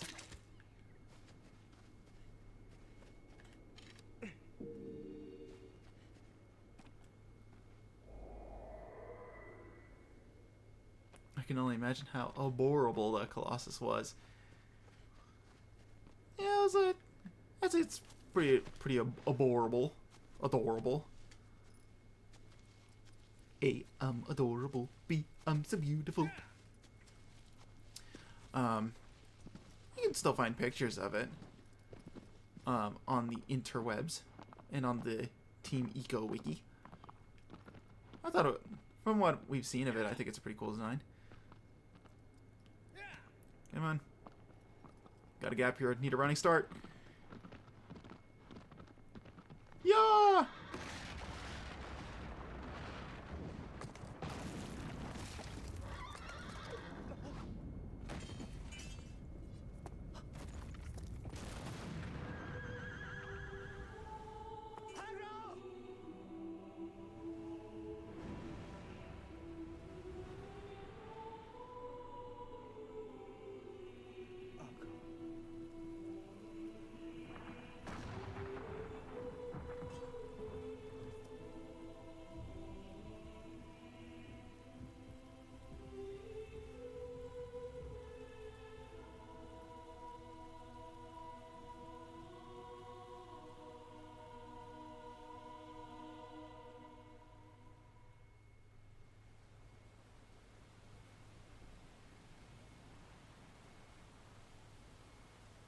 The fight must have bordered on being unfun. Come on, man. We just saw a horse die, and you're still making boar puns? Come on.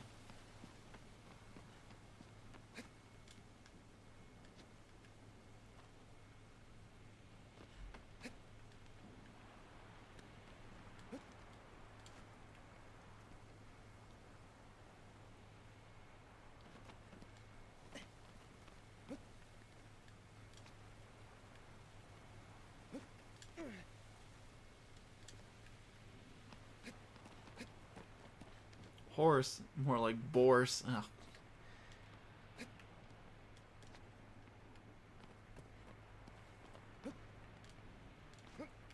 But anyways, we're without a horse.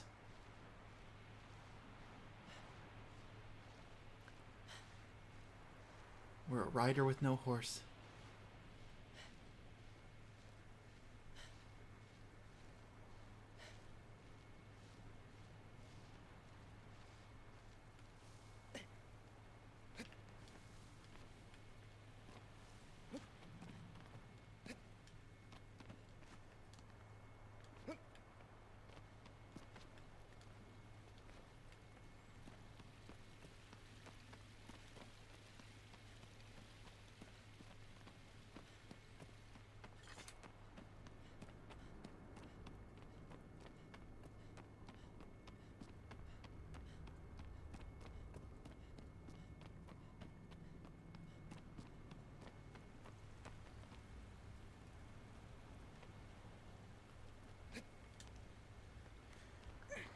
Also, I want to give credit to the remake here.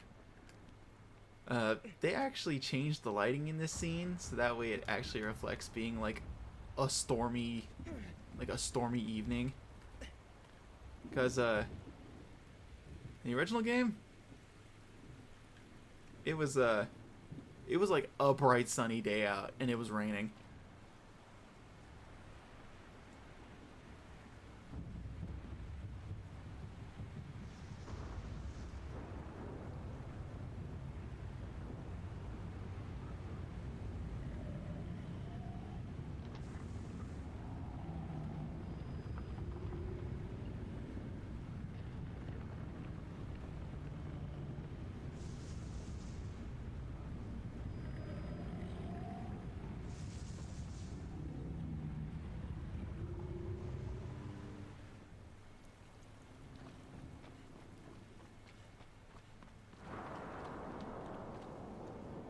And the lighting.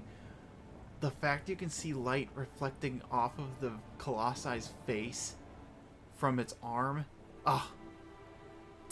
Beautiful. And having to cut that Colossus must have been unbearable. Stop! Please, I'm taking sniper fire. Not right now.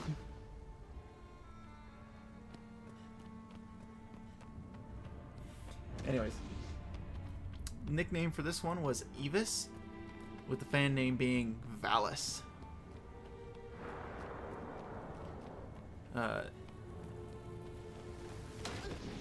Oof, duh. You need to be careful not to be within shooting distance or within its range. Also, another one of the little inspirations up there. You have to take an alternate pathway to reach it.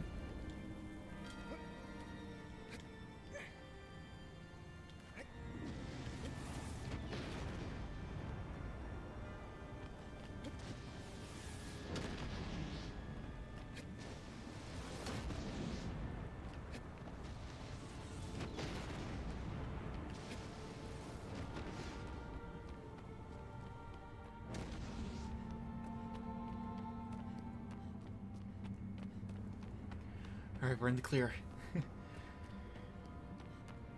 There is one instance where I was over here and I got freaking sniped, like right at the end, and I fell off or no, I didn't get sniped.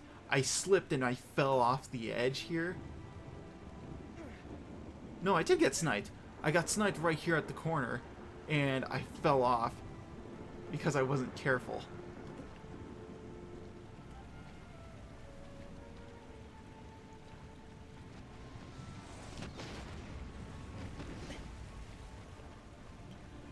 Oof, that was one of your best reaction sounds. Picked it up from my mother. And it comes in a wide array of varieties. There's like oofta and oofta.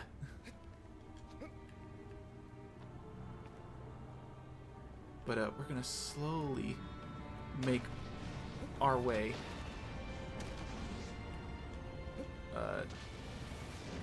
towards Valis here. But we're like right at his feet. And the gaps near cover are very wide.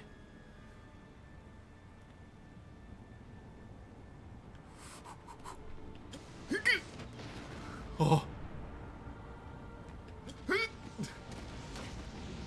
Oofda. Alright, we're in.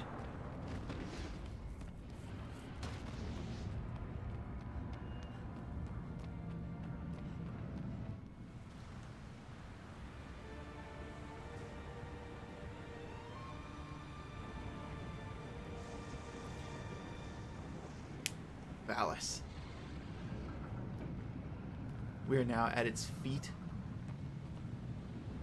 And this thing cannot move because it's weighed down by the giant weight that hangs around its waist. Which, good thing it's there for us, because gives us a handy tool for us to use so we can climb it. Now if I can only find the way up. I'm pretty sure I had it right. It was here, right? Oh, it's on the inside, not on the outside. This fight is brilliant. Oofda. Yeah, yeah. Pigs!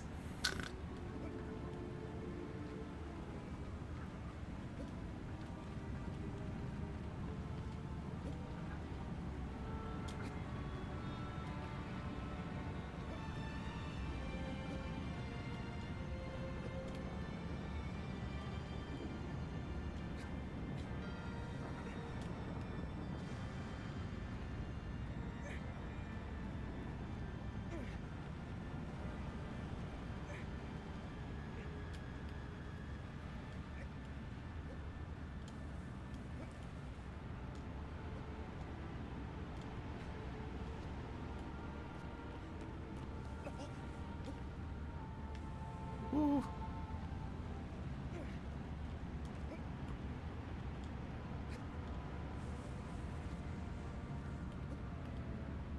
Alright. Now this one's really fun. Because you have to do like a sequence of jumps in order to actually get up to its head.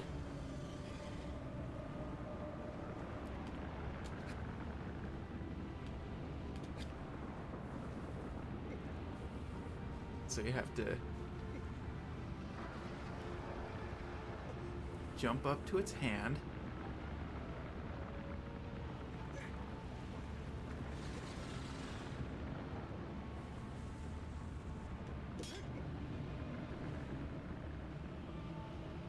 Let's see.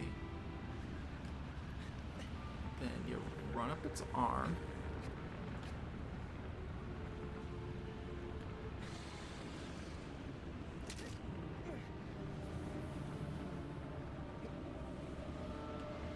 Then you jump to its other hand.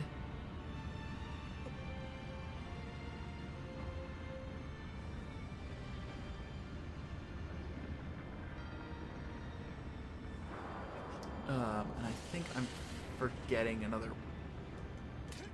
I don't know if I'm forgetting a part of this process. Oh, nope, I remember now. Aim here. Hold on.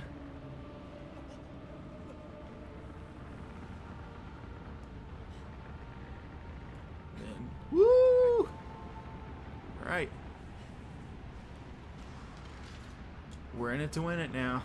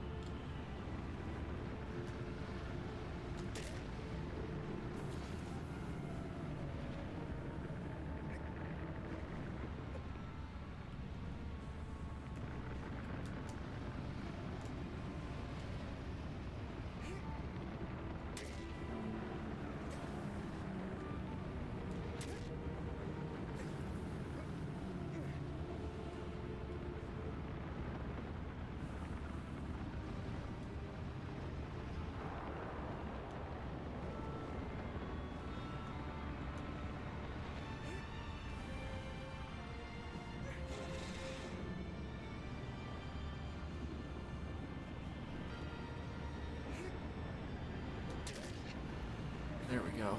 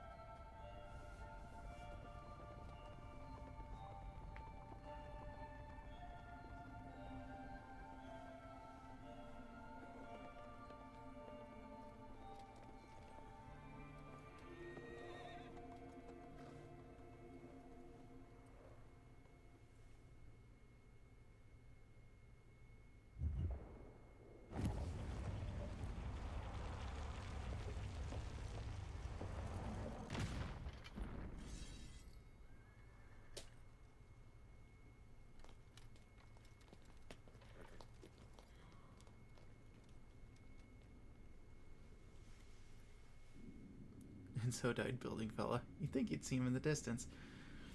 You know, you would think, but I think it's because it's far enough away, and there's like, I don't know, mountains obscuring that arena, that I think that's how they were able to mask that battlefield so you couldn't see it.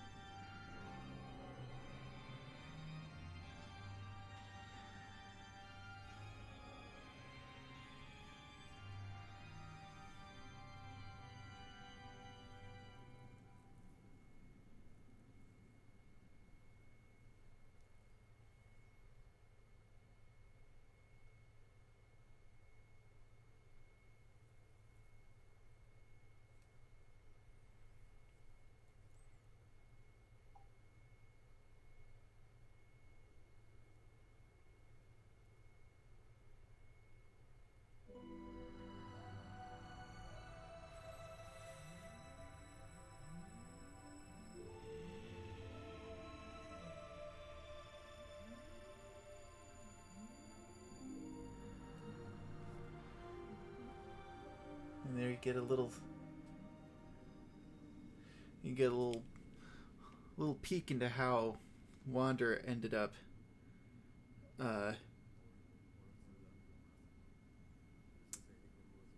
in the temples most of the time.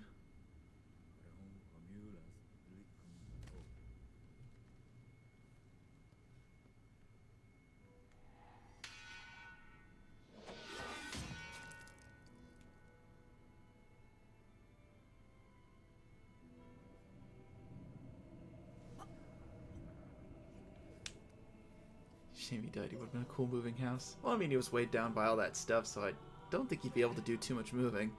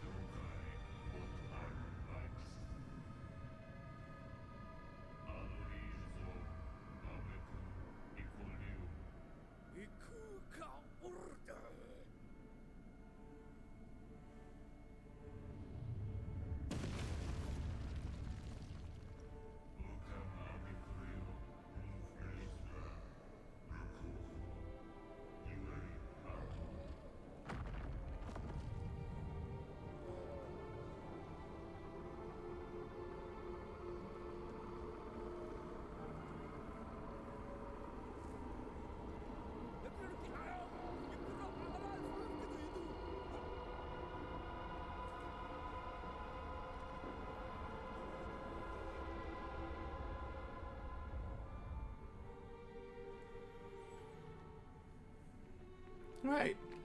And now we get our chance to play as a Colossus.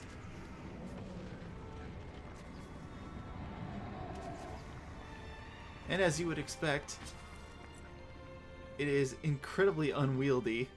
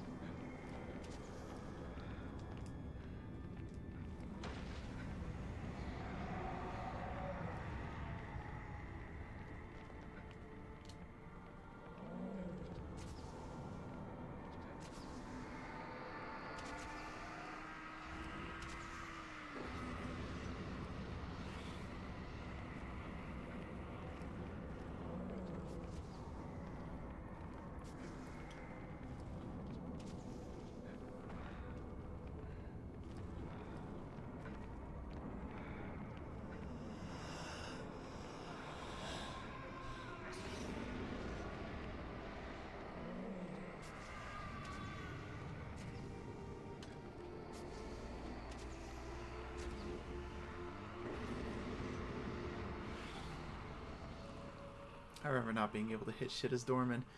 Oh yeah.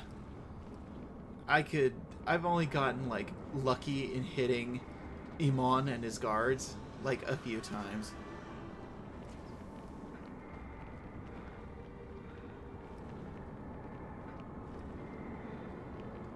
And to me, like, getting to do this section is like really cool.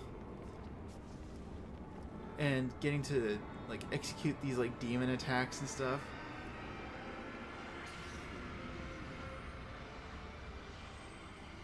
But after you play the game for a decent number of times, after I defeat the last Colossus, I kind of just want the game to end. And the fact that it's like, no, you need to do the Dorman section, I'm always like, come on, man. I put the controller down and everything. You want me to pick it back up and interact with it again? It's kind of like playing through the Sherry section or the Ada section in Resident Evil 2. In, like, the remake specifically. It's like, come on, man. I've already done this already. It's like, can I get back to the part where I play as the character who has all the weapons and stuff that I've earned?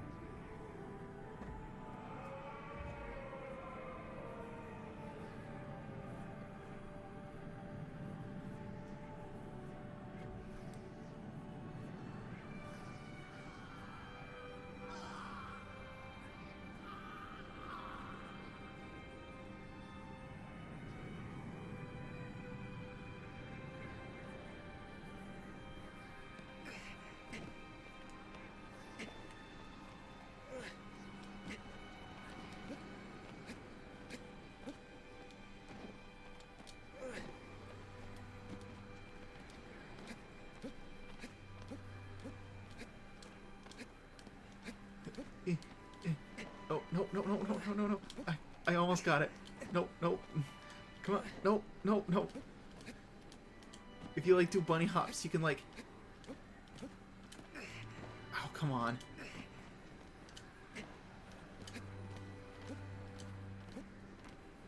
Ow. I don't know if there's, like, a limit to how far you can get.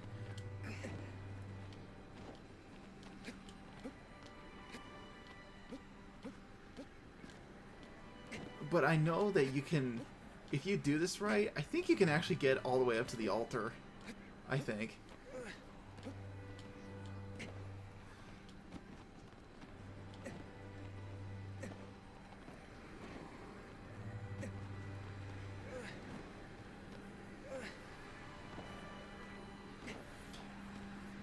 1 step forward and 30 steps back. Yeah, no kidding. In the PS3 version, there's like a trophy that you can get for avoiding the pole for, I think, about a minute. Best way you can do it, though, is by, you can do the bunny hops. My personal preferred method, though, is to let it pull you in a little bit and then use the grip. Come on, use the grip. You use the... Well, I didn't show it off there, but you can use the grip to grab a hold of the steps on the stairs. And if you're playing it on, like, New Game Plus and you have a lot of stamina, you can hang on there for, like, 5 minutes. And you can get it super easy.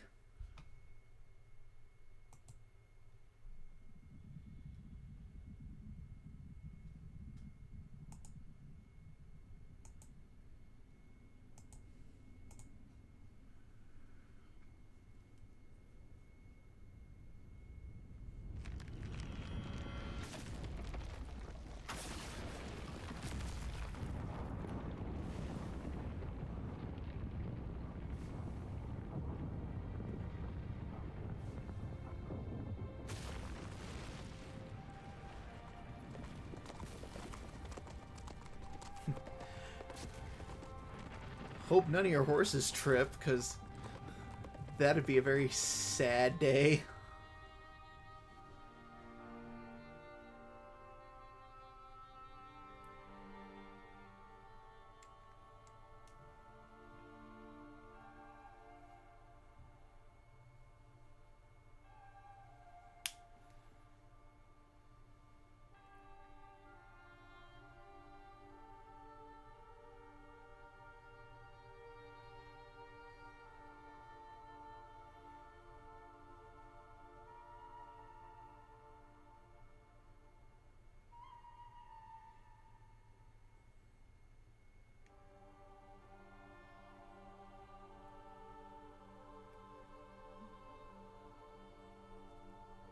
But just like that, the spell actually worked.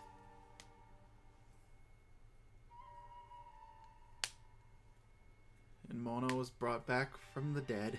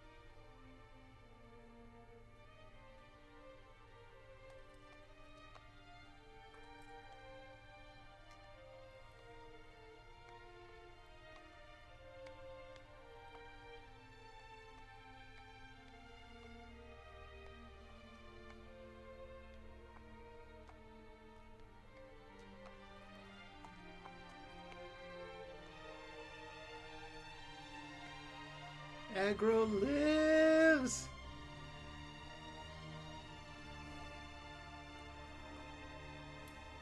Though for how long, I don't know, because normally if a horse is, like, gimped like that, I feel like they're...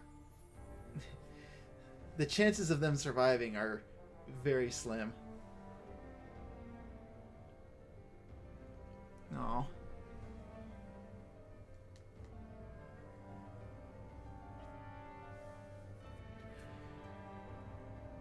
But there it is. There's Shadow of the Colossus, the remake.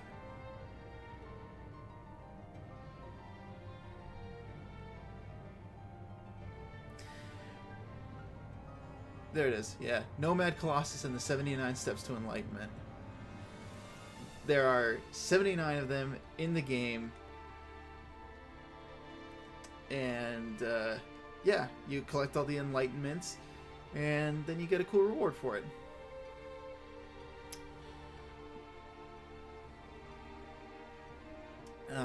So real quick, I'm gonna take a bio break, but I'm going to let the credits roll. I will be right back.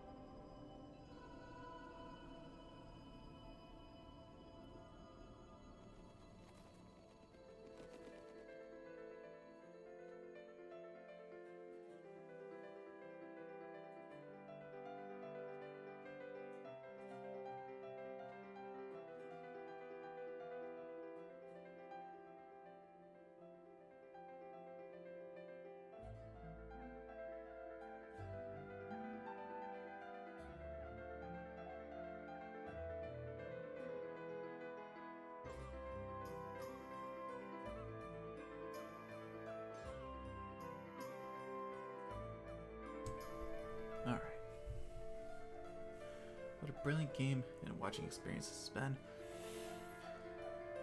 Indeed. This has been such a fun time. I'm just glad to revisit this game. It's just such a beautiful work of art.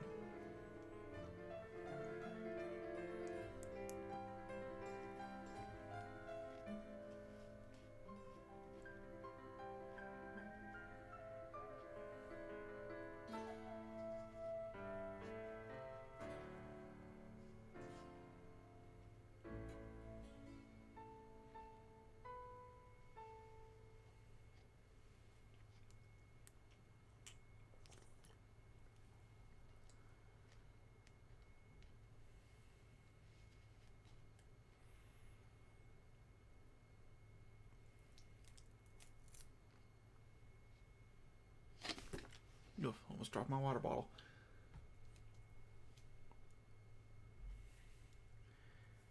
And just like it began, the end.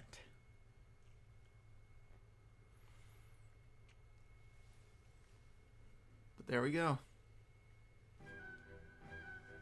Yep, time attack mode. Press circle in front of the Colossus statue in the shrine. New Game Plus and Mirror World modes are now available.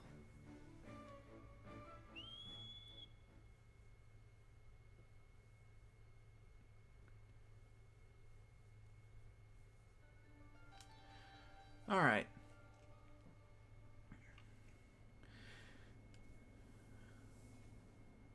What a fun time. But the fun's not over yet. Because we're gonna load up a game real quick. I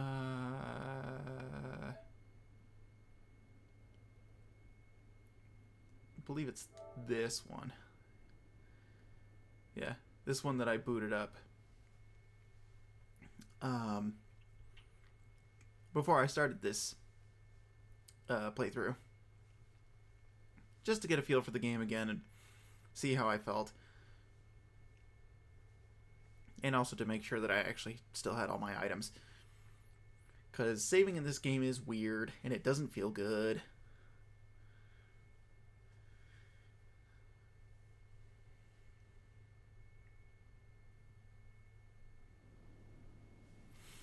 Alright. So you want to see true emo? Bam. How does looking undead with cracked skin and horns sound?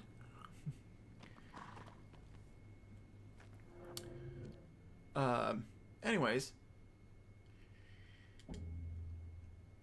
here's all the items. Mask of Strength, increase the amount of damage Wander does. Increase the amount of damage Wander does. All these items can stack. The Shaman's Mask increases defense. Cloak of Fate is a health regeneration rate item. Cloak of Force is increase of damage. The Shaman's Cloak increases defense. Cloak of Deception makes you invisible. So, you know, now you're just not there, except for your shadow.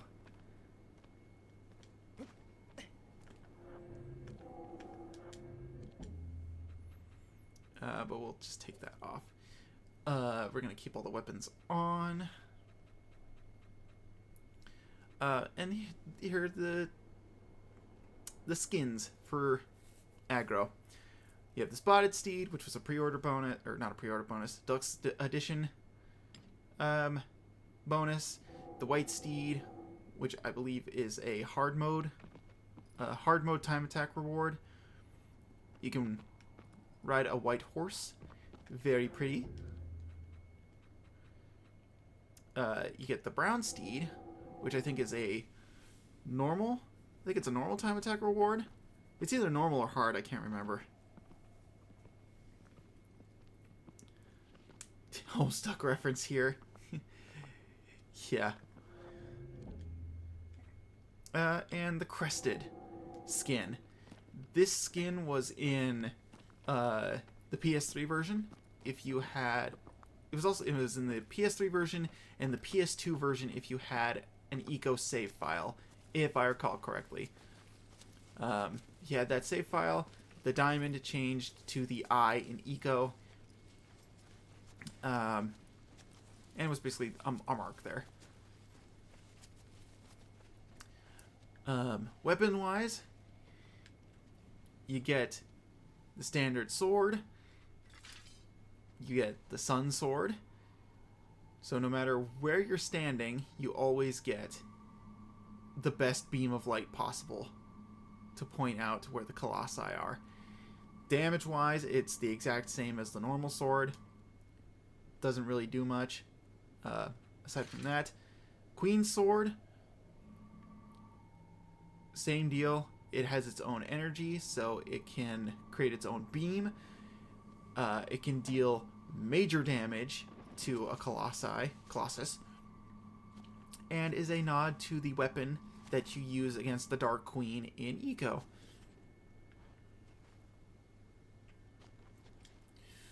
The next one, this is the reward you get for collecting all the enlightenments.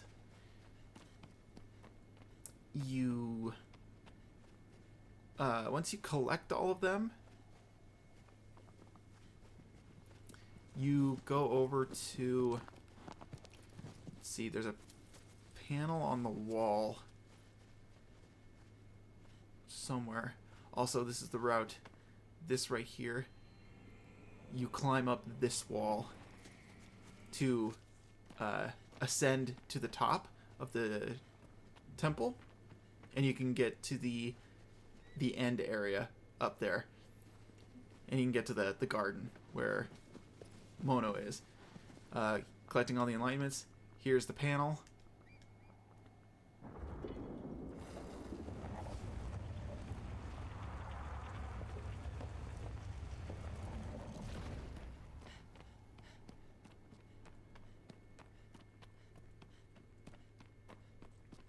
You just wander your way down here. And there is this giant monolith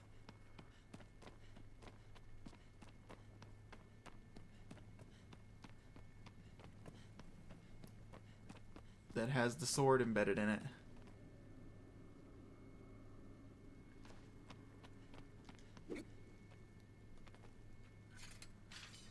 The sword itself, I think it deals major damage to Colossi, and it emits its own like dark beam, and it has an eye just like the Colossi in its hilt. So very fun weapon to have. Very fun weapon to have while on horseback, because the dark aura on the blade leaves like a little trail behind it, and it looks really neat. Personally, one of my favorite swords to use in the New Game Plus runs, because I like its design.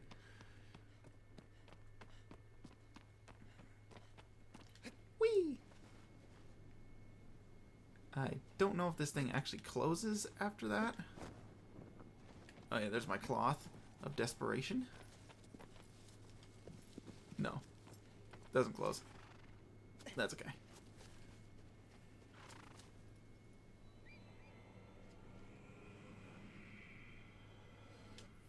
Star Wars Darksaber reference here. Yeah, better watch out. Still using the pre-order bonus bow. You get your normal arrows.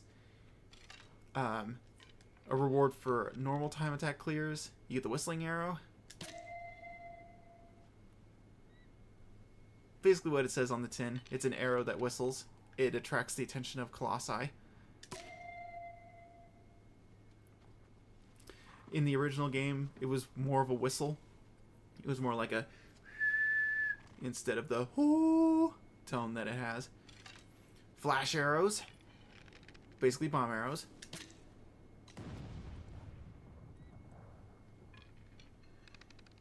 A favorite of mine. They can deal massive damage to a Colossi, but much like any other weapon, you can only do the killing blow on a Colossi with a sword. You can only do it with the default sword, or, any of the other swords you have.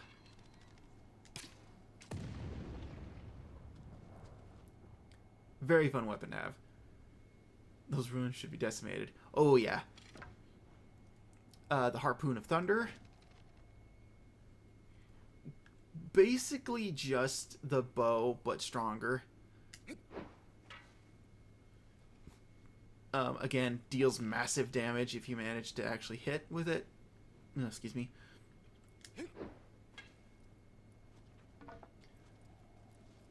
And that about sums it up. The Cloth of Desperation. Pretty obvious. Hold grip while you're in the air. And you get a little parachute. It does use stamina to use, so, make sure you keep that in mind. Whee!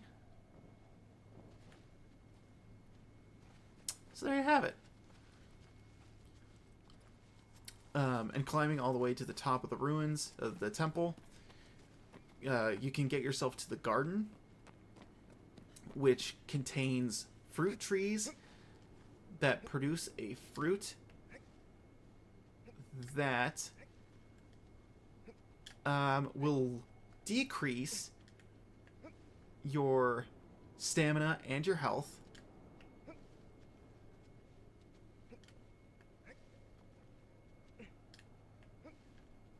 So that way you can basically start from scratch, if you so choose to do so.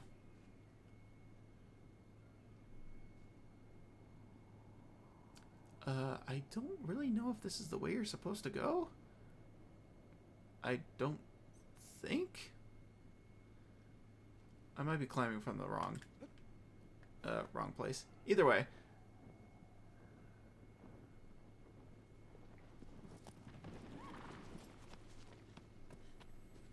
You're stealing from Zelda yet again. This game should get its own ideas.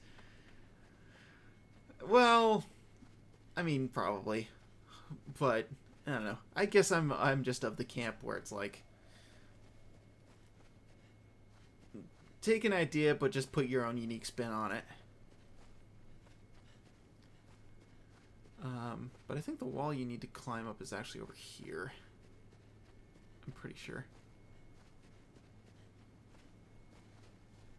I think it's... Is it this one? It doesn't seem right. I don't know. It's somewhere around here on the backside.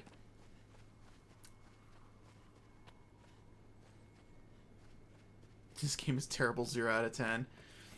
Yeah. Worst game ever. It does a thing similar to another game. Therefore, it is completely unoriginal. Here it is. This is the wall you have to climb up.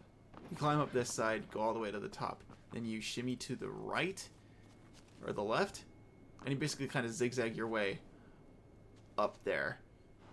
But it requires you to have max stamina in order to reach the top. So,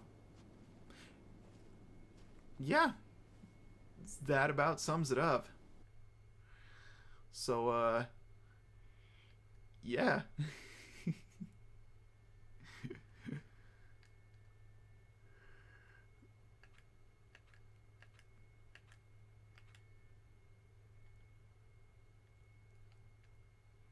So that's where where we're gonna leave this playthrough. Yeah, had a great time as usual. Love going back to play this game. It is a treasure. I guess that just leaves the plans for next stream. Cue Megalovania Homestuck version for the outro. Yeah.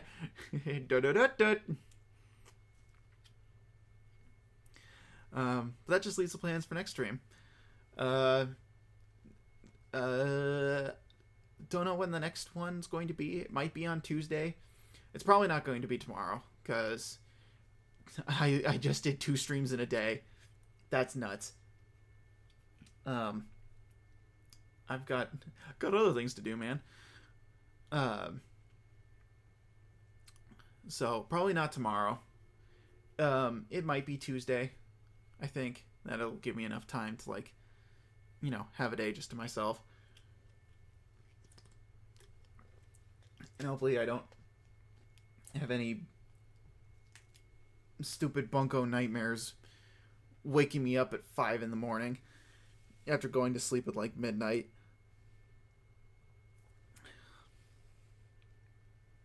So, yeah, probably no stream tomorrow. Maybe stream on Tuesday. Definitely stream this coming Saturday. What they'll be, I don't know. I definitely do have a game lined up for gaming streams after this.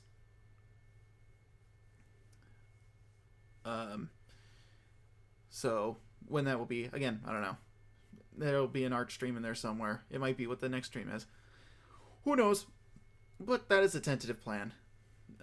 Tuesday and Saturday. Probably not tomorrow.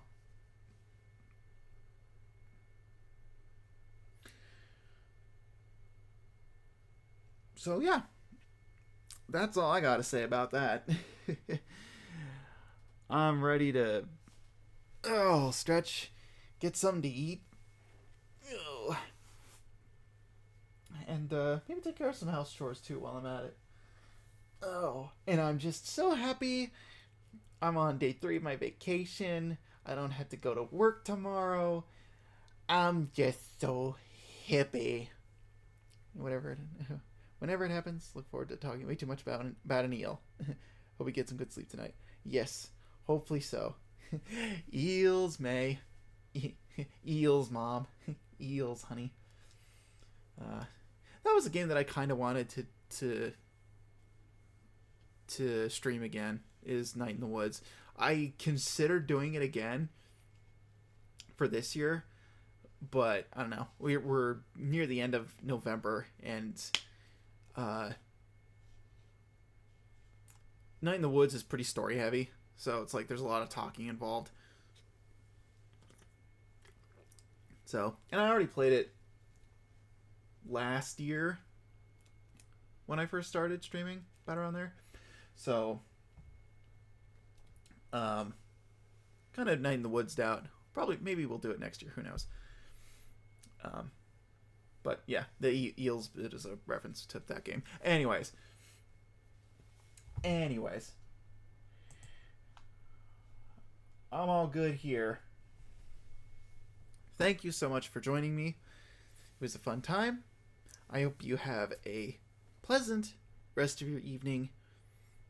And yeah, hopefully I'll see you somewhere out in the multiverse. Bye!